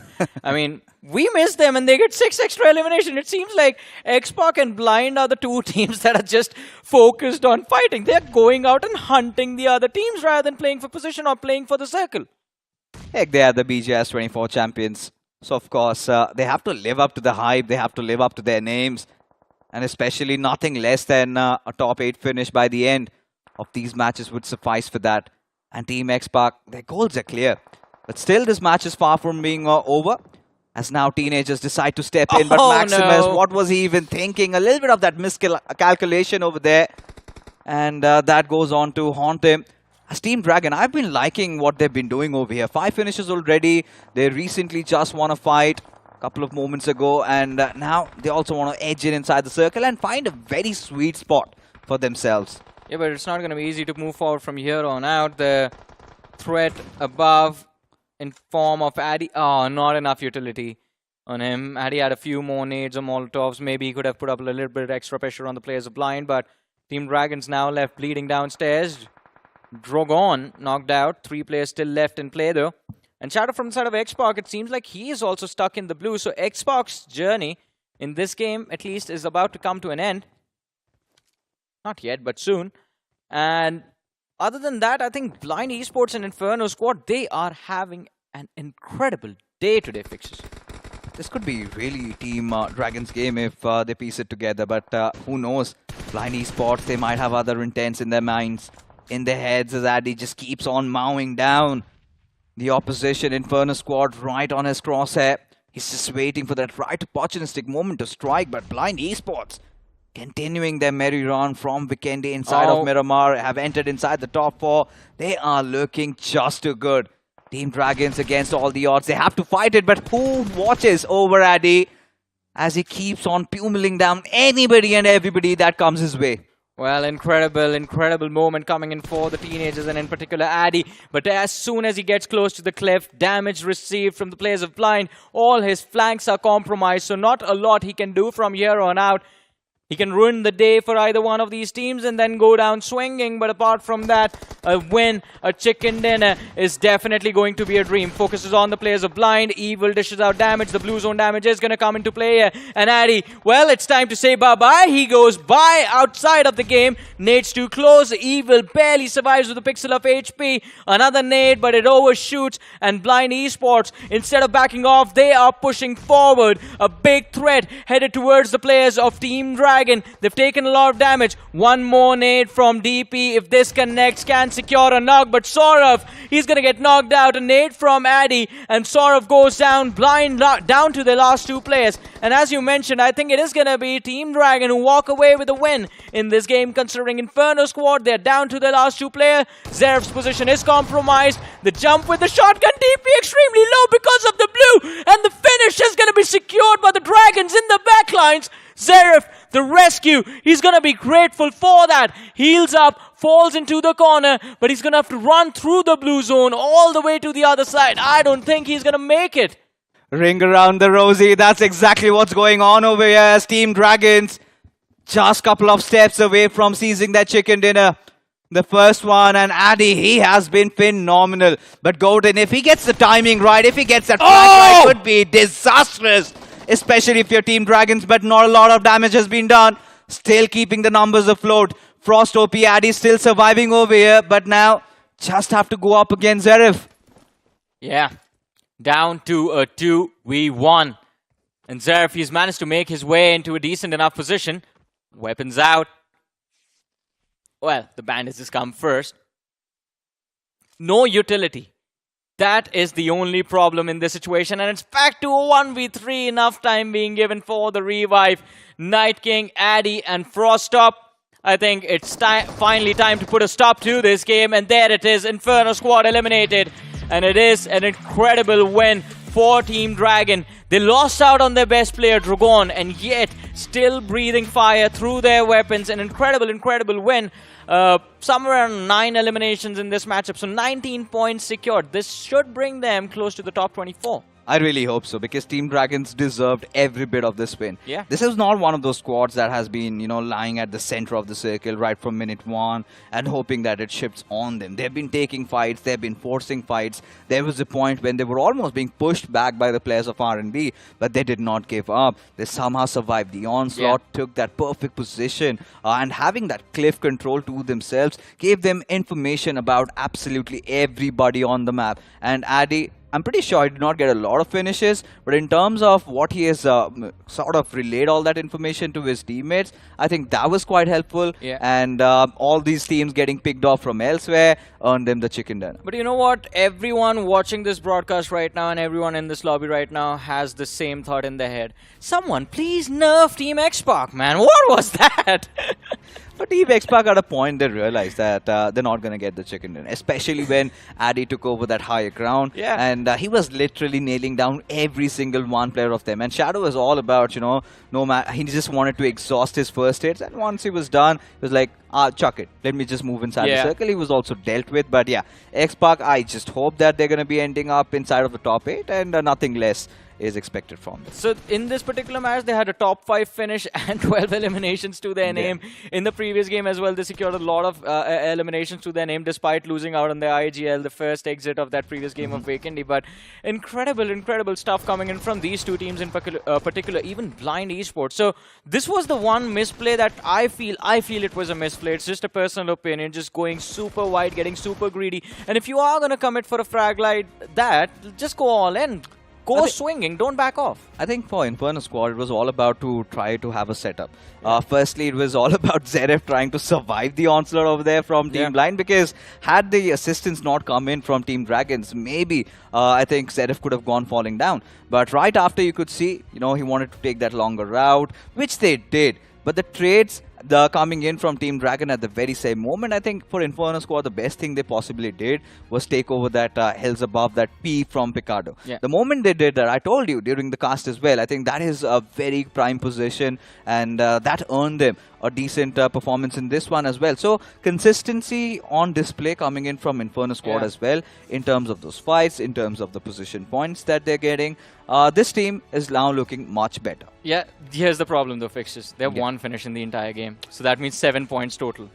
It's okay. It's okay. As long as you get around that 8-9 points average per game, it's still fine, because they've still done better than many of the much hyped rosters. Yeah, and considering they've been the BGS 24 grand finalist, you would also expect bigger things from them. Alright, talking about doing better than the hype rosters, 4 Misfits. Now, all of that hype is fading away, man.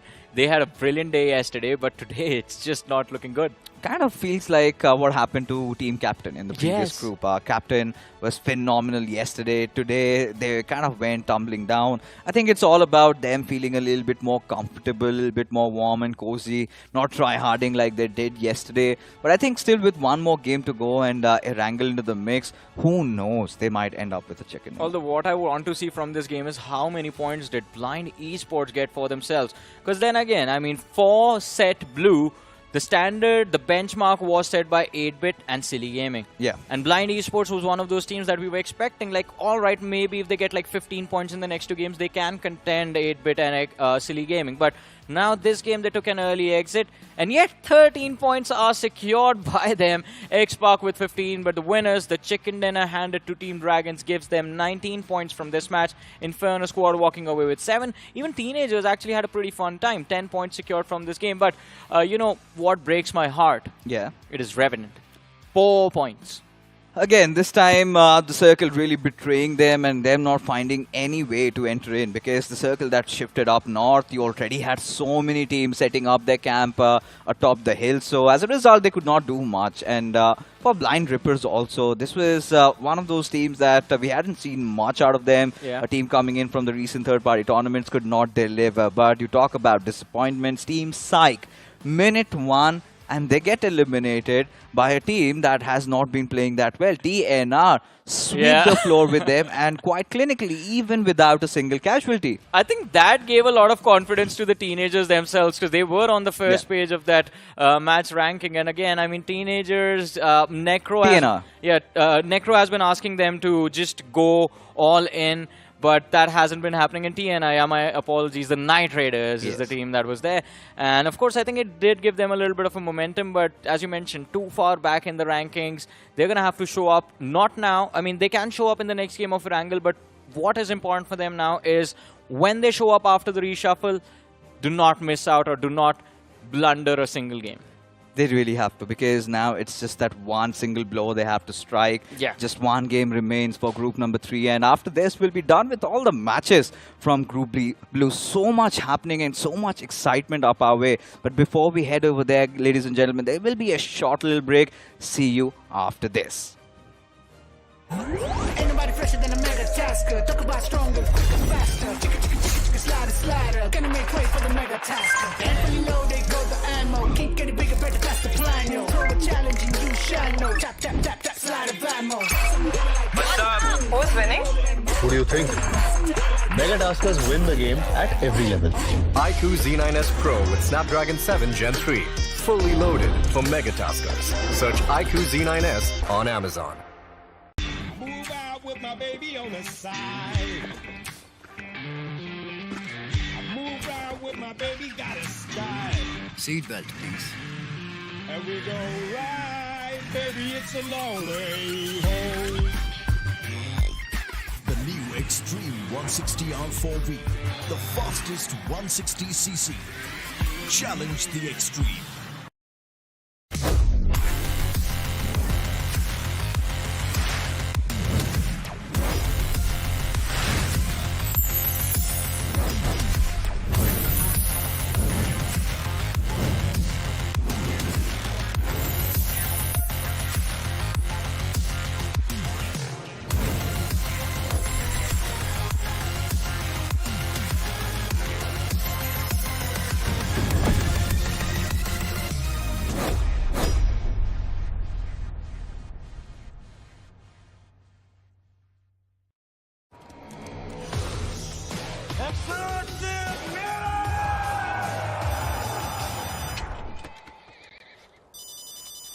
Mummy का phone है, एक minute. किसी और को बात करनी है क्या मम्मी से? Take 63. Ouch. I'm not doing this. 300.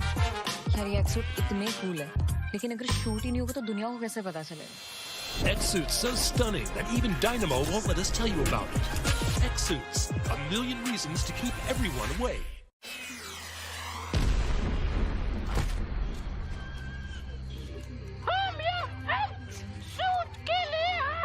भाई इसको कोई एक्टिंग सिखाओ यार। क्या हो रहा है? Cut, shoot cancel. आना प्योर। अबे बंद करो बे, आंख में छुप रहा है। Cut, shoot cancel. हार पूरी रात निकल गई, अगर शूट ऐसे ही चलता रहेगा, खत्म ही नहीं होगा तो ये लोगों को कैसे पता चलेगा? X-Suits, a million reasons to keep everyone away. Time passes by so soon, Necro. It's barely even, easy for us to contemplate so fast how we've come down to the end of matches from Group Blue, right? It feels like as if yesterday we just begun with the iQOO BMPS 24.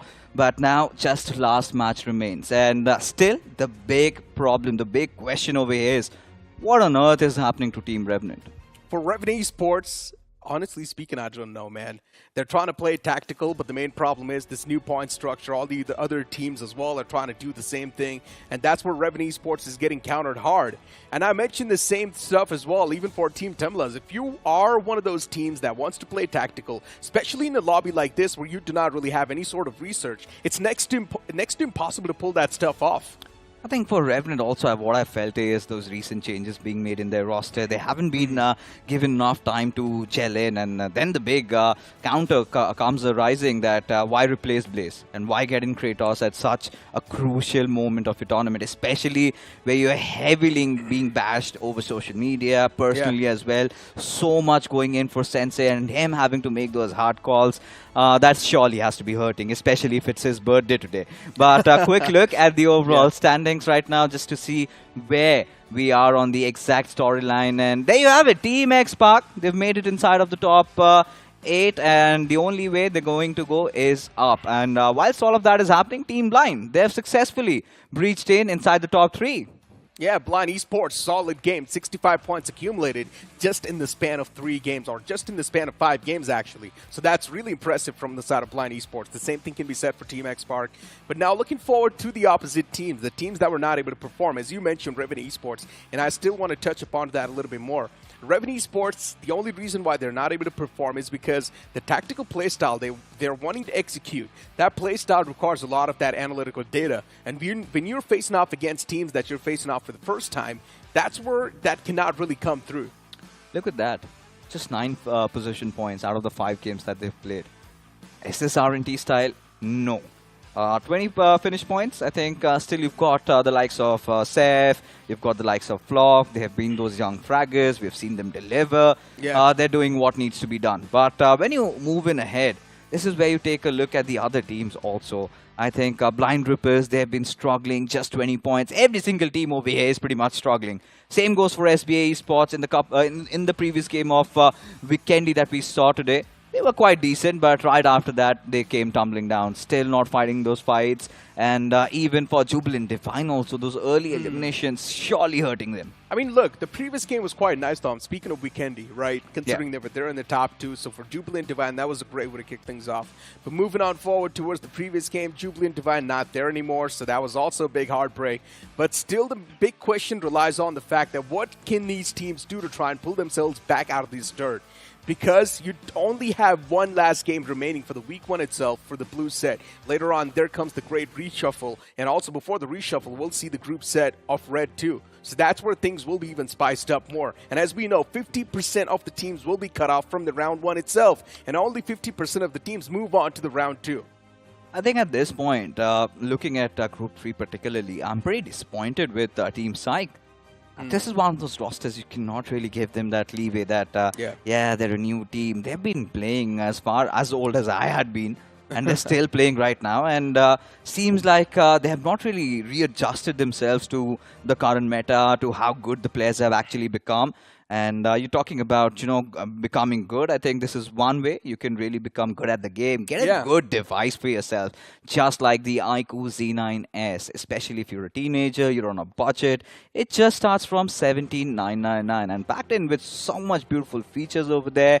I'm pretty sure you're gonna love every bit of it.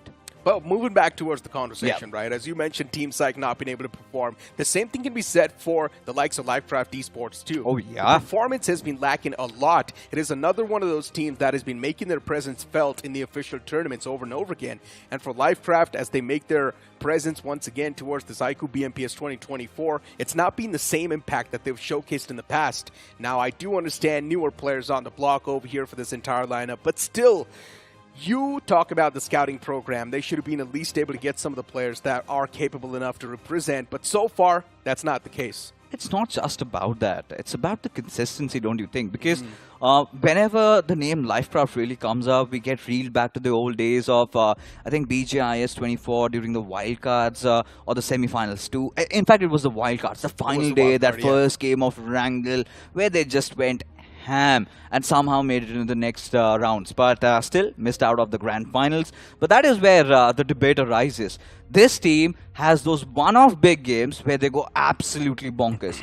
But if you ask me if LIVECRAFT has been one of the more consistent bunch, the answer has been no. Absolutely. I think if you can rely on that squad, that has been absolutely missing. I think so. The main problem for LIVECRAFT is that the communication is missing. Clearly, you can see them in the 4-on-4 fights. LIVECRAFT, they seem pretty lost, and I'm not sure what exactly is there. Maybe team synergy as well not working out, considering this team has went through the tweaks. It's taken a bit more time for LIVECRAFT to try and readjust. But teams like SBA, slowly and steadily, they're starting to make their presence known in the lobby. The game of Weekendy was quite solid for SBA. Jubilant, Divine as well. Weekendy started off in a really great fashion, and now as you move on towards the classic round of Wrangles, things can be a little bit more better for all the other teams. Team Dragon is another one of those teams that just came in out of nowhere and now is performing pretty nice. I loved what Team Dragons did in the previous game, especially taking those early fights and taking a good position inside the circle and again gaining some high ground advantage as well, keeping a lot of teams at bay.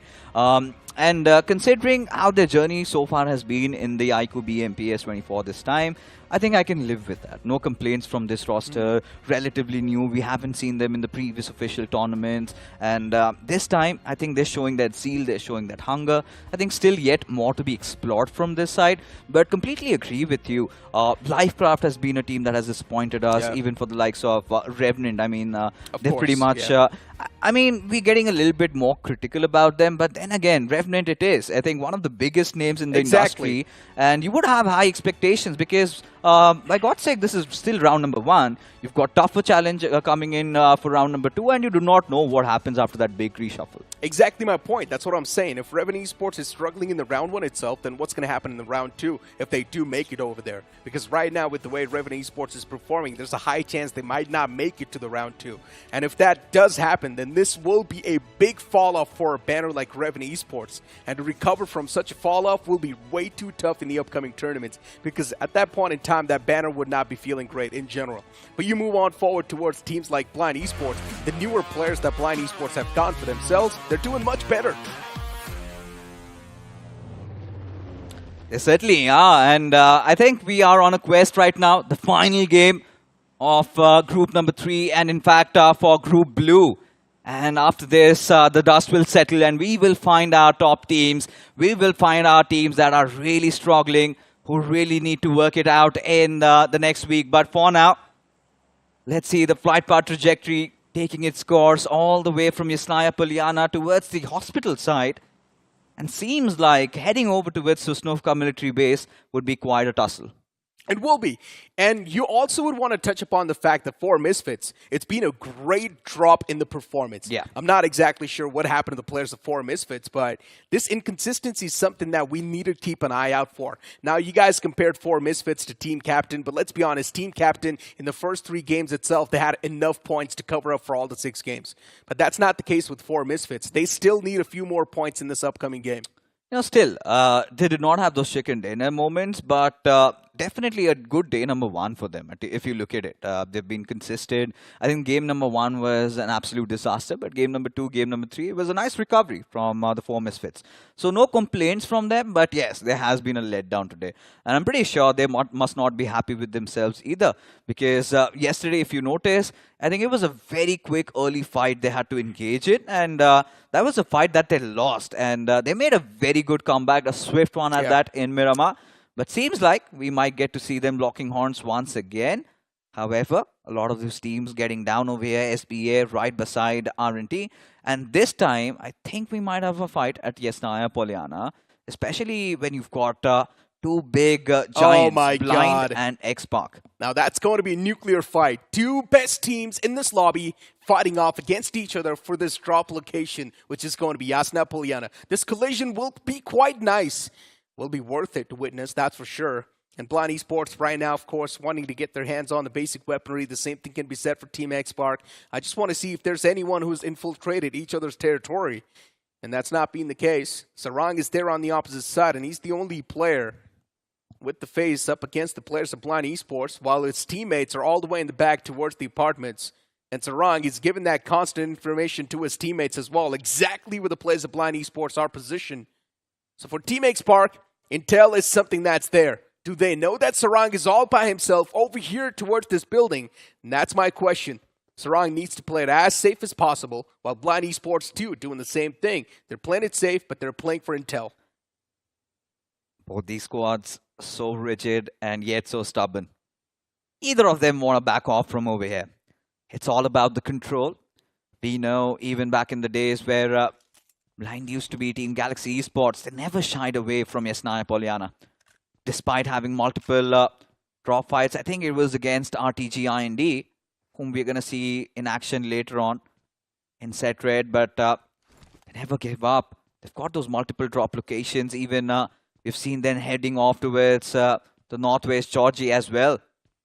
But for Team X-Pac, they realize that they've got some unwanted neighbors.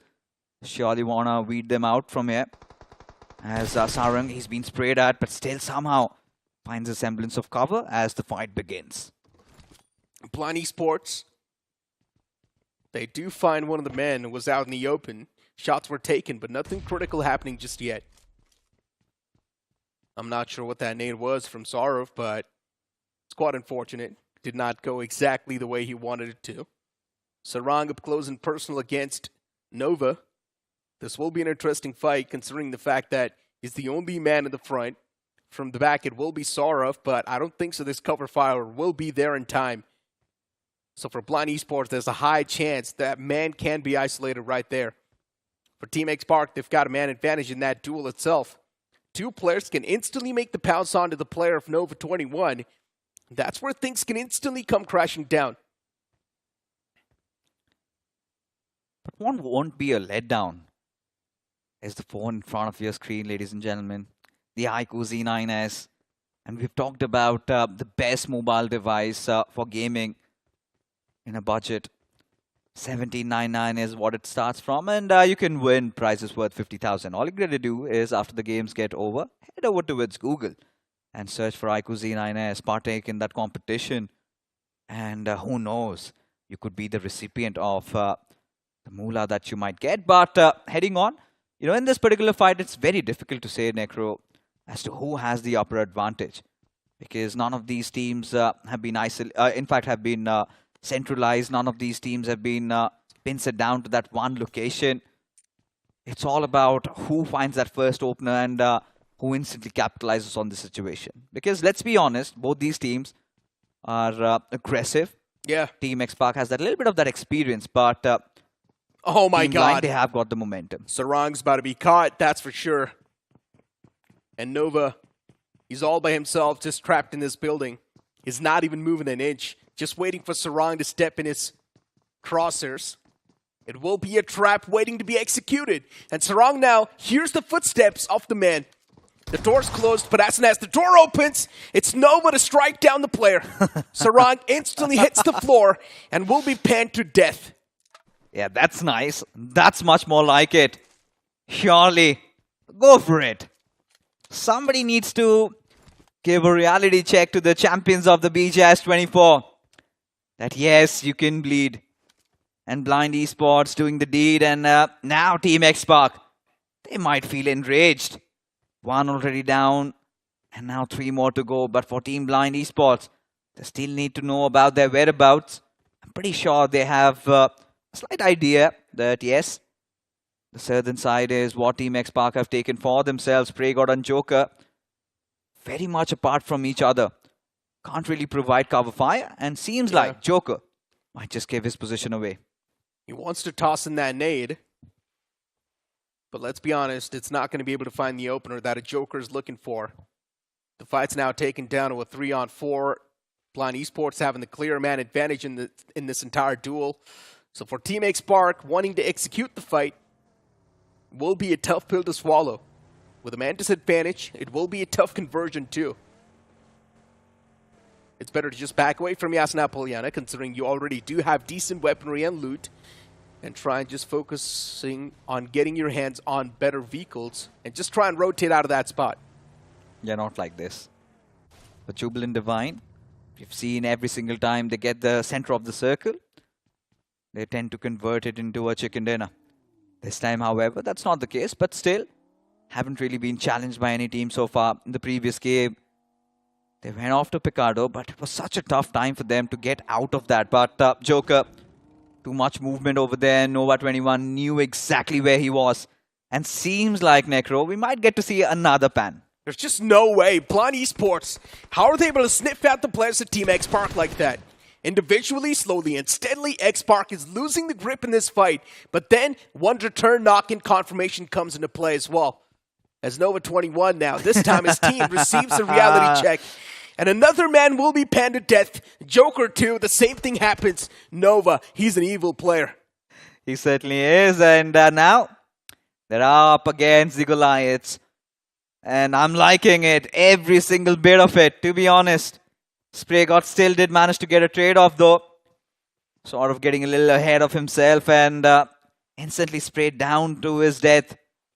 But for now, it's still a 3-on-2 situation and Team Xpark, this time, playing ever so silent. PreyGod's position compromised, but still he hasn't changed his location, and that is exactly where Team Blind is headed at. Yeah, those pans are like the salt on top of the wounds. And Team Xpark, they've got a lot to worry about now, especially PreyGod. The man's getting approached by Nova 21. Util was tossed in the front, and PreyGod now needs to reposition himself, and that's what he's exactly doing. A 2-on-3 execution. Easy to be executed for the side of Blind Esports, considering they've got the man advantage. And now they're also taking a lot of damage upon themselves. Team Xpark, a beautiful knock was there. Considering the man's knocked out for now, it's taken down to a 2v2. Xpark, they've just bought enough time for themselves, but not enough to try and escape away from the city. It's amazing stuff, especially PreyGod dishing out some damage. And then the player from Blind Esports getting taken down to the blue. And just as it had converted into a 2-on-2 situation, I'm pretty sure PreyGod had to back off. That was a smart move because he wanted support from his IGL, which now is being provided. And we know Team Xpark is capable of doing the impossible also, especially if you still have PreyGod surviving. But no margin of error. And now Team Blind Esports. Surely they want to somehow sniff out Shadow's position and go after him. But do they have the idea? I think now they do. Now they definitely do. Shadow took a few steps on the right, and he's going to try to play on the TPP angle. He's getting approached by the entire squad of Blind Esports, and he does find the first strike. He wants to go for the death blow too, but the confirmation is way too tough to achieve. Goes for the fresh magazine in return, and he's still not able to find the second knockout. It's quite an awkward engagement, but eventually Blind Esports' DP, he does find that striking advantage, and he strikes down the last player standing from Team Xpark. That's what you call the salt on top of the wounds. I don't know if it's an entire dish served cold for Team Xpark, but Blind Esports surely did them bad there. The champions being taught a lesson, and I think that this story is yet not over. Especially Nova 21. Man, this guy. Oh, yeah. This guy is a mischievous one, that's for sure. I think you would connect with him. Oh, I definitely would. I think that's exactly how you tend to play. Get a little salty there. And That's surely, down, especially if you are a young lad and you have a lot to prove, and you've got such a good momentum going for yourself. Yeah, Do it, because XPAC, they've also done this in the past. Let's be honest. For the viewers, it's entertaining. Of course. And for us also. Yeah, even the players, they're here to entertain. Let's be honest. Even we're over here to entertain. So, at the end of the day, if it is something that's happening that's entertaining, it's all good. Now, I just have my fingers crossed. I'm pretty sure both these teams are heading on to round 2. And fingers crossed that they meet each other once again. That would be lovely, won't it? But you know what else will be lovely? Our official mobility partner, Hero, with Hero Xtreme 160R4V. That bike is quite insane and, of course, lovely, as you like to say. Did you take the test ride on it? I've been meaning to, though. Unfortunately not. Did you? No, not yet. Maybe in Kochi we do. Let's hope for the best. We will be able to actually in Kochi. But moving towards the screen and the fight that's currently about to pop up, maybe, LIVECRAFT. This last game means a lot. 6 games that they played so far, LIVECRAFT performance wasn't exactly there. So at least try and go out with a bang, maybe. But the previous match's MVP was Joker from Team X-Park with 6 finishes and 50% finish contribution. It feels like they have a competition amongst themselves. And Joker is sort of accustomed to it. Yeah, he is. Even when he was back in iQOO Seoul, he had to compete against his own teammates, S-Power, Ronnie, Knuckle, and sometimes also Manya. So that is something that he's used to, but lovely to see him come out on top. 6 finishes for Joker in the previous game, and hoping he gets more. And now, Inferno squad, the grand finalist of BGMI 24. Made a couple of tweaks in the roster, getting in PMWI, IGL from Clarksparat. And so far, I must say, their performance has been decent. It's really good, actually. Yeah. They're consistent, super consistent. When it comes to the placement inside of the Zone 2 Inferno squad, they've been flawless. Yeah. I mean, look at the first game of Vikendi. They were there in the top 3. Look at the previous game. They were there in the top 3 once again on the second spot. It's probably a high chance they're probably going to end things over here as well in the top 3. But this is how the fight kicked off between Blind Esports and Team X-Park. And Noah's there to try and put on the salt on top of the wounds. Utilities were exchanged. But look at this nade. It was tossed to perfection. Within that small gap, it sails in. I think Joker gave his position away. Yeah, because especially Nova 21. Of course, I mean, getting back in that particular situation, you could notice, right? He had the apartment's control, and whilst you're just kind of creeping in, he's all prone and still moving. There was a moment where he sort of revealed himself. I think that is all it took for Nova to flush him out, and that twin grenade went sailing in. But yeah, a nice standoff from Spraygots' side to just try and delay the inevitable. And like I said, these are exactly the rivalries we are looking out for. I'm pretty sure Team X-Park might have a thing or two to say about that. Would love to see Blind Esports and X-Park go off against each other. And I think I really hope at this point that this time Blind Esports makes it to the grand finals. Because when you talk about the org in general, the previous BMPS 23, they came in 3rd. So this time, who knows? In fact, they won the entire tournament. Yeah, they did. They're the defending champions of the iQOO BMPS 2024. So let's see if they're able to live up to their name, because so far they're definitely doing quite good. This lineup's been able to perform up to the mark. It's really filling up till the brim with confidence. And now Jubilant Divine on the screen. I'm not sure what Dason's trying to do here. Just throwing a machete on the wall. It's fine. Trying to make a hole. Maybe. Who knows? In future, we may get to see some updates like that. Just create our own opening from the walls and then shoot from it. That would be lovely stuff. Talk about lovely things. Circle has shifted, and this time it's going to be an Eastern Pochinki zone. So many teams already around the center. You've got a couple of those teams maybe just playing around the Potato Hills. We can see some fight happening over there. LIVECRAFT, TNR right beside each other. Blind Esports also making their way in. Revenant has a very good position. As of now, have a little bit of that high ground to play around with. Got a lot of vision, but look at that cluster building up around that southwestern side. You've got UV, you've got SPA Esports, you've got RNB, you even have Blind Rippers trying to close in, LIVECRAFT, TNR, like we said, around the center. So much happening around that western side. You've also got 4 Misfits now wanting to move in. towards the breaching lines. Even SBA is right there down south. You've got Jubilant, Divine too, even Team Psyche.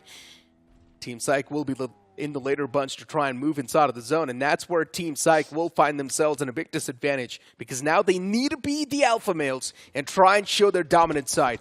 If they do want to have a better spot inside of the zone, and especially if you're late to rotate, that's the only game strat available.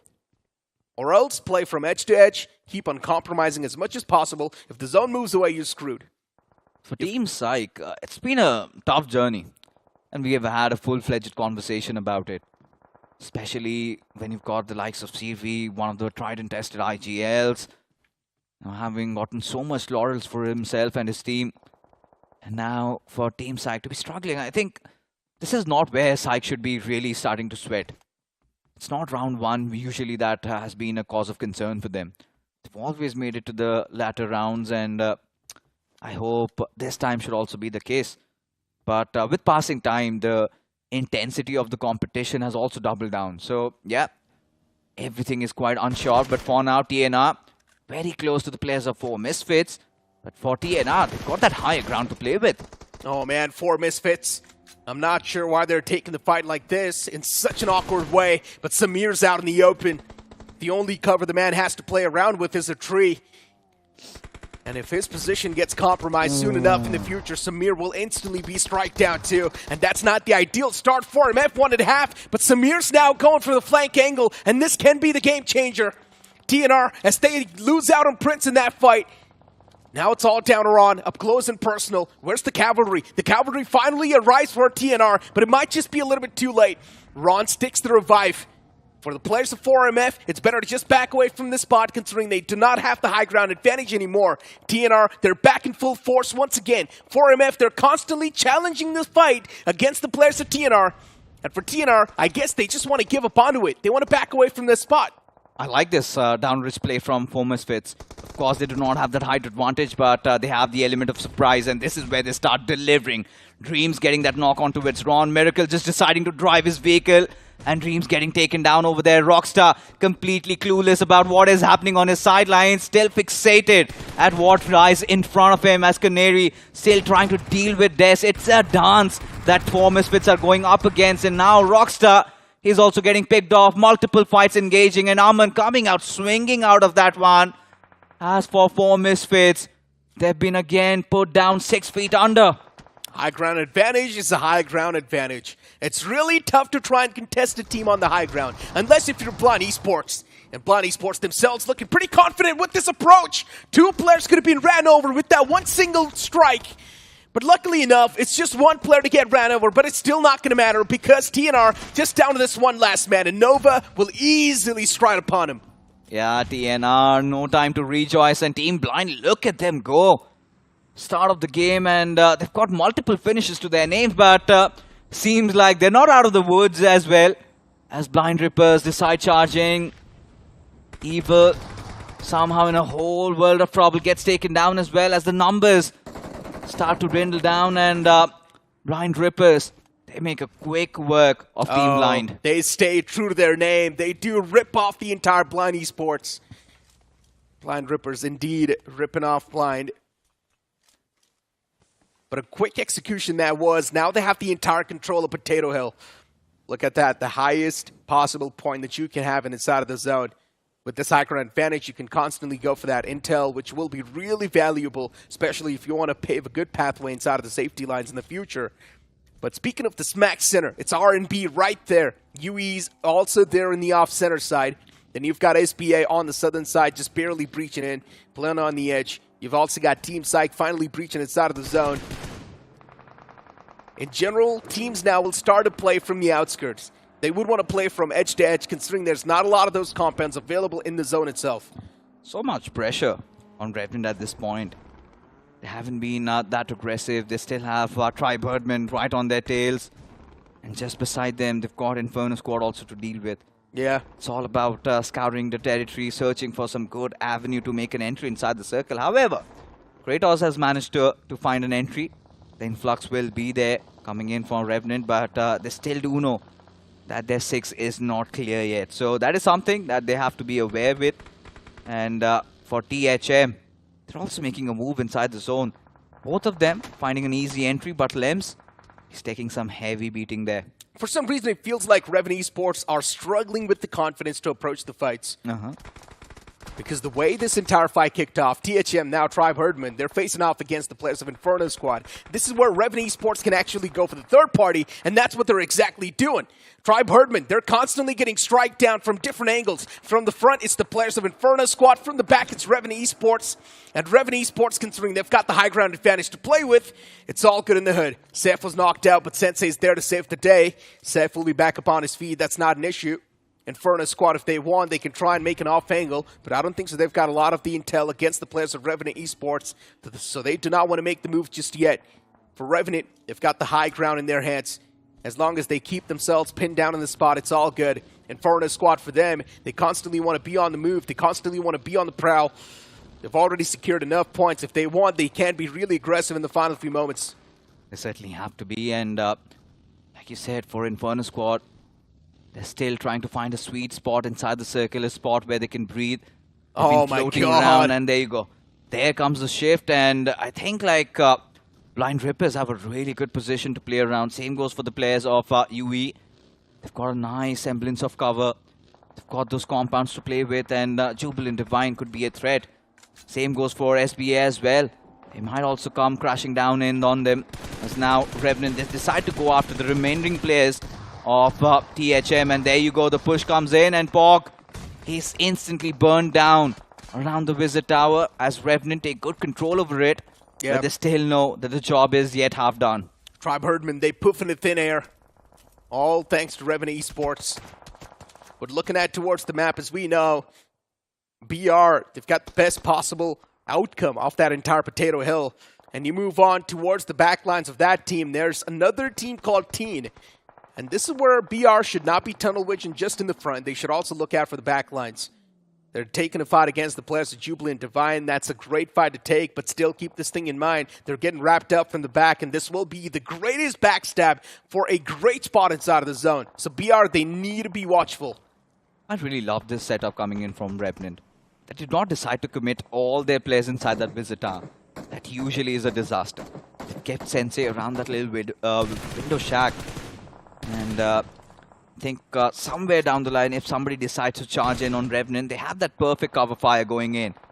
As Flock, he takes one player down for Team RMB. And Sensei not having the best of HP, but still his breathing. For Revenant, just 3 finishes, but what matters over here is finally getting that chicken dinner. Adwin already down on his knees, and RMB making mistakes one after the other, as from the backlines, it is going to be the players of Team Dragons doing the deed, as yet another player goes falling down. Now sort of opening the floodgates for a push on towards the players of RNB. And I think that's already there from Team Dragons. Yeah, look at the zone too. It's starting to stack up with teams now, especially the edges. You've also got Team Dragons now moving inside of the fray, where RNB, they've got way too much to worry about. Utilities are constantly being exchanged, and as the players making the push inside of the house, he takes a lot of damage. The man's got a Badger in his hands, and constant util barrage is also taking down the players of TD's HP. Night King inside of that house. Even Revenant Esports is there on the opposite side. It's Sensei has got his eyes pinned towards this compound where R&B is facing off against their demons. Oh my Falcons. God. This man is literally on fire, and he gets knocked out because of that Molotov. Even the Wall of Death now starting to move in. Backs against the wall. R&B, they're in a big state of panic. What can they even do? They're facing off against a team that's been doing really good. That's Team Dragons. Mafia's there too around the fray. Even Falcon still there knocked out. And eventually Mafia will be wrapped up as well. They poof into thin air. This is lovely stuff coming in from Team Dragons. Back-to-back consistent games. But Revenant, they've made it inside the top 8. But now they have to prevail supreme. Inferno squad, day number 2 has been pretty amazing for them. No chicken dinners, but still consistent back-to-back good performances. As grenades are being flung over, Seth barely surviving with a sliver of HP. Has to heal himself up. But for Inferno squad, one good grenade, and they could instantly dissipate into thin air. As now Blind Rippers, like you said, having control over that potato hill. Now they have to enter in, but they are doing it in style. Eliminating every single player of Inferno squad as they get turned into dust. For the first time, you're not going to see Inferno squad there in the top 3 this time. Yeah. So that sort of blows, but still Inferno squad, they've already accumulated enough amount of points if you try and look at the overall standings. Focusing on the players of BR though, it's a lawnmower at this point. They're just spraying down the lawns in the front. And whoever's going to be in their crosser, the man's going to have a tough time to survive. And right now, the boys are focused on the players in the front lines way too much. While Revenant Esports' Sensei, he's getting charged up on. Do TD know that there's a man right above? And yes, they do. Nade's being cooked at the same time, while Sensei is going to have 2 frag grenades approach him. Can he dodge this one? That's the question. And no's going to be the answer. He's been showcased the gates to the lobby. Gates to the lobby equals gates to hell for Sensei. As this chicken dinner has been denied. And who does the deed? It is going to be Team Dragons, as Team Psyche, they're still fighting till death. Now, this is a fight against UE, and suddenly Night King decides to meddle inside this fight. Oh no. Gets a lot done over there as Addy from the backlines just mowing down every single buddy from Team Psyche, as they will also bite the dust. And Team Dragons, they're doing so much. This is nuts. This is insane. Just a 2-man squad from Team Dragons is doing way too much damage to this lobby. These 2 players, they're wreaking havoc. They're wreaking chaos all across the board. Just these 2 guys are more than enough to try and bring down the players of BR on their knees. And Addy knows exactly where the knockout is too. He does not want to go for the spam just yet. Maybe he's scared of running out of bullets, which is a big concern, that's for sure. Smoke's being tossed out. They want to create a trail inside of the zone. And it's quite unfortunate that the zone shifts away from Team Dragon. But Psyche now, they will be on the advantageous side of things, right next to UE. But unfortunately for UE, Shy was the only player who was left alive. And he was trying to play it quite shy, but unfortunately gets spotted. Addy has been the Reaper inside the lobby, at least for now. The Grim Reaper, so as to speak of. Team Dragons, they're literally spitting fire all over the place. Team Psyche, yes, they do have the circle, but the momentum still lies with Team Dragons. 7 finishes already in 4 for Night King and Addy with 2. But now, slowly but surely, they are making their way inside the zone. Team Psyche, Seed the first point of contact. Kido gets taken down. Look at this confidence coming in. Night King providing support from the backlines. But now, this is where Blind Rippers decide to circle around the final player from Team Dragon. And there you have it. Lit Boy gets that final nail in the coffin. And now, Blind Rippers, they get a chicken dinner for themselves. We talked about it. Having that high ground position was so instrumental for them to carve this chicken dinner up. They had been all over the place. They had been silent initially. But the moment they realized, the time is right, they hit the nail in the coffin and got this one home. This one single game propels them maybe in the top 16. Who knows? It was a 26-pointer, Fixes. That was a nuclear performance from the side of BR. With the way they instantly contested towards that high ground, which was Potato Hill, I just knew that now these guys are going to be able to rack up a lot of finish points if they do play that position properly. And that's what exactly happened. But you cannot really take the glory away from the side of TD2. These 2 guys, they were just wrecking havoc, just wrecking chaos all across the lobby. Bro, you have to agree on one thing. I'm pretty sure a lot of knocks from Addy had been stolen. Yes. Because there was a moment when he was inside that visitor, he had been firing bullets all over the place. And there were just bodies falling down. He was like an automatic turret. Yeah. Pretty much. I mean, just set him up and he gets the job done. So I think whilst he was getting all those knocks, he could not get those finishes. I'm pretty sure it was stolen away from him, because we had known that Blind Rippers, last they had come into third party, they took down Blind Esports over there, and that was it. They were sitting silent, they were staying put till the moment the circle shift went away. And then UE, there were so many teams out in the open. I think it was a finish galore for them. I mean, honestly speaking, this previous game was quite nice. Indeed, it just started off in a really great fashion with how Blind Esports faced off against Team X, sparked the salt on top of the wounds as well from Nova. But as you move on and look at the winner-winner chicken dinner moments, it was just BR dominating through and through. But even those 2 players from the side of TD were doing a lot of that damage to the lobby, especially Addy himself. Look at this man. He was taking shots all across the board. Be it in the front, be it on the right, be it on the left. This man was so attentive. You gotta say, this man's performance has been at the top in that previous game. It certainly has been. I think nothing taken away from Team Dragons. A very good day in the office. another team out of the syllabus has come in and delivered. But still, Blind Rippers, they were struggling throughout the entire 5 games. And finally, in the 6th match, they find gold. And this was much needed, especially this 26-pointer chicken dinner. I think should somehow bring their tally up to maybe 40, because before this, they had around 13, 14 points. I think that would be more vivid once we get to see the overall standings. But so far, I am liking what I just saw right now. Blind Esports, Team X Park, that little salty rivalry building up. And then for Revenant, I mean, man, they did take a couple of good fights, but the moment the circle again shifted away from them, that is where they fell flat. So here's the main problem for Revenant Esports. For some reason, they're just not able to make the right calls, especially in the late games. I just clearly noticed that right now. They do not know exactly when to breach in from, and the surrounding awareness is clearly lacking. If they do find a proper breaching point, they do not know how to defend that breaching point. And that's been the main concern, because it's a dominant effect. As soon as one man from Revenant Esports falls down, it's an instant team wipe. I think even for Revenant, like you said, right, just adding on to your thoughts over there, I felt like for Revenant Esports, yeah, their reluctancy to be engaging in those early battles is really starting to hurt them out, man. Now, this is one of those teams that's really not new. They've got the players. I think it's just one man, Kratos. I really felt like they should have gone the route that Team X-Park went in. They should have gone the route that Team MOGO Esports went in, because you're one of the big dogs inside the scene, and Revenant Esports had every single opportunity to try and force those fights. So here's the thing, right? Revenant Esports, they just do not exactly know if they want to play aggressive or passive. That's the main problem. If they do want to play aggressive, go full-on aggressive like Blind Esports and Team X-Park. If they want to play defensive, go full-on defensive like Team TAMILAS. At least Team TAMILAS are barely going to make the cut. And, you know, for Revenant Esports, the question really comes out, are they even try-harding? But we'll talk more about them. Quick look at the point standings. Blind Rippers, really good game, 26 points. And majority of which came in that final few circle. And for Team Dragon also, back-to-back consistent games. I'm pretty sure they're also going to make it inside the top 16, just hoping so.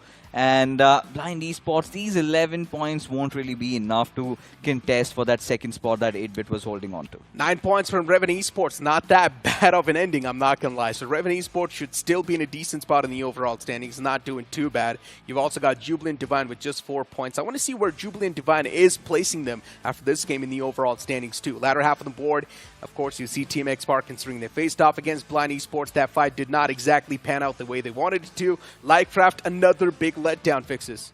LIVECRAFT, Jubilant Divine, we sort of all let down by the performance from at least these two squads. Because for Jubilant Divine, I think it was just that one decent game in Weekendy. I think nothing really huge. They went in for those position points and all of that. Chicken dinner is what the fans really wanted from their side. And even for LIVECRAFT, I think a little bit more aggression, a little bit more intent. And same can be said for LIVECRAFT, what we said for Revenant. They have been trying to search for those fights, but they're not getting those openings, especially even after you get in new players like ZEDIx from Big Brothers, who had been touted as one of the very flashy players. But was it just for those Instagram reels, or is he the real deal? That is yet to be found out, because in Big Brothers, he was not a huge hit, as a result of which he came into LIVECRAFT, where we thought that he's actually going to play better. And that hasn't happened as well. It's not the case so far. And even you can say the same thing for 4 Misfits now. 3 games, the performance just not there at all.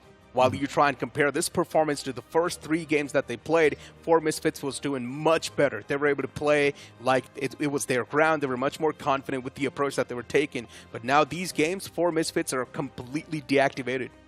I think for 4 Misfits, today has been a pretty rough day. No second thoughts about it. No sugarcoating. Today they kind of failed to deliver.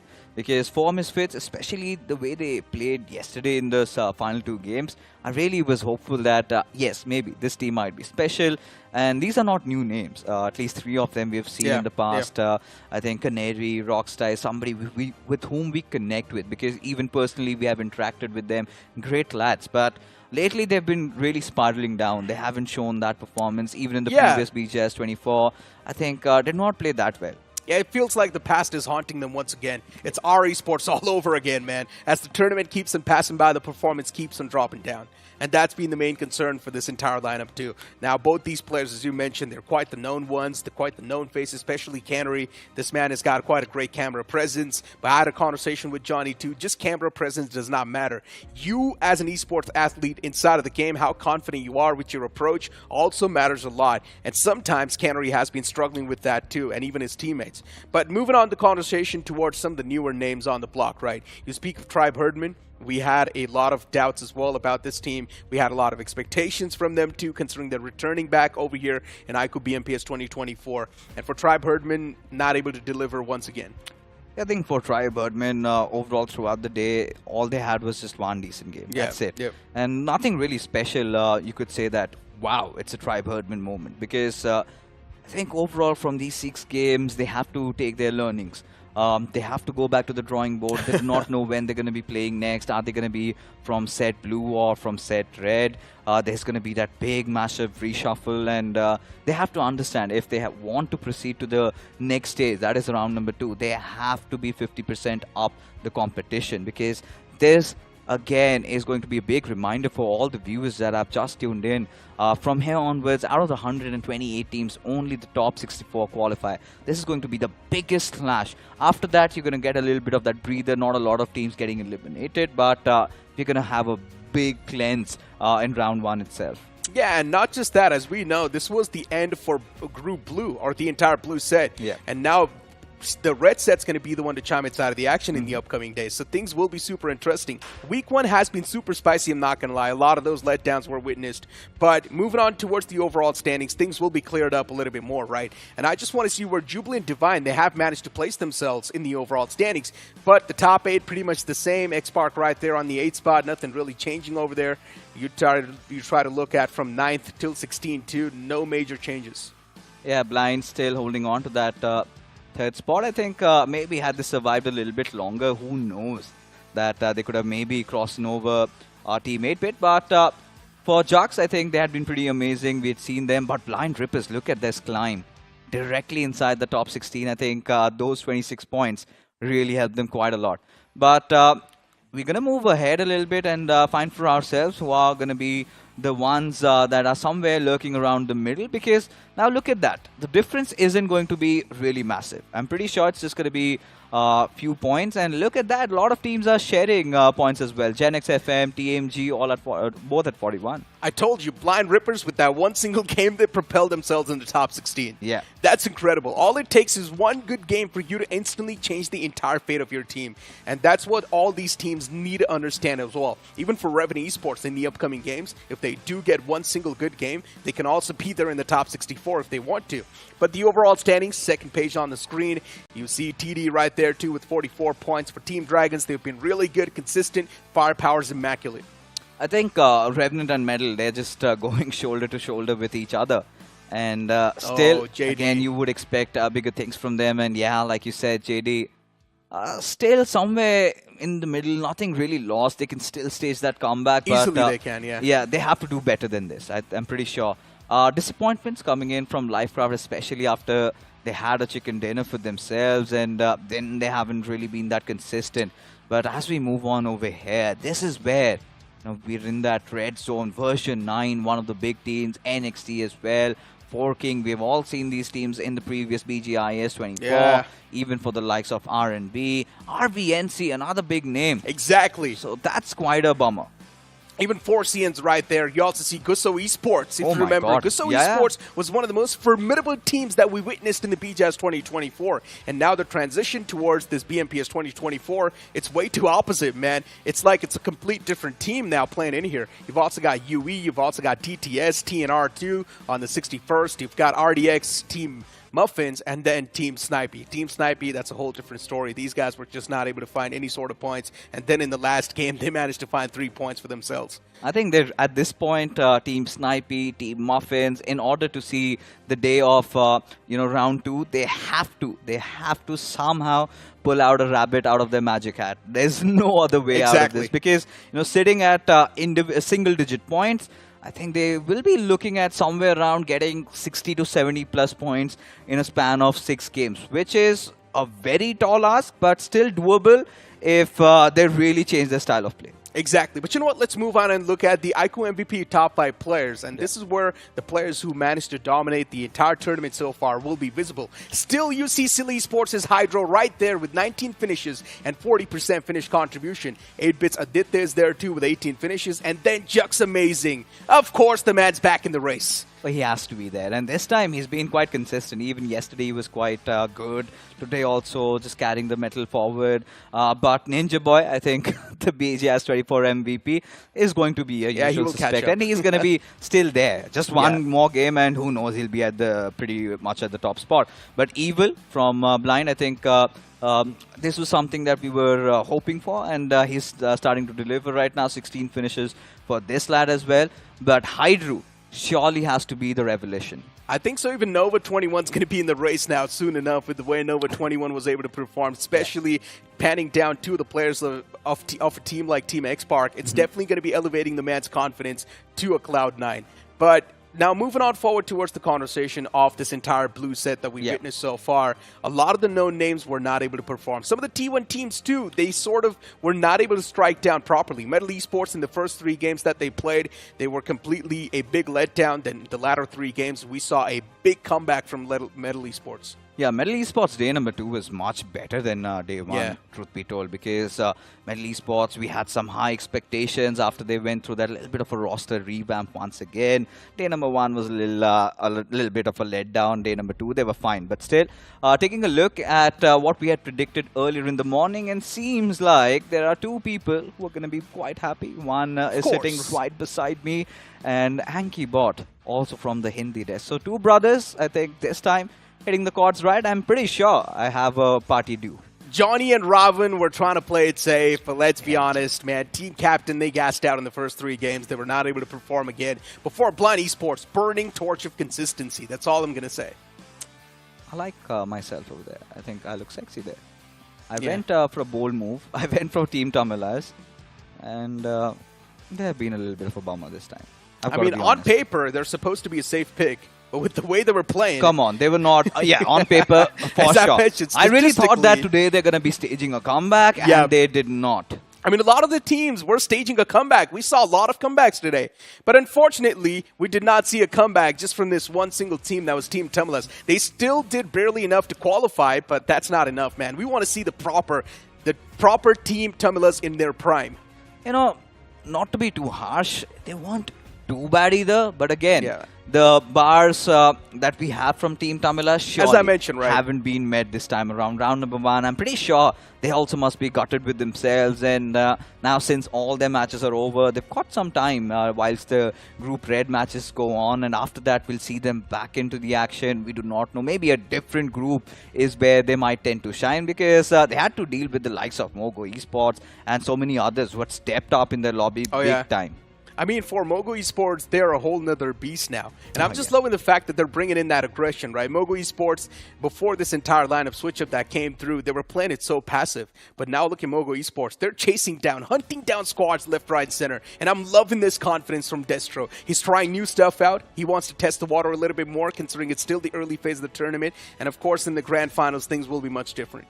It certainly will be, especially, you know, Group Blue done and dusted already. We have seen so many good teams this time step up. I think Silly Esports has definitely got to be the team that we need to watch out for more. 8-Bit also delivering. Captain, day number 2 wasn't that great, but still into the mix of things. But really excited to see what Set Red has to offer for us. Exactly. As you mentioned, Group Blue is pretty much done for now. Set Red is going to be chiming in from tomorrow. Things will be super interesting, but before we end the show, it's time for us to give a huge thanks to our sponsor. Of course, mobility partner will be Hero, and iQOO as well for sponsoring this event. With that being said, the day comes to an end. That's going to be it from me, Necro, and Fixes. We'll see you guys tomorrow with a new set of teams and Set Red.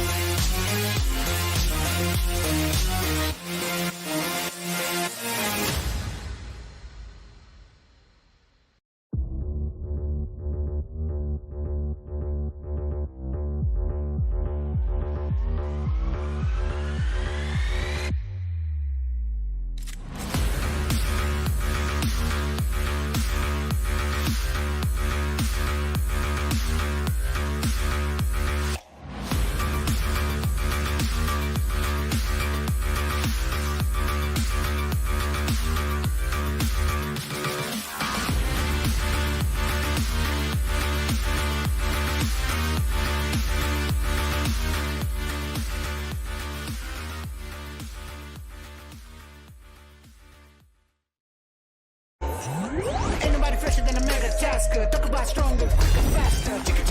Slider, slider. Gonna make way for the mega tasker. And fully loaded, go the ammo. Can't get it bigger, better, that's the plan, yo. Throw a challenge and you shall know. Tap, tap, tap, tap, slide of ammo.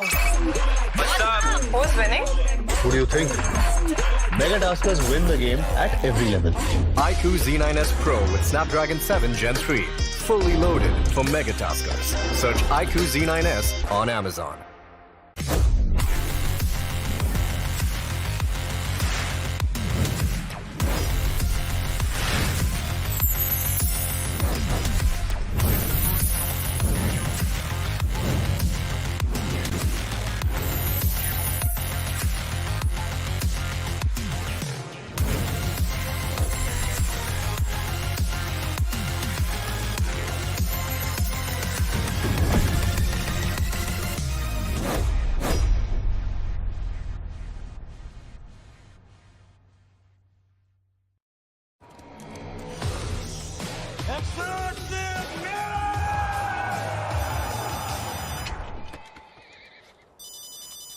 Mummy का phone है, एक minute. किसी और को बात करनी है क्या मम्मी से?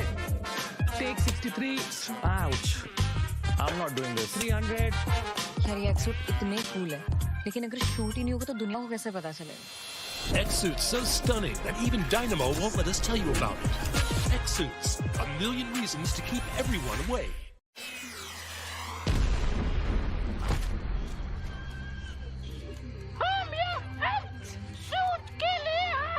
भाई इसको कोई एक्टिंग सिखाओ यार। क्या हो रहा है? Cut, shoot cancel.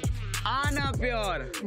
अबे बंद करो बे, आंख में छुप रहा है। Cut, shoot cancel. हार पूरी रात निकल गई, अगर शूट ऐसे ही चलता रहेगा, खत्म ही नहीं होगा तो ये लोगों को कैसे पता चलेगा? X-Suits, a million reasons to keep everyone away.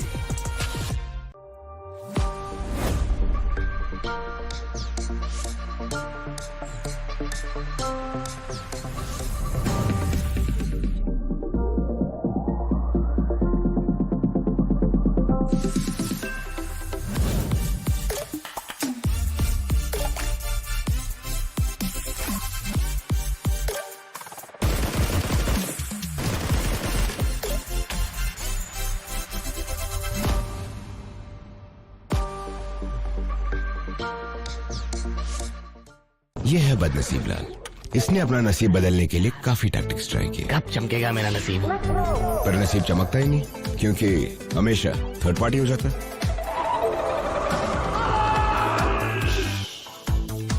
Gold spin में आइटम्स जीतने के टैक्टिक्स तो बहुत होंगे, तो मेरी मान बस स्पिन करता जा। अरे मिल गया। Let's get spinning.